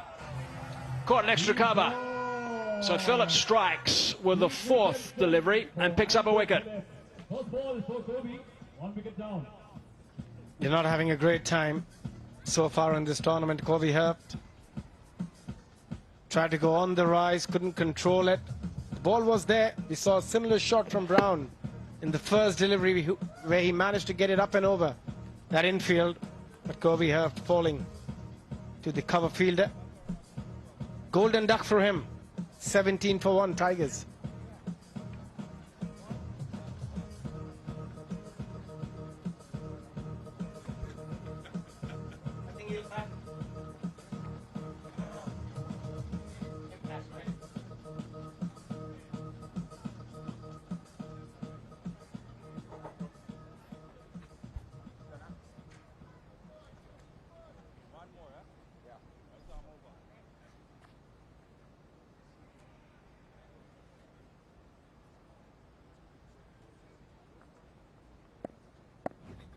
Right, Chris Lynn now.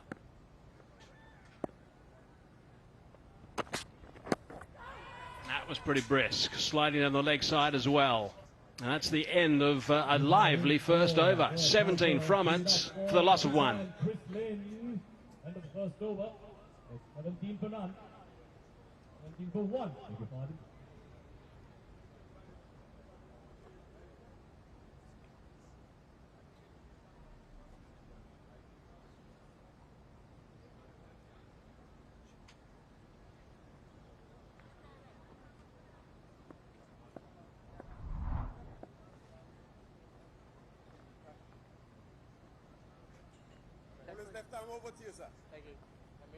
Miami Lions are unchanged with their second game today. Caribbean Tigers. Chris Lynn has strengthened their batting. He is still carrying a broken finger, but he feels well enough and healthy enough to have a bat. Ahmadzai now. Oh, he's looking to lift that one over the fence as well. Brown. He'll be disappointed. That ball was there. Again, Kobe Hurft. There's no real intent when he played that shot. It was It felt like he was in double mind. Should I go down the track? Should I go aerial? At the end, given an easy catch to the extra cover fielder, came back quite strongly. Philip, after getting hit for 14 in the first 3 deliveries. And now, Brown, who's again looking dangerous. He's batted really well so far in this competition. And again, more strength on the leg side for Ahmadzai. That's where those 2 catches are. Outside the circle. Again at Cal corner and just back on a square on the leg side. Inside edge. He got a quick fire 56 of 23 in the previous match. Josh Brown. And picking up from there in this match as well. And some lovely shots. A lot of power. What that innings got was a lot of intent. And he executed his plan brilliantly.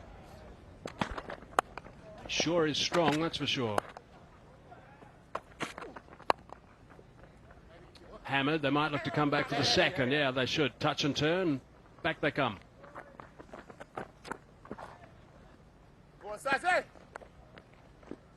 He's batted really well on the surface.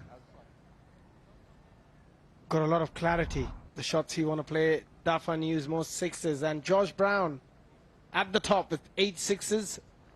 Webster second on the table with 7. Yeah, he's got 2 already in this short innings. Brown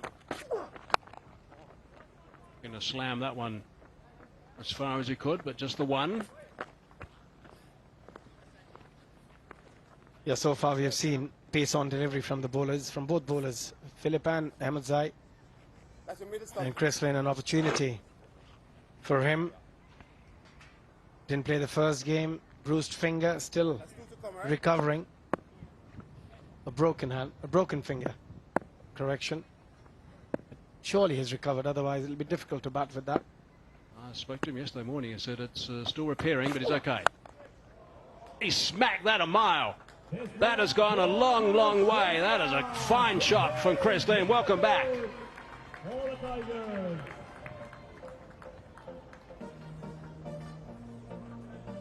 Oh, you can break a few things outside the ground with the broken finger, if you're Creslin.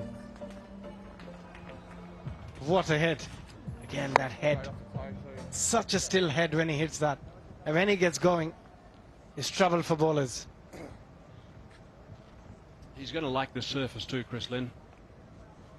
Yeah, after struggling a bit in the GT20 in Canada, where the pitches were a bit different, he will love this surface and will try to make the most of it as well. If a batsman of quality can trust the surface, and there's generally trouble for the bowlers. Easing that on the onside, looking to come back for the second. They decide again, so Lynn's going to retain the strike. 10 off that over, 27 for 1. And the over number 2 at the power play. A good one for the Tigers. It's 27 for 1.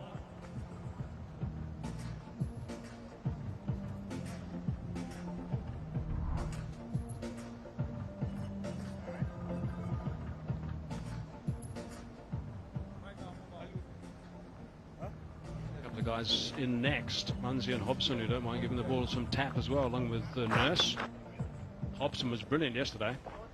Introducing from the Jimmy Powell lane. They're away smartly. 2 overs gone. 27 for 1 it is. Brown 20 off 8. Lynn has just arrived. He got himself 1-6 already. I think at some point they're going to bring in their key bowler, Ben Menenti.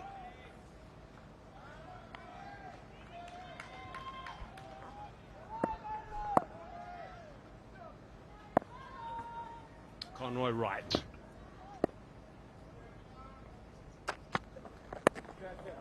No great pace, Conroy Wright. Relies on accuracy, get in the right area. He doesn't want to give the bowlers any great pace to use.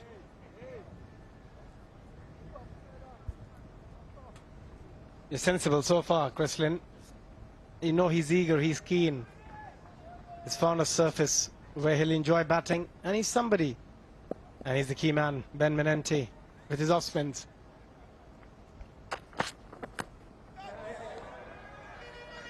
I think they're going to look to try and launch wherever they can here. There is more protection. The power play's done. There's that floating power play the batting side can take. They haven't taken it at this stage, but they'll try and get down the track. They'll try and predict his length. I think that'll be the plan against Wright. They're also knowing that a lot of bowlers will do a lot of change of pace, so trying to generate that power themselves by giving themselves room. Shorter, hammered, just the one. It does hit the ball really hard. Chris Lynn throws everything at it. But so far it's been a very good over. 3 singles of the first 3 balls. But he's got to finish well. It's all about how you finish in this format as a bowler. Tigers are sitting pretty. Played 2-1-2. Good net run rate. That means these guys can play with nice confidence, as can that whole unit, because they're playing so well. And top day yesterday. There's the coach, Dougie Brown. Top of the pops, 1 versus 5 in this game. Trailblazers at number 2. They've played 2 and won 1. So they've got 3 points. Wash out early today, along with the Jaguars. They're standing very deep, predicting a shorter delivery. Just hammered that one straight over the ropes, into the side screen.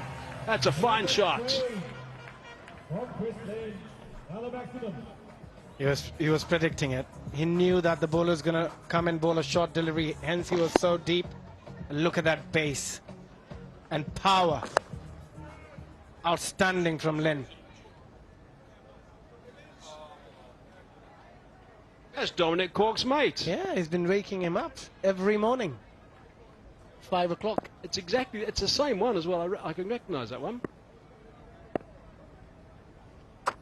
He's going to have to re-bowl that one.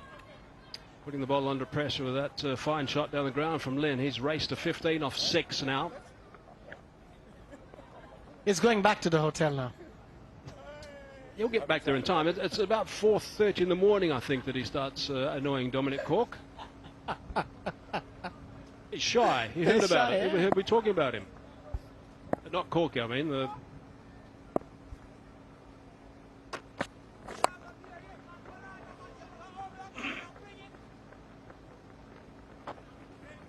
12 off that over. 3 gone, 39 for 1.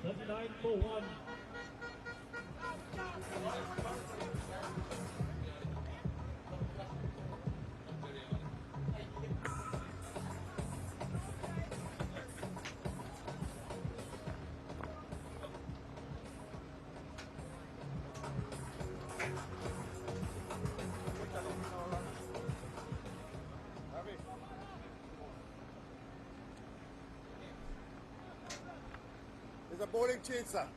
Right, I'm over to you. Thank you. This batting has already got this bowling team thinking. They're scrambling a bit at the moment because these 2 guys are smashing it. Yeah, they batted beautifully. They've been ahead of the game, managed to read the game better. Ravi Bopara, if you're a batter, you expect a lot of slower deliveries, knuckle deliveries. So you're better off expecting a slower delivery from him rather than a pace-on delivery. So you set yourself up for a slower delivery against Bopara. Setting himself there for the knuckleball, but he might be just showing that to the batsman just so he can see a little bit too much. Is it going to stay being a knuckleball? That's the question. Yep. And has that gone over the rope? Think it just bounced inside. A matter of inches. He's in the mood, you can tell, Chris Lynn. As I said, probably expecting a slower delivery. Played enough against each other, know exactly what he does, Ravi. And he was ready for it, Chris Lynn. Yeah, bound off the first ball. Quicker ball, and that's been hammered. Has that gone far enough? Yeah, that's gone for 6. That's disappeared. Ball number 2, so that's 10 off 2.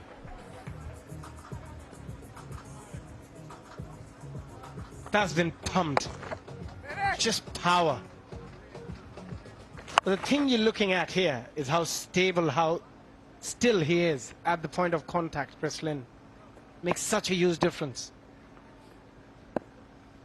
Strike rate of 290. Chris Lynn now enjoying himself.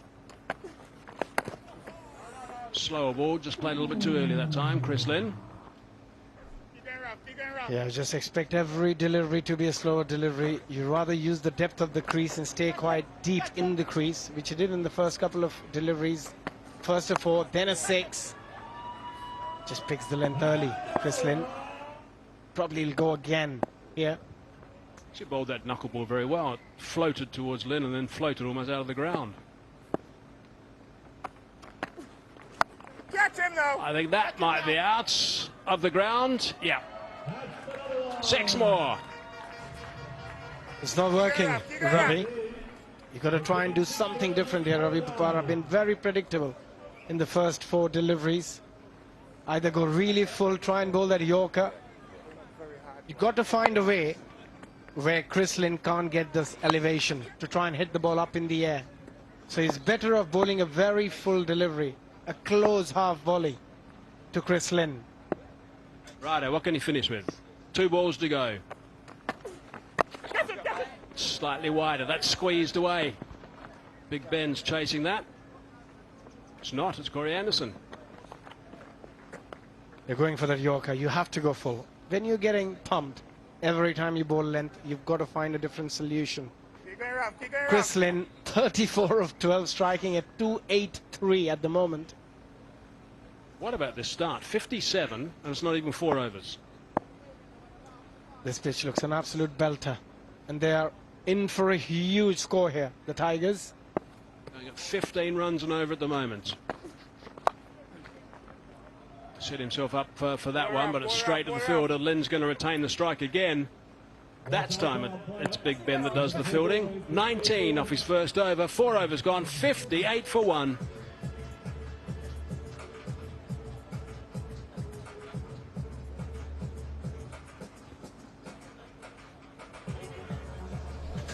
Well, they are certainly hammering it at the moment, the Tigers.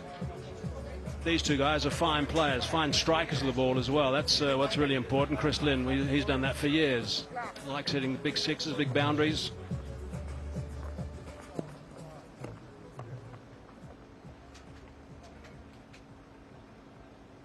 We're dipping in early after 4 overs. Look at the projected scores. They continue at this rate. They've got 145. They step on a bit, they'll be close to 170. Just a few more runs per over. Erasmus with a bit of right arm off break from Namibia into the attack. Got a lot of variation. Balls sometimes bowl behind the stumps, from behind the stumps, sometimes goes around the arm. He's got a lot of different deliveries. Erasmus, as a batter, you've got to be ready for that. Can he stop this run flow? Oh, he's got an inside edge on that. Chasers on. They might be able to come back for 3, perhaps. Right, just settling for the 2. I think Lynn is quite happy to do all the hitting right now. He'll fancy his chances against the off-spinner, Chris Lynn. With his power, if the ball is anywhere close to his arc, is going to go out. Doesn't seem like he's got a broken finger the way he has batted so far. Him now. Now that's been slammed as well. Has that gone all the way? No, it hasn't. Phillip has taken that catch. It's the end of a bright and breezy knock from Chris Lynn. What a cameo that's been. Erasmus has picked up a stick. They'll be delighted with that, the Lions. That's a smart delivery as well. Look at how far back he bowls that delivery from. So as a batter, you expect it to land a lot closer, but it just lands slightly away. And that creates that difference between timing it well and not good enough. A very smart bowling. And a big wicket, but I think he's done his job here, Chris Lynn. 37 of just 15, striking at 246. Second down for 60, Tigers.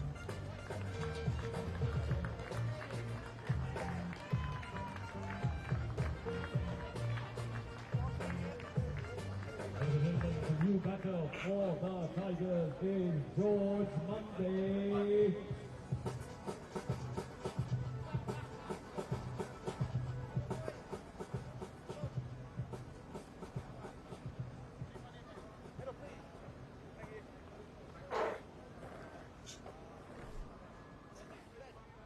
Righto, George, follow that.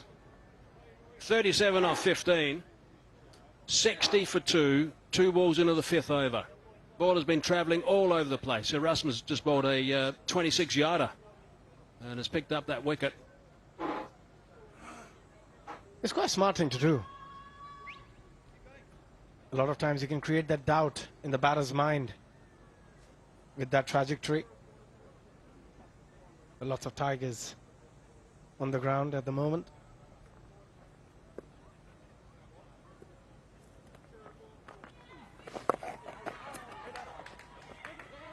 Shaping around a little bit, George, I think, to go leg side at one stage, and then just bailed out and got off the mark. No. Yes, got off the mark. Yeah, there's no need for that from the keeper. You want to keep the new batter in, but before that, Chris Lynn nearly got it.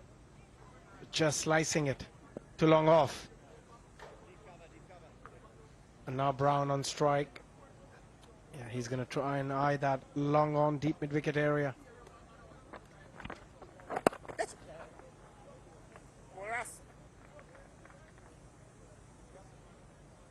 Want some sanity to proceedings. Hard Erasmus. Yeah, what they don't want to do here, Tigers, try and take too many chances and lose a couple more wickets. That's really going to stop them from getting that massive total. Well, Munsey's a fine player in his own right, and he can be nice and aggressive as well. He's looking to launch that one, but just an inside edge. Yeah, he's been really smart here, Erasmus, with the change of pace, change of trajectory. Some balls bowling behind the stumps like that one.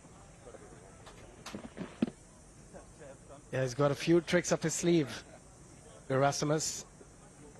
So now they've been dining out, the Tigers. Last ball of the 5th over. And that's a tied over. A wicket and just 5 runs from it.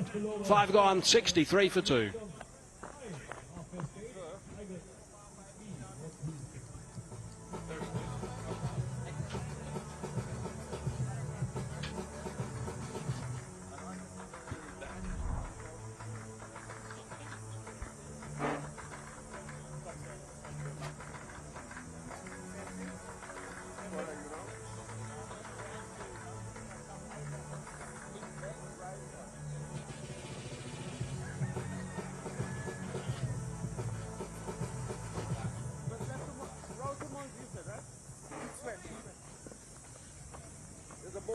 Well, you might tell yourself a bit of insanity on that occasion. 37 from 15, and because of that, a brilliant acceleration from them.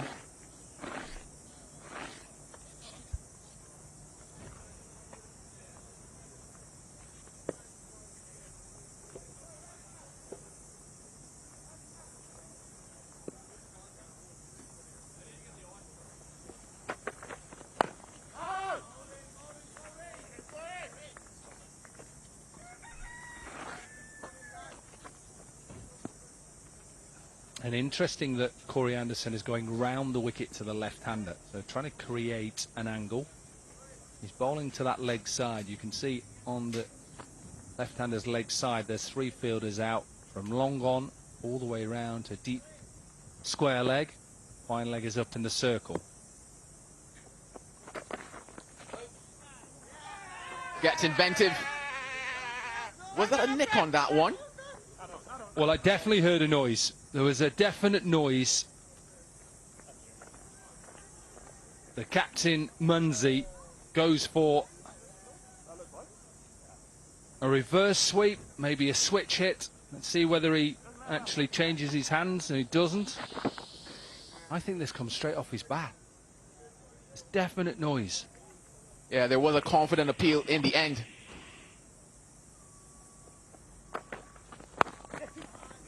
A little tight on that one, maybe slice off the glove, but it's definitely 2 here. Let's listen to this one. Rolled his fingers over it. Sounded like something there. Could be. Not could be. 100% either glove or bat out. That's what it should be. Why do batters never walk?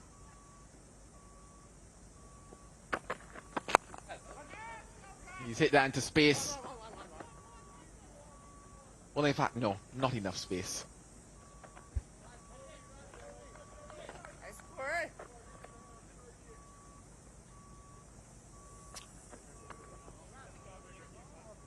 Well, the Lions have to, after that Lynn explosion, 37 from 15. Well, he's had finger issues, but he just looked like it was the Chris Lynn that we've seen throughout his career. Just got the ice on there with the impact player and everything. He's covering it up as well. But I'm sure that he won't field. Well, it's an ideal situation. Imagine being able to just do one of your parts of the game and be able to walk off. Might challenge the boundary, it does. Hits through up now. 4 to Brown. Just went a little bit too full here, Corey Anderson. And it just is clipped. It went through his legs. And because there is a little bit of a hill, a bank that just goes down towards the side of the pitch, so as he's running in it does just fall away, and it is a quick outfield. Well bowled to close out the over. 6 gone, it's 71 for 2. Let's have a look at that innings from Chris Lynn in the side today, 37 from 15. And Chris Lynn has always been good hitter down the ground. Gets rid of that left leg. Powerful player off front foot and back foot. Just gave that innings the acceleration they needed. Still got 4 overs left and they're in a good position. Yeah, good position indeed. Josh Brown there on that Daffy News most 4s. He's got 5 to his name. David Warner, he's at the top. He had a fantastic knock a little earlier today with 7 for the Trailblazers. Left arm round. Thank you. Once you coming over to here. Thank you. If you want. Coming back into the attack from the Jimmy Power. It is Sergeant at the side for the Miami Lions. If you're 1 minute down here. Madzai is going to find his way back into the attack to bowl his second. Went for 10 in his first.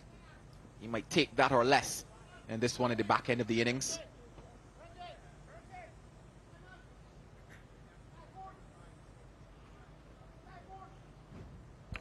The projected score from here, the run rate they're on now gets them to 118. 2 down, they've got to be thinking probably more 120, 130 from here. Well, that's going to help.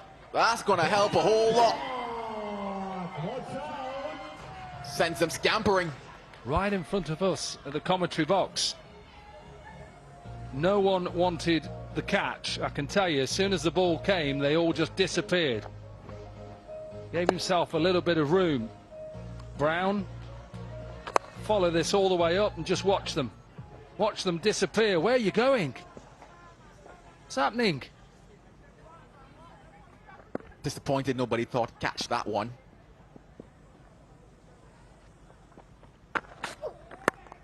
Goes again, but this time just 1. Nice skiddy action, hasn't he, Ahmadzai? Sometimes when he goes a bit full, it slides beautifully onto the bat as well. Important that he just gets length right with the field that he's setting right now. Got to keep 4 fielders in that circle. Still have got that batting power play that they can take. That floating one, they have to take it before the last over. Maybe now is the time. This partnership 18 from 12.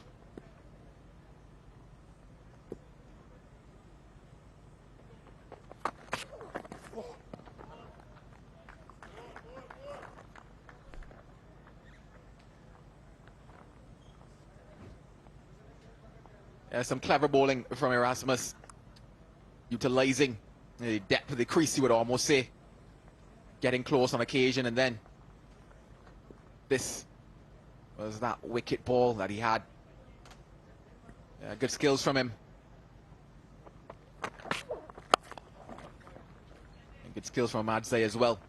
Yeah, and it is a legal delivery, remember. He has to be in front of the umpire when he delivers the ball. As long as he isn't bowling from behind the umpire when he's coming back. Mark, what does it?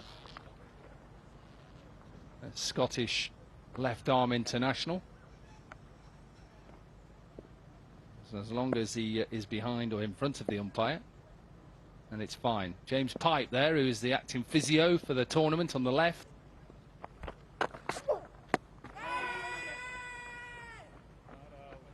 Not the result that Brown would have been hoping for. But he's really come back well in this over, Madzay. Disappeared for 6 at the start.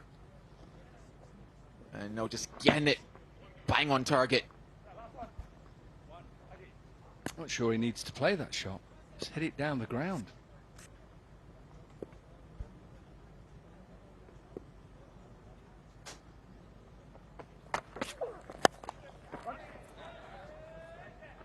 For a moment you thought he might be coming this way again.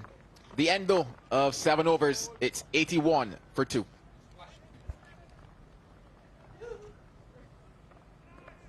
That will be the end of over number 7. Tiger for 81 for 2.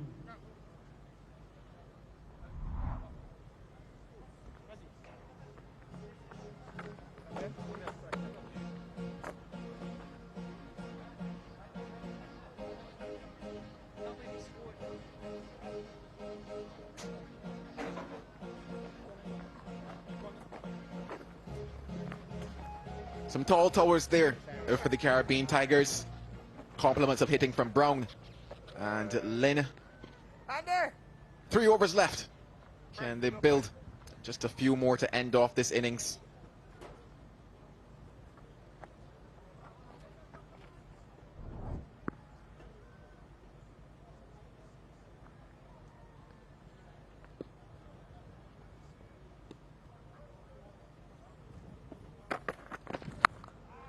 Corey Anderson is greeted with one that finds its way into the boundary. A valiant effort, but in vain. Yeah, it was good effort from Erasmus. He's a little bit straight at deep mid-wicket. And Munsey closes the face. This is a good angle right now. You can see that one in between deep mid-wicket and square leg. Yeah, it was always going away from him at that angle.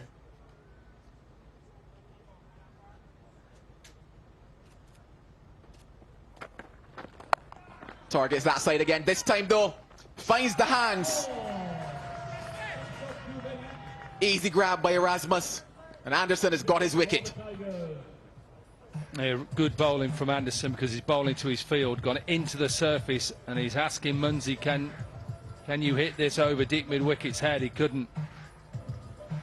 Erasmus, the ball before, couldn't stop the boundary. Good position. Simple catch. And the captain has to leave. Munsey gone for 11, 85 for 3.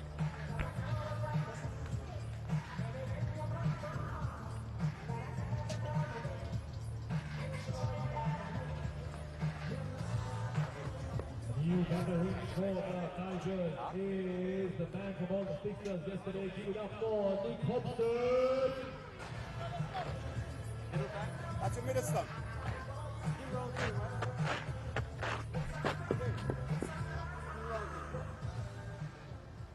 Left hand round to you. 4 deliveries to you, sir.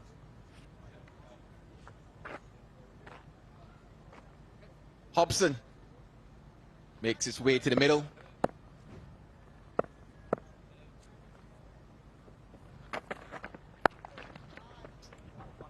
Starts with a controlled pull shot. Sit faster. You sensed that Munsey certainly would continue to take him on. However, this time he's picked out the hands of Erasmus, who this time just had to take 2 steps in.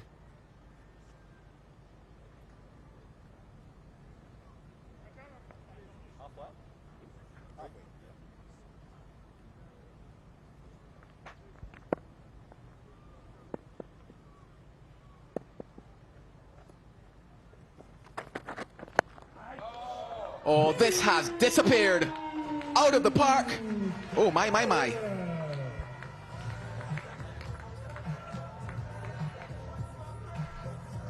Picked up beautifully by Brown. 4 sixes in this innings so far. And he knew as soon as he hit it, this is out of here.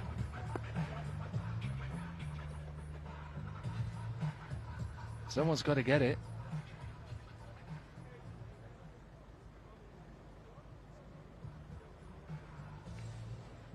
Travel some distance away from where we are right here at the Jimmy Paul Oval. Or maybe not as far as I think. It's just beyond the tents. Come on, somebody get it.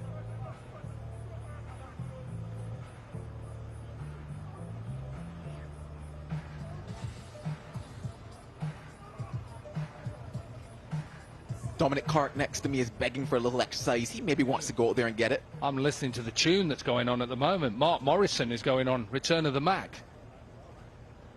Good music, that. I wish they could see your good moves in here as well. No one wants to see a granddad dancing.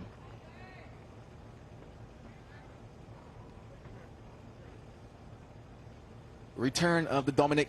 And return of the ball now into the hands of Corey Anderson. He's gone for 11 so far in this over. Oh, that was a peach of a delivery. But he's gotten no justice for it. It gets the under edge of the bat. You've got a feel for him there. Let's have a look. Does he get anything on this? I'm not sure he does get anything on it, does he? Amazing, you can bowl the perfect Yorker at times and there's no justice. Given runs, not a lot you can do. 15 from the first 5 deliveries and they're closing in on 100.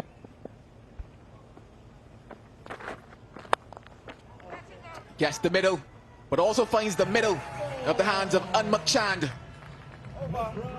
His innings ends.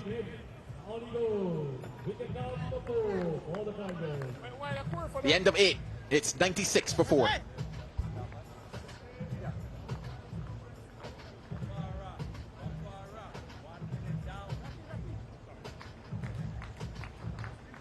Full and wide.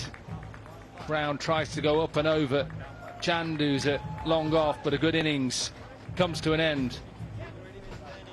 3 4s, 4 6s. He's gone for 44. 96 for 4.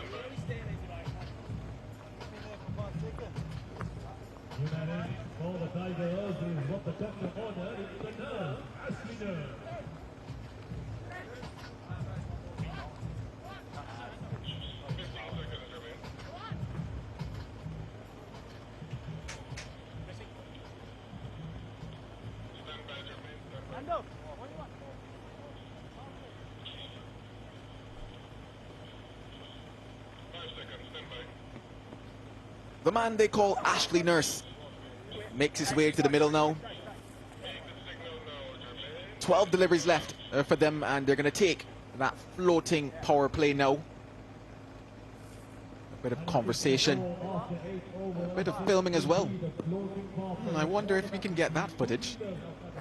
A unique angle, that. It's been lovely to watch. Spectators have come around and enjoyed this MAX60 action.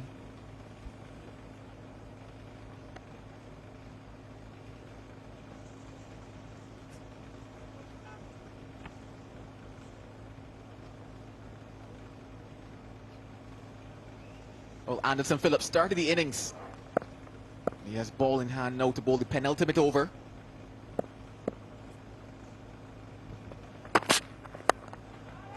That's up, over, and into the boundary. Saw what Hobson did yesterday to Logan Van Beek. 37 off and over. 40 from 12 balls in that innings. And he's off and running here with his 5 from 2. Starts pace off. What is it going now to back it up?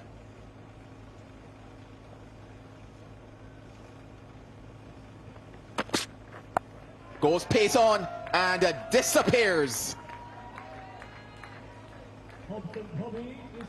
Yeah, this is helping Hobson, this pace from Philip. Leg side delivery.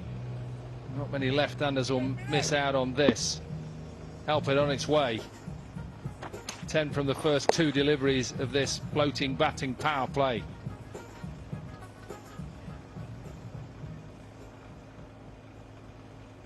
Yeah, the expression of Hobson tells the story. And if it's anything to go on based on yesterday, this could be very expensive, I tell you that.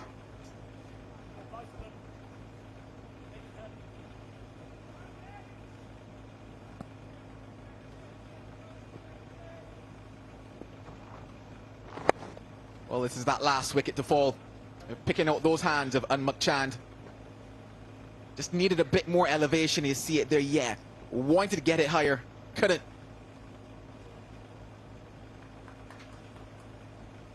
A bit of damage to that ball. Just have to wonder if balls could talk, if they had feelings, what would they say after being hit like that?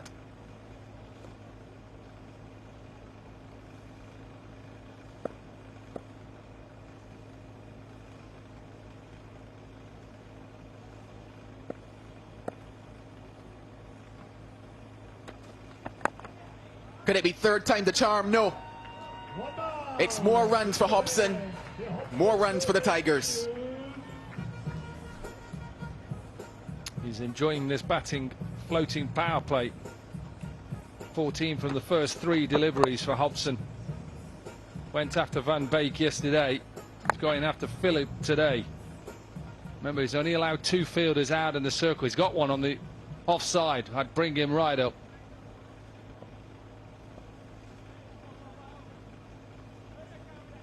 Oh, a bit of food coming for us now. Get Alex go there. Oh, how has that missed?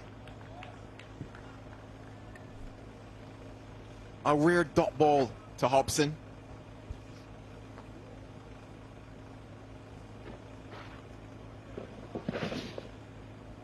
Nice full delivery. Gaffer News, most dot balls. Mitchell Owen with 15, Dooley with 14, and Udana, what a spell it was from him earlier today.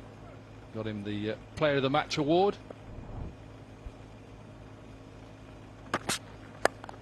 Well, he's got a chunk of that and a half. Raise those hands, that one is over the boundary as well. Worrying scenes and signs for Ravi Bopara. They are conceding quite a large total here. 20 from the first 5 deliveries. They're up to 116. Hobson is 21 from 6. Strike rate of 350. He's got a ball to go.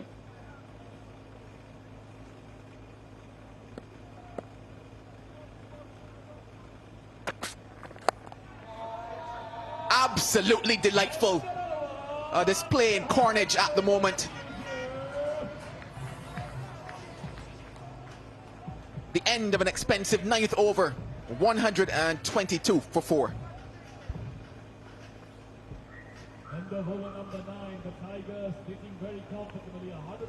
Yeah, length delivery down the ground. 3rd 6 of the over.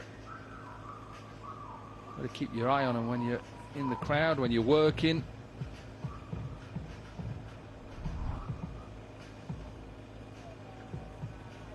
Biggest one so far of the innings, 26. Then Manhattan's in the 9th over.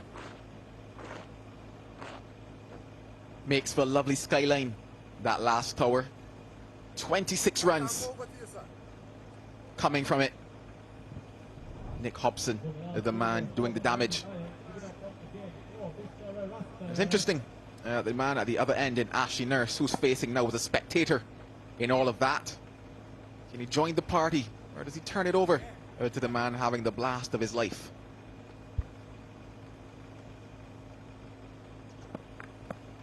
A bit of spin for the last over.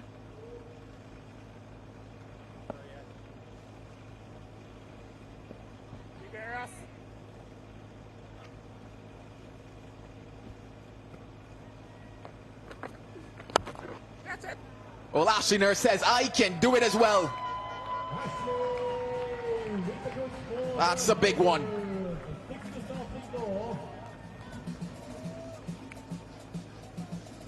Nurse was never going to try and give Hobson the strike. He's too much of a powerful hitter to just get Hobson on strike. Just hit and hit away now.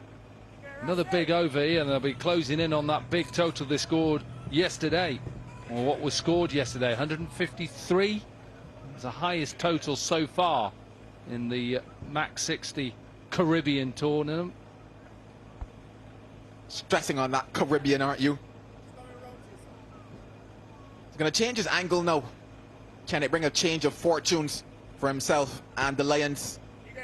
They opted to have a ball first in this one. You just wonder if maybe they might have gotten it wrong there at the toss. I can tell you they haven't gotten it wrong because they're here watching the cricket.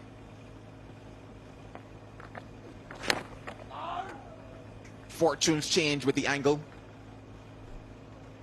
Yeah, and the pace as well. He's tried to bowl that as quick as possible and get it as full as possible as well.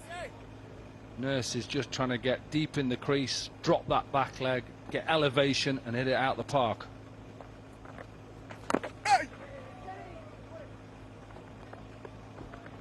Close one. But what it does is get that destroyer, that destructive Nick Hobson onto strike. Look at the partnership as well. 33 from 9. 40 from 12 yesterday for Hobson. 27 from 7 today. Strike rate is okay, not too bad, 385. Oh, you take that on a Monday, Tuesday, Wednesday, Thursday, Friday, any day of the week, I tell you that. Thought Craig David was with us then, telling me about Monday and Tuesdays, and Wednesdays and Thursdays.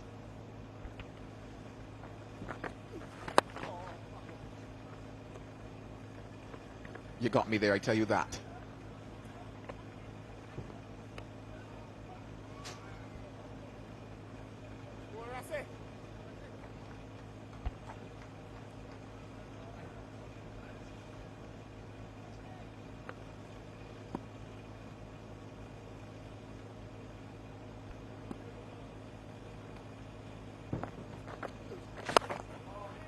That brute force down the ground.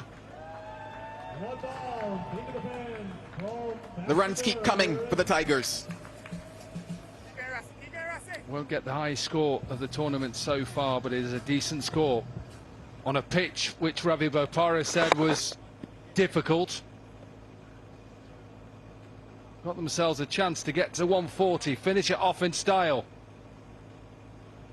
1-6 so far, and watch this field they're going to set here right now. Reminds me of Chris Gale, where they used to have it straight. Kyron Pollard, a straight man. And that too finds its way into the boundary. What a way to close the innings for the Tigers. 138 for 4. A very competitive total. Partnership 42 from 12 as well between Nurse and Hobson.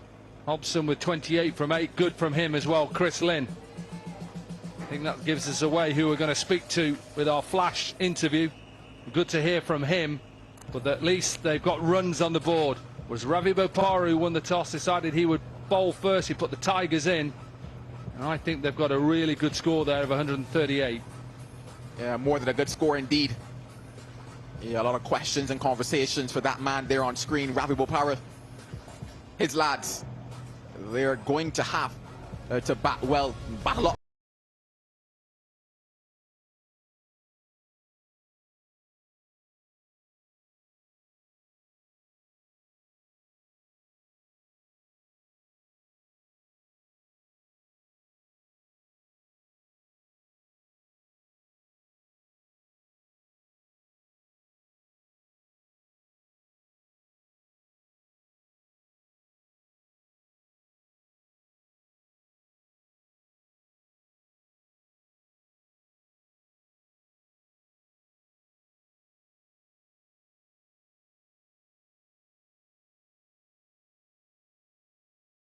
Yeah, you blokes don't like running between the wickets, simple as that. No, it's quite warm. It is called the MAX60, so I see the boundary count coming up on the screen quite often, so why not get involved? Now, you came out today after you busted a finger, we know that, but you're playing through that. First ball, just smack it for 6? Well, that was the theory, yeah. As I said, we're here at the MAX60. We're here about entertaining, growing the game in the Cayman Islands, so let's try and put a couple over the fence, and the boys did that nicely, like Josh Brown at the other end. Geez, he's whacking it. On a serious point, I mean, how have you evolved, or at what stage in your career did you actually learn to play like this so you can be aggressive almost from ball one when you arrive? Oh, I think I worked out there's no, in the long format, you've got to field in the sun for 6 hours, whereas you're out here for an hour and a half, so quite simple. But no, as I said, you're in the backyard trying to smack the ball over the fence, right? You're trying to smack your brother or your mates that come around, you've got that competitive nature, so for me it's all about trying to belt the ball as hard as possible, and guess what, if it's good for the team, then it works.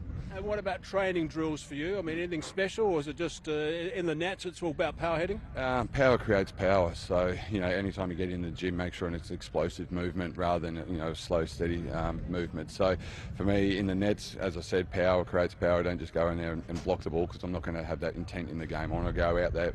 You're out there to score runs, not survive. So for me, it's all about keeping it very simple and nice strong base, nice still head, and then watching the ball as close as possible.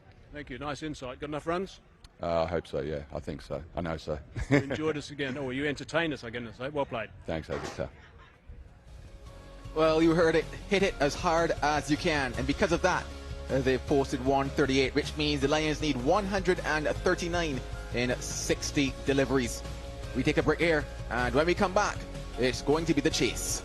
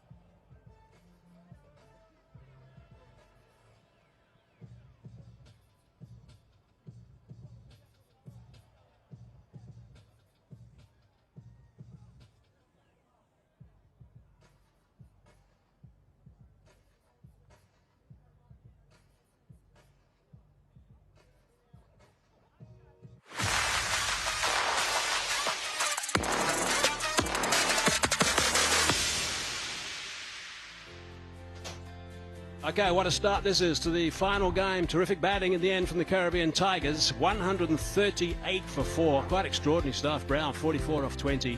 Chris Lynn wasted no time, 37 off 15. And Hobson continues with 28 off just 8. He was superb yesterday as well. So it's a very good total. Let's have a look at the highlights. It's all about Brown right at the top. He played a beautiful shot first ball for 4. Second ball for 6. Third ball for 6 as well. So they were away at that stage. After 3 balls, they were flying. Kobe Hurft just chipped one to extra cover. He was gone.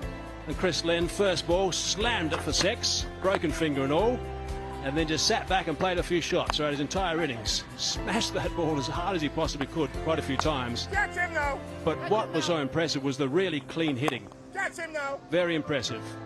That one eventually was caught. Phillip took that catch. But then it was George Muncie's opportunity to continue for a brief period before he was dismissed as well. So some solid stuff was coming from one end at the moment. And the boundaries kept coming throughout this entire inning. So it was a fine performance to get to where they did. This is also Nicholas Hobson now, just going downtown. Ended up with quite a few runs. Look at that, right underneath that one. He did long and hard and just smashed it. And that also disappeared. I mean, this is just, I think, just outstanding work from these guys, the Tigers. Very impressive. And that was the last one that went for 4. So magnificent work, Abby. That was top stuff. Yeah, he was outstanding again. Yesterday he took Van Beek for 37. Today he took 26 of Phillips. Second over, just outstanding hitting. And again, getting his team to a very good total. 138 on that pitch is not going to be easy. We'll have to wait and see if the Lions batters can roar with the bat. That's the target. They got 10 overs, 60 balls, match 60.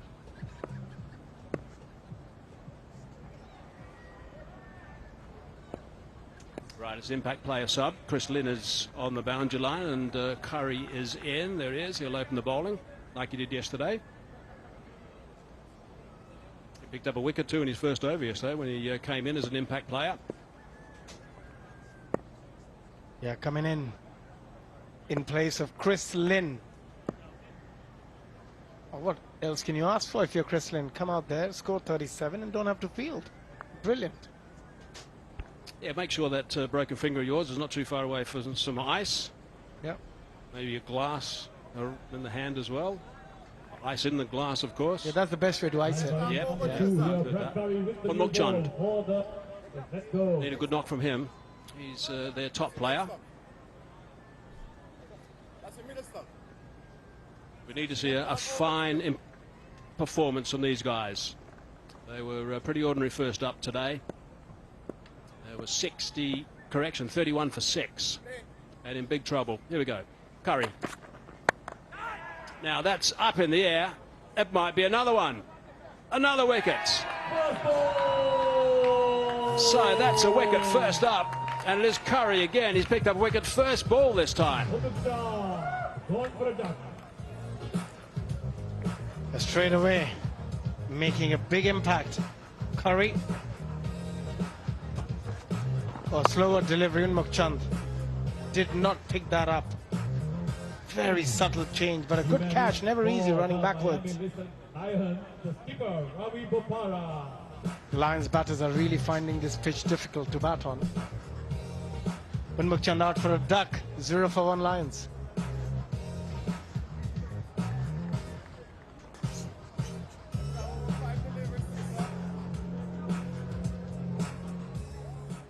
So let's just have a look at something that happened. The umpire's arms out. I wonder if Chund was set. Yeah, I think he was fairly set, but he didn't move his feet at all. The line was good from Curry. The umpire had his arm out and he was halfway through running in. Curry again. Skipper at the crease. He's off the mark now, Bopara. Yeah, looks a completely different surface when some of the batters are batting on this surface. When you're not in form, it's a hard pitch. Got to give yourself a bit of time. Let's see this again. The umpire's arm still out as Curry comes in. But Chand looked like he was settled. If he wasn't settled, the thing to do is to pull out. Just get away from the stumps well before the ball is released. He seemed okay. Wasn't a great shot, no foot movement. You got timing, but they have to get going. They don't have a lot of time. And Chand. Previous couple of deliveries, got out to a short delivery trying to pull the ball, and here got done by a slower one.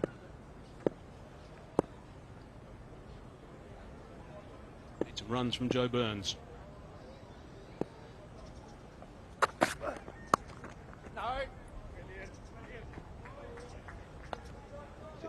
The difference is quite evident to see what Curry has done in the first over. That couple of deliveries already change of pace, where when the Lions bowled, they kept on bowling pace on delivery in the first over and were hit for quite a few 4s and 6s. Yeah, I think that's a fair comment. They're a bit one-dimensional in their bowling and a bit one-dimensional in their batting. One-dimensional in the fact they just kept getting out earlier today. Need to make sure they get stuck in after losing that earlier wicket of Chand. And also, I think as a batter, when you go in, you shouldn't think too much about the pitch, what it's going to do. You just react to the ball. And Dafran used most dot balls. Brad Curry, number 3 at the moment, top of the list. Mitchell Owen. With the rocket, Brad Curry as well, I'm sure. Just 2 off, 2 runs it is off this over. And there's another dot ball to add to that list. That's a great start. The wicket of Chand and his 2 runs in the first over.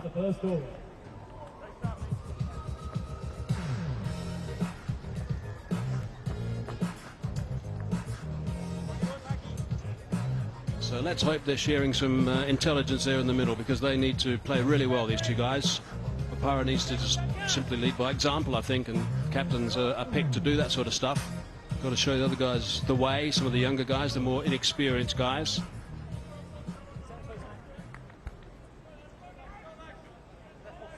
Yeah, and also it shows that he's trying to take a bit more responsibility by coming in at number 3 and try and use that power play, which is a good call. He's somebody who's been in good nick, he's playing all over the world, been in touch, but he needs support from the other end. Saranga Lakmal, the Lion of Sri Lanka when he was playing Test cricket. He's chopped that away, not too far away from a diving left hand. Goes for 4. The first boundary for the Miami Lions. Nick Hobson, good effort. It was short, wide, it was there. Couldn't control it as well as he would have liked. Joe Burns was aerial. A good effort, maybe. Those catches you can't really mean and take them. They just get stuck in your hand. A reaction from Munzi as well.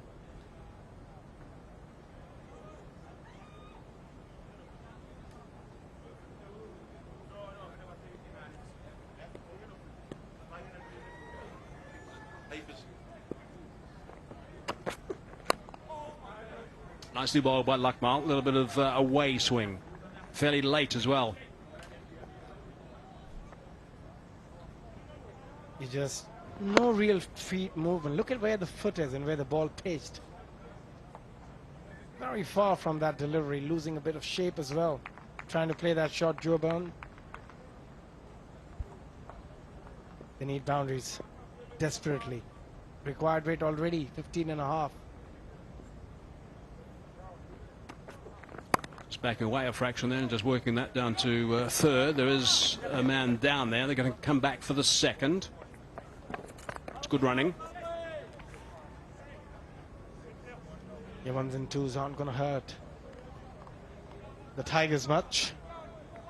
Ashley Nurse is again an important member. Very smart bowler. Strong team. The Tigers, top of the table, with 2 wins out of 2 yesterday. Yeah, 2 very good wins yesterday, and they're on track for another one with a big total here today. 138 is going to be hard to chase down. Team full of confidence because of the work they did yesterday in particular. Played 2, won 2, and in a good position at the moment in their third game. The Lions played 2, lost 2, and have got work to do. There's the relaxed coach, Dougie Brown.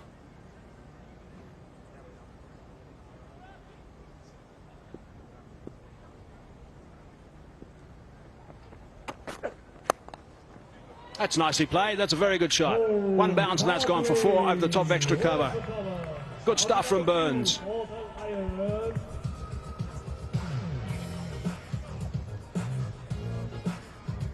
That's a good shot. Staying very still. Missing his length ever so slightly. Suranga Lakmal going slightly fuller on that occasion. And Burns not going to miss those.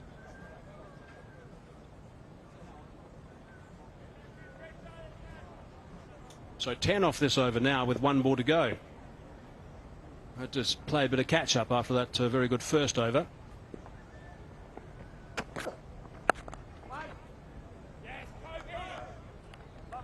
Ten off the second, 12 for 1. Over number 2 at the end of the power play, the Lions gone 12 for 1.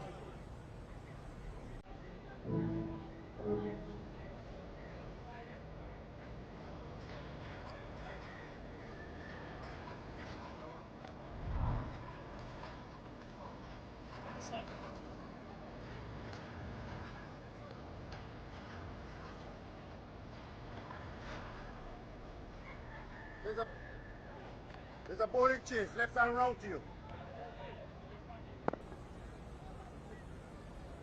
Walton, Anderson, Erasmus, they're the next 3 to come in. I wonder if that's going to change a little bit. Maybe Corey Anderson might be given a bit of a role coming up the order a bit. Just going to give you just a comparison quickly after the power play is now done. They can have more protection in the outfield as Patrick Dooley comes into the attack. Oh, that's clubbed. That's clubbed for 6. That's a beauty. Yeah,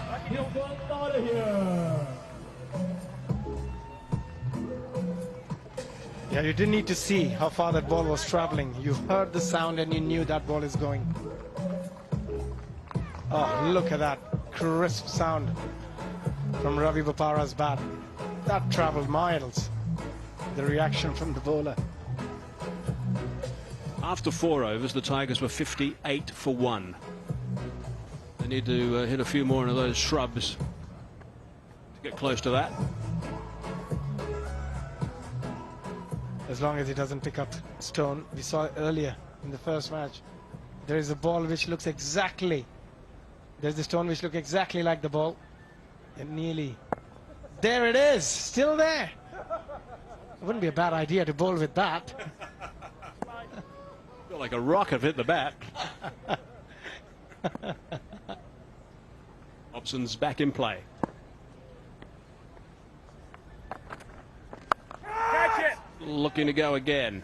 This time he's gone. Patrick Dooley's quite excited about that after being pumped for 6 the first ball, and he gets him the very next one. Yeah, the length on that occasion, he pulled it back ever so slightly. Hence, Ravi couldn't get the elevation he got in the previous delivery. That was slightly fuller. He could get under the ball to get it up and over. But on that occasion, because of the length of the delivery, the bat turned slightly earlier. Out for 7, the skipper, Ravi Bopara, 18 for 2 Lions.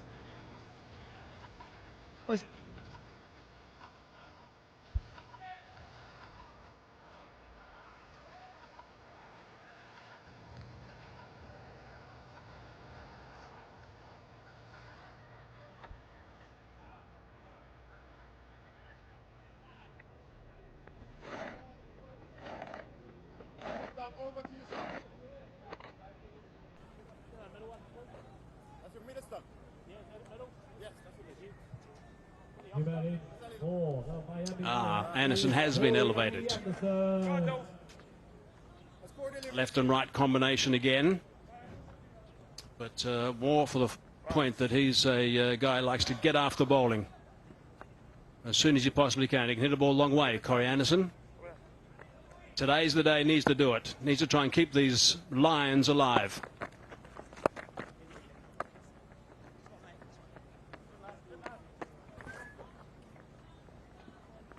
Yeah, Dooley, very smart.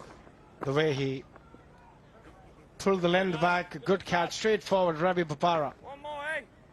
He's angry with himself. Yeah, he needed a good innings from the skipper if they wanted to get anywhere close. Still, it's doable. The required rate has creeped up to 16 and over.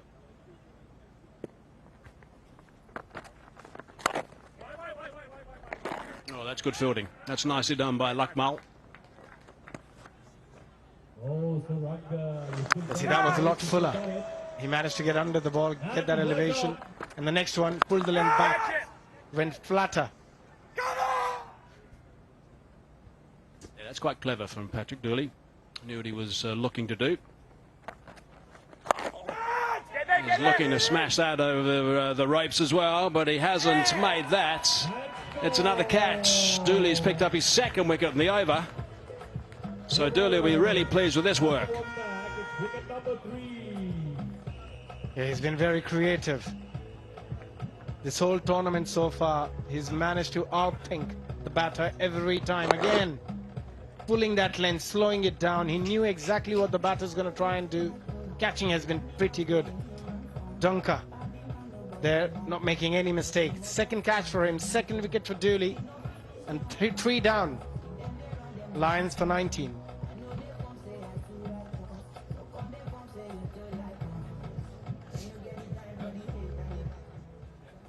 You had it for Miami Lions. Give it up for Chadwick Walton.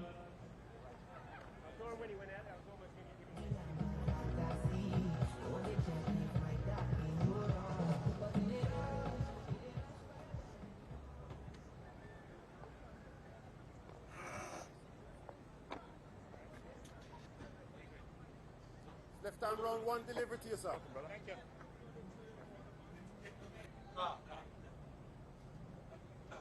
That's midland leg. That's your leg stuck. Thank you. Chadwick Walton now. One ball left in the third over. Now, he's been busy. 2 catches, as Abby said, in that last over, but he's taken all 3 catches to fall so far for the Lions. Oh, that's such a good ball. In fact, if someone else takes a catch and he does, I'm going to start booing them, I think. Nice catching. 8 off the over, 3 gone, 20 for 3.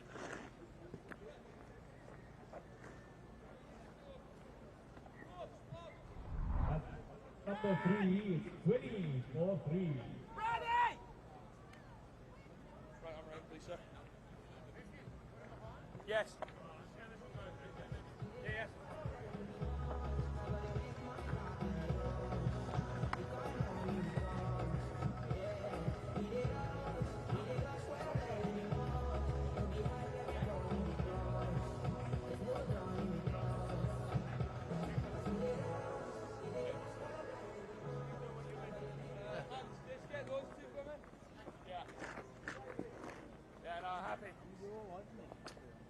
Dunker Curry, Dunker Dooley, Dunker Dooley.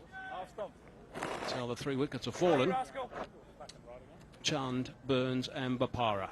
So Anderson and Walton have got to get stuck in here because there's only really a Rasmus to come. Carter, yes, he can play. But, Rasmus is someone who's very experienced as well.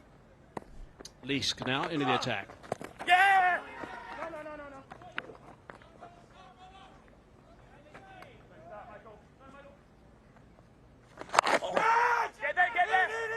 You're taking too much risk again. Joe Burns getting a thick outside edge, easy catch. Third for Dunker. Second in that over. Yeah, the batting. The story's been pretty much the same as the previous game so far for the Lions. Now that's been smashed for 6. Oh my goodness, what a catch. That is a beauty. Superb stuff on a Monday afternoon, sir. Good grab. Get him in the field. That ball was traveling. What a grab. It made it look very easy. Oh, easy peasy. Enjoyed that one.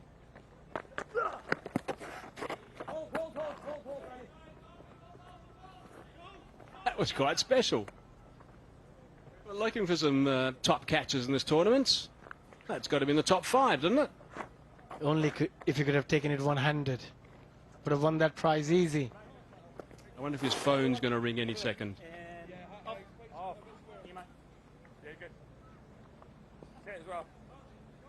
Top catch.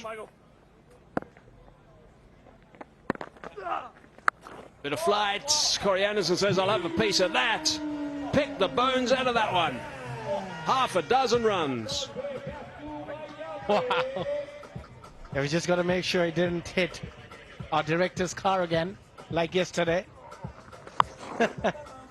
He went in that direction, I tell you what.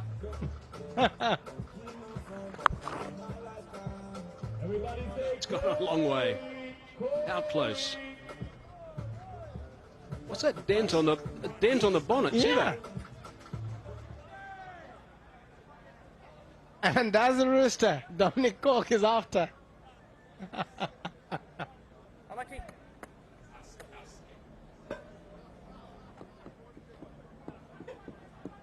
Right, so a couple of sixes in this over. 13. With still 2 balls to go. Required rate from here is 16, basically 17. Down this. Oh no. One ball, please.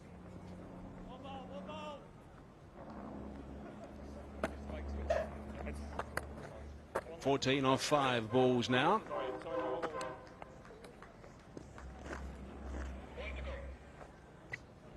That's a good delivery. After that 6, just changing the length, bowling really full. Try and get under the bat of the batter, not allow him any elevation. Nicely bowled, nicely finished that over by Lees, but he got some treatment earlier in the over. 4 gone, 34 for 3.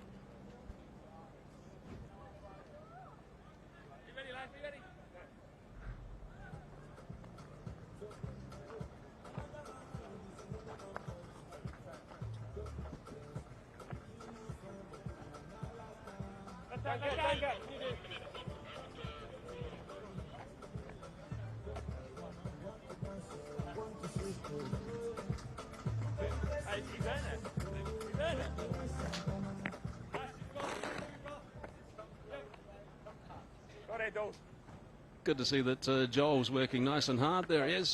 Just where's Joel? There he is, right there. Working really hard, Joel. Keep at it, buddy. Oh, that's crunched as well. Fetch that one. That is massive. Oh, he's having a lot of fun out there. Corey Anderson. Oh, I'm a bit worried about the ball again. No. Oh, he's got the ball. He's got the ball. Probably picked the rock again. No, it's not. Oh, look at that shot. Little downs down the track, getting close to the ball, and wonderful to watch. He's such a aggressive batter. Corey Anderson. Yeah, these are fine shots from Anderson. His strike rate is now 350. 4 balls he's faced. He's got 14. Still batting to come. They're holding the trump card still for later.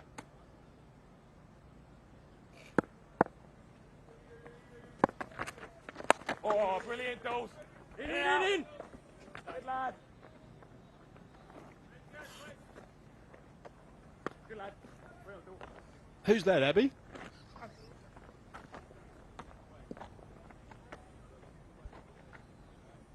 That's it, off some. Thank you. They still have a lot of batting to come. Yeah, I think Go, those minions. they've just put Menenti down the order.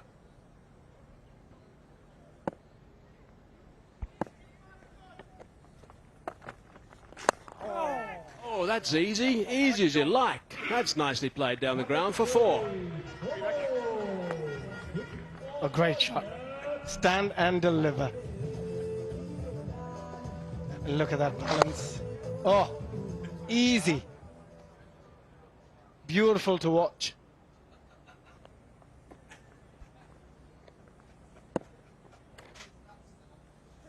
So 94 required in 33 balls.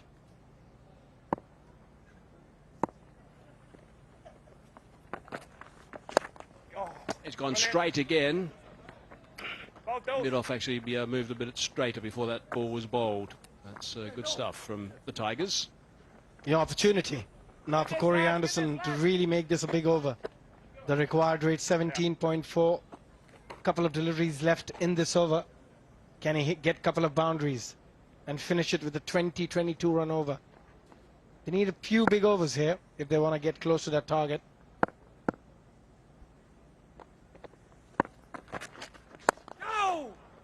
It's a little bit flatter, but it's straight, and that's gone for 4. That's a beauty, only just inside that advertising rope. He's thinking on the same lines, try and make this a really big over. Get another 4 or a 6. That's a nice shot. Just a little shimmy down the track. What they've done really well, both these batters, they've hit straight over the bowler's head. They've not got across the line.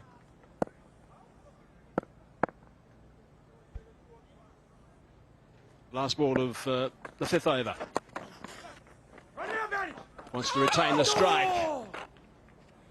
Had it been a direct hit or just a reflection onto the stumps, it would have been out, I think. 17 off that over. 5 gone. 51 for 3. Would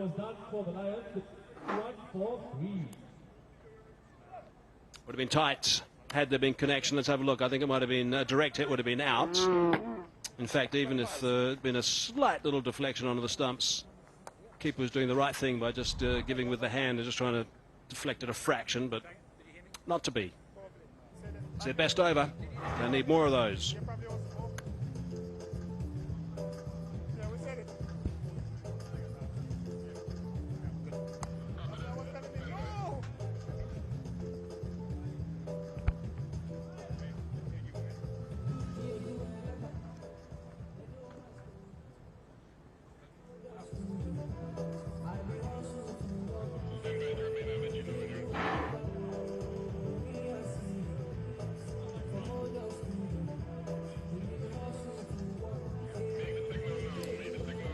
Halfway in this run chase then, 139 required, and with this partnership 32 from 13.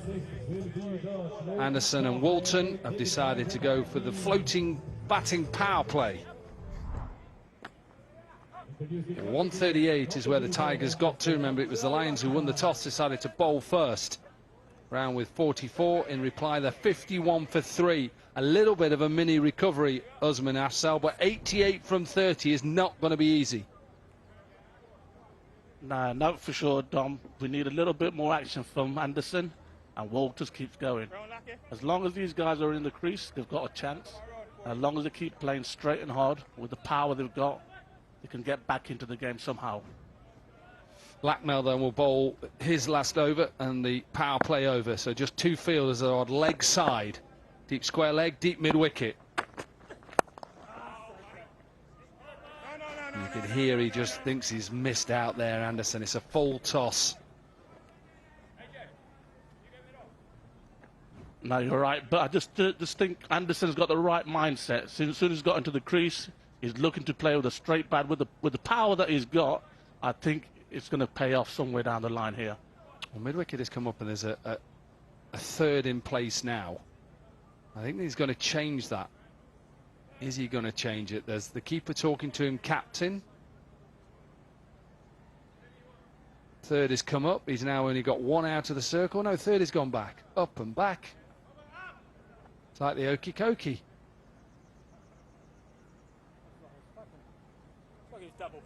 And then long off has gone back. And deep square leg. And I just heard Anderson say it's like he's trying to double bluff me with this field. Wide, sliced over the top, just gets it over. As a left-hander, Uzi, tell me the challenges now. What don't you want as a left-hander with this field? Well, to be fair, I think pretty much it's quite predictable. So Anderson's got to make sure he just keeps looking to not lose his shape, play through the line, play strong shots, but keep good shapes with it. So the wide line is set to bowl to Anderson. He's trying to hit right on that line. That's that blue line. The problem is if you bowl length, it's just help yourself. There's no fielders out of the circle. big six. They're on the march. 40 from 16 now, this partnership. No, that's an absolute supreme shot. He picked the slower ball early. As you can see, he's picked the slow ball early. He's kept his weight into the shot. Even though he played a cross-batter shot, but he kept the bat face straight as he released, hitting the ball.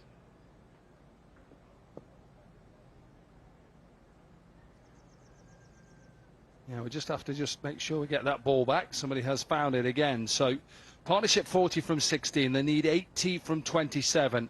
And you'd expect if they are going to get it, Anderson has got to be the man to lead them there. He is 28 from 10. I think this is a better field now, that it gives him a little bit more room for perhaps getting the length wrong, Lackmel. So third has come up. He's still got long off out, and he's got a deep mid-wicket in place now. Went for that slower delivery. That's okay. You take that as a bowler. It's just a single. Yeah, for sure. Even the required run rate's gone to 18. Still got a little bit of hope. Just need a couple of good overs. These two batters, Anderson and Walters. And you just never know. You can get 20 off each, and they could be chasing back to 16, 15 and over. Big time at the crease right now for these two boys. Yeah, they've got to get this run rate down at the moment. It's 18s. We've got to try and get it down, so there's no resting or relaxing at the moment. Walton has to go as well. He's 12 from 7. Looking for that boundary option. It's that pace off again. Yeah, as you heard Walton just scream, they shout, they're thinking he's missed out. But you're totally right, Dom. If they're going to get close to this total, they need action from both ends, Anderson and Walton. Yeah, it's just that start again. It was always going to be a difficult task to chase 139 down. But when Chan goes first ball, Bopara can't get going as well. And you're leaving it later and later, and then becomes a difficult ask. 78 from 25, not easy. And with that wide line comes a full toss. Looks like that's just gone all the way. It has. So a 6 to finish. Better over for the Lions. 16 from it. 6 overs are done, and it's 67 for 3.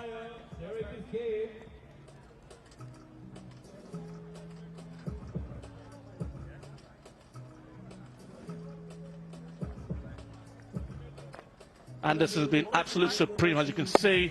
Leans back, puts his back straight through the line of the ball. Another 6. Keep going, Anderson, keep going.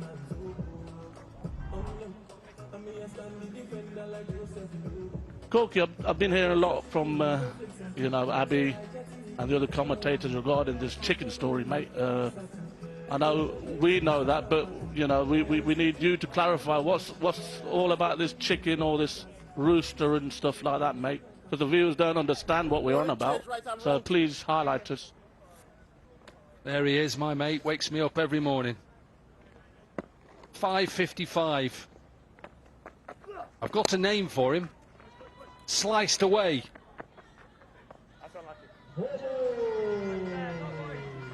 Wide delivery. So it's a wide delivery, sliced away, and they're off again to a decent start to the over.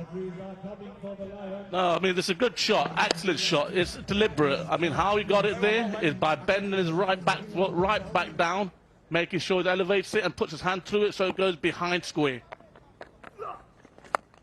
In the air. Surely the keeper takes it. Absolutely.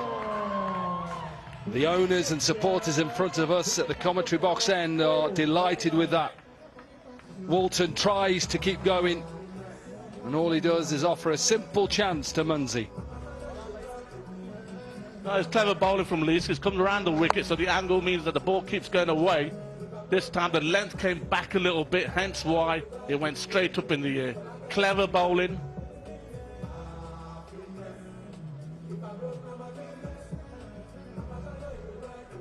Chadwick Walton 17, Lions 71 for 4.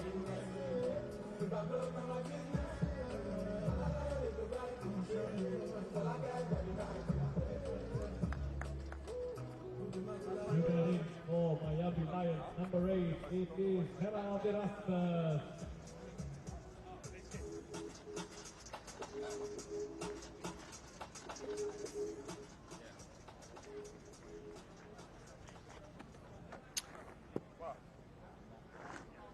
Erasmus then in at number 6 here, and under big pressure, 68 from 22.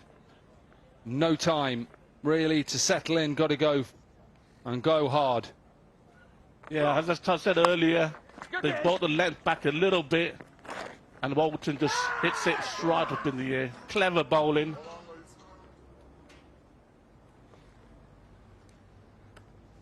Keeping that angle from round the wicket. That's decent, that's okay. He's got it up and over extra cover, and this will run away, so a good start for Erasmus. Great start for Erasmus. He understands the angles that Leask is trying. As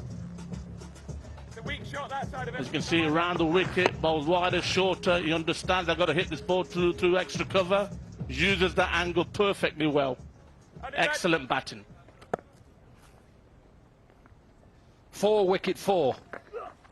That's what he's bowled so far. Decent ball that. Fuller, quicker, straighter. Yeah, excellent length. Making sure that Erasmus doesn't get underneath the ball. Down towards long off, taken. 2 wickets in the over then for Leask. It's not been a good day if you're a Lions fan, but like yesterday. No, for sure, again, he made sure he tries to go fuller so he can't get underneath it. Has Wise carried straight to mid-off. Excellent catch. Gathers it in perfectly. 75 for 5. Erasmus goes for 4.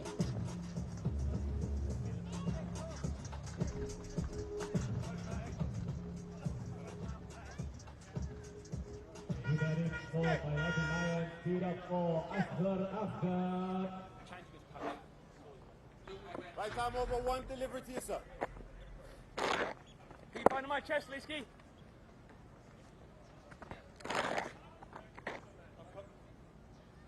Left arm? That's a leg stump. Good, Leaskey. Very good, Leaskey. Asghar Afghan then, who is the impact player.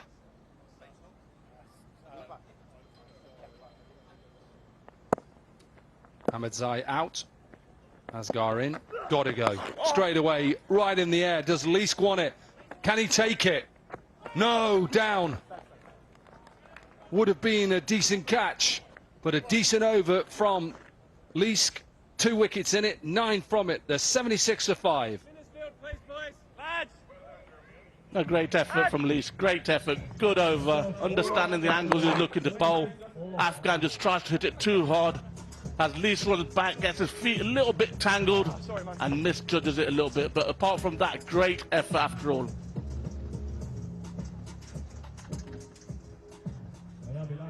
Lions are under pressure.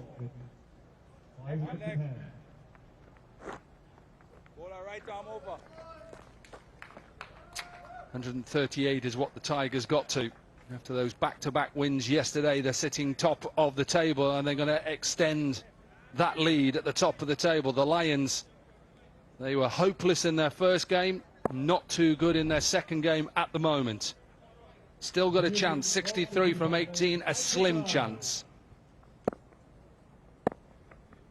Andrew Ty. Now then, into the slot. I don't think he's got enough. I don't think he's got enough. He hasn't got enough. Once again, Andrew Ty bowling late on in the innings and gets a wicket with his first ball.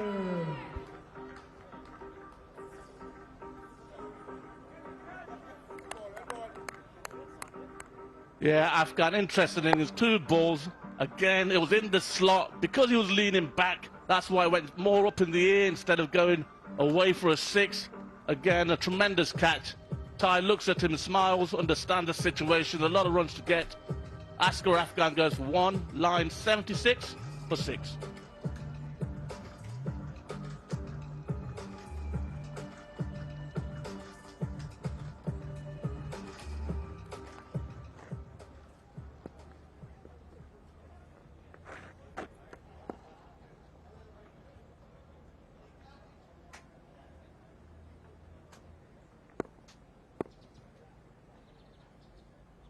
Menenti then in at 8.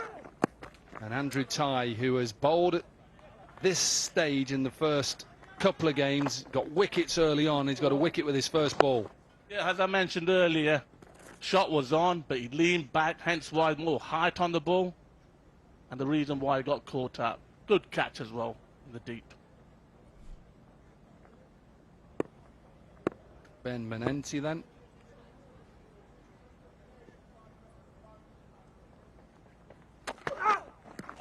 Well, that's hit him. That has hit him in the ribs.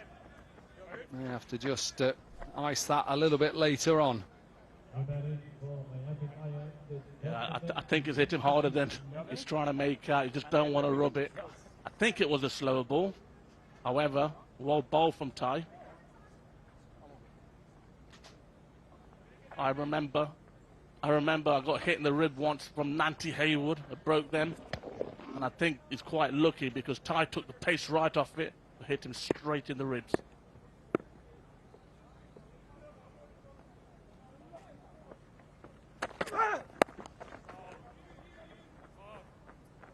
Good man to have, though, isn't he? Andrew Ty, with all his experience. And you just have to think about you bowling him in his 8th over.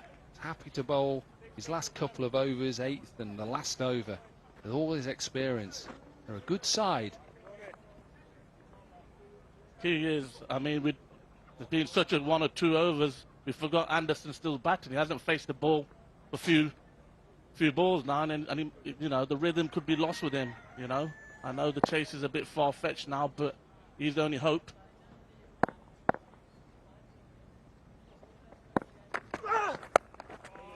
That wide line, and Anderson has to go for it because he thinks if he leaves it, it's not the right thing to do.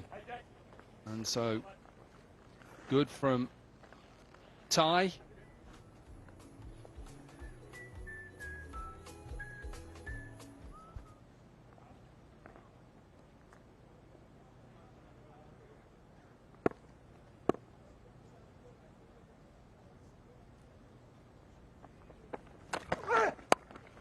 Pulled away, leg side. Now, does he get it in the middle? He does. So 4 to finish off. Still a very good over from Andrew Ty. 6 from it. 8 overs are done, and the Lions are 82 for 6.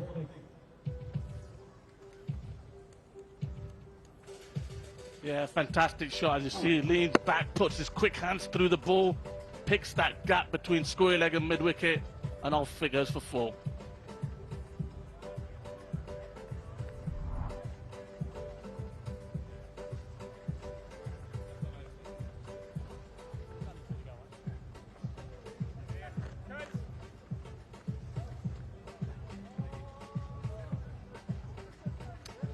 Gaffer News, most 4s. Fantastic from David Warner today. Also fantastic from Nick Hobson as well.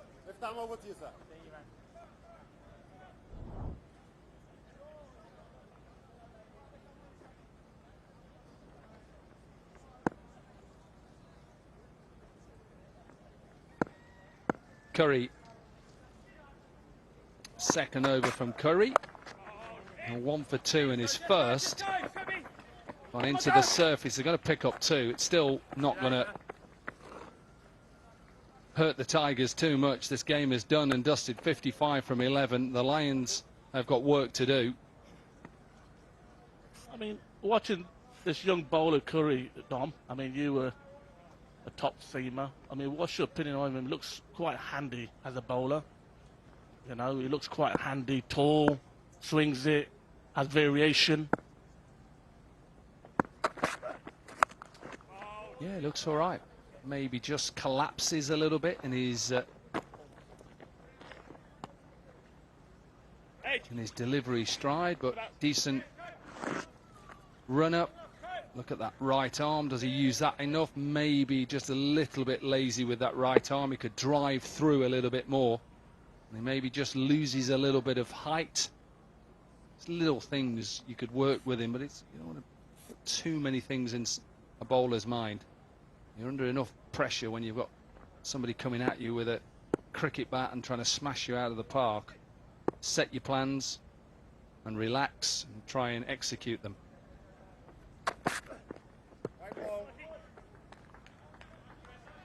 such a hard thing to do is to bowl towards the end of the innings. We saw yesterday Logan van Beek, who conceded 37, and that's not easy to come back from that. You've just got to clear your mind. At the end of the day, you're not always going to have a good day. Clear it, accept that you're going to get hit at some times, and come back and just back yourself. And I think that's what he does. I know Logan, he played at Derbyshire, I was the coach there. It's exactly what he did. Cleared his mind, and it was better today.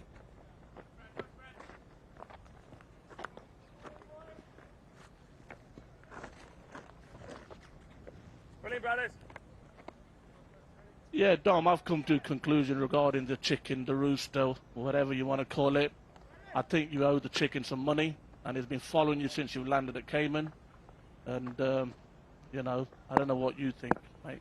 I know he does owe me some money. That's you. We won't tell anybody that. Good delivery. Really good delivery, because Corey Anderson just comes up and tries to charge him, and he just follows him and pushes it in. Yeah, hence what I said earlier. He charges to build momentum. Good, clever bowling from Curry. You know, right on the money. Hard Yorker on leg stump, just outside leg stump, following him. Good quality bowling from this young man. Yeah, just 5 runs from these first 4 deliveries. Really good. It's good, it's quality, it's all you're trying to do is stop them from scoring.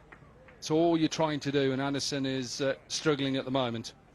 No, exactly. I think there's a great partnership going from Walton and Anderson. I thought somewhere in there deep, I know it's far-fetched a little bit. They were in the game, and then suddenly they lost a couple of wickets. Anderson lost a little bit of rhythm, and he's just trying to find it again.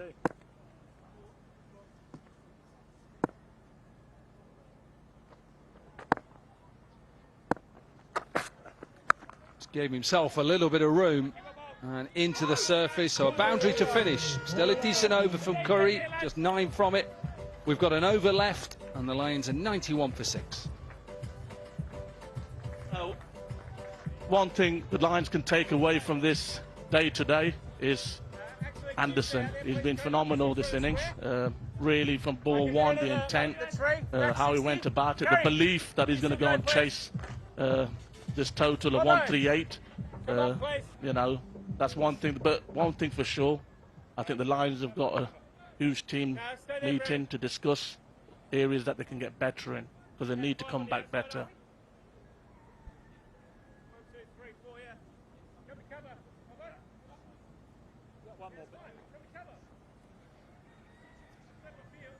Anyone for 6, 1 over left in this inning. Andrew Kai, you deliver.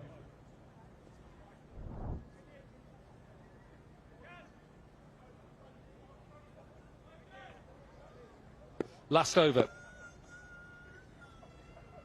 Tigers will be sitting pretty, or even prettier, tonight.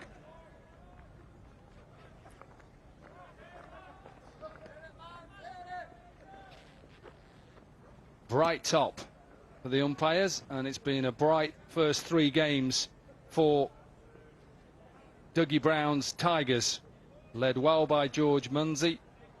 They've got a good all-round squad that has performed. Yeah, exceptional bowling from Ty. He's really led from the front, varying his pace, varying his angles. And like I said earlier, Ravi and the team have got a lot to discuss moving forward.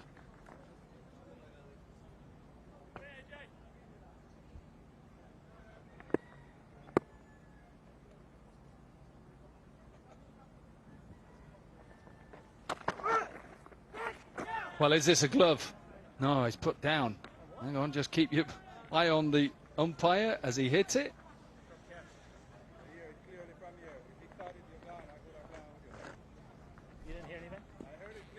Well, Manenti is literally saying, why have you not given that a wide? And the umpire says... Yeah, as you can see there, he's come back.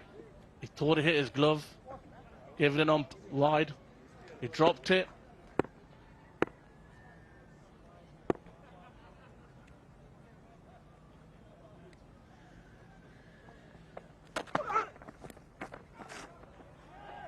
Yeah, it was really weird, that delivery, because Manenti was trying to say I was nowhere near it, and the umpire said, well, if it had been caught, because Munzi puts it down.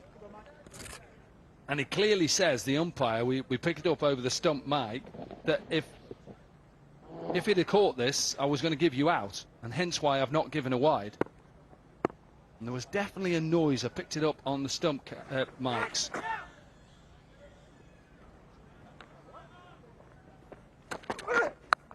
Wow. Finally he gets hold of a short delivery.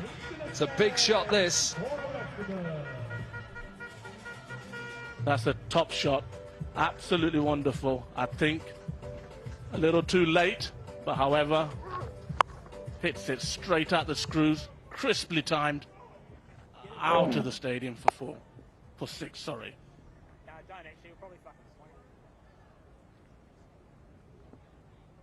We've had that sort of day today where the ball has gone out of the park and we've picked up rocks and we've been able to find a few. It's probably them Roosters. I reckon they've taken them.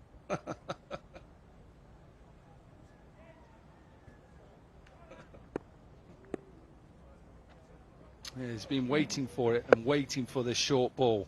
2 balls left then.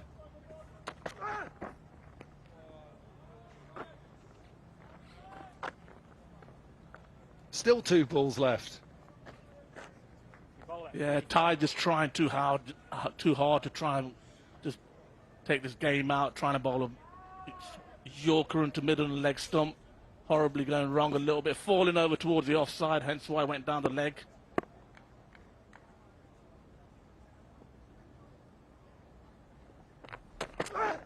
Yeah, it went wider of the crease. It will bring up the 100 for the Lions.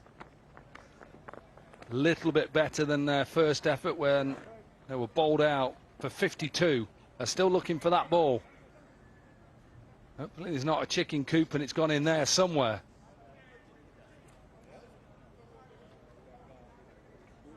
Well, they're $100 a ball. No wonder they're trying to look for them. They're expensive balls. Anyway, last ball of the match. We found the ball and we're going to have a result. Up in the air, it'll be a wicket to finish it off. Good from Leask. Simple catch. Owners and supporters cheering in front of us. Ty has his 2nd wicket and the Lions finish 100 for 7. It's the Tigers who win by 38 runs. The Caribbean Tigers have been magnificent today. Absolutely at the top draw with their bowling. The intent with the batting in the first 4-5 overs was explosive. The bowling plans, discipline. I think Dougie's got his team in the right place, in the right mind, and the execution of the skills have been brilliant.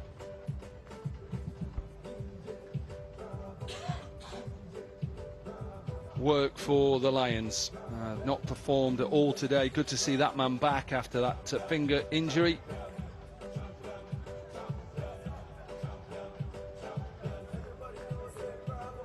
A happy team. 3 games, 3 wins, top of the table. Munzi has led the side really well. But some solid performances from their batters, from their bowlers. They've fielded well, they've caught well.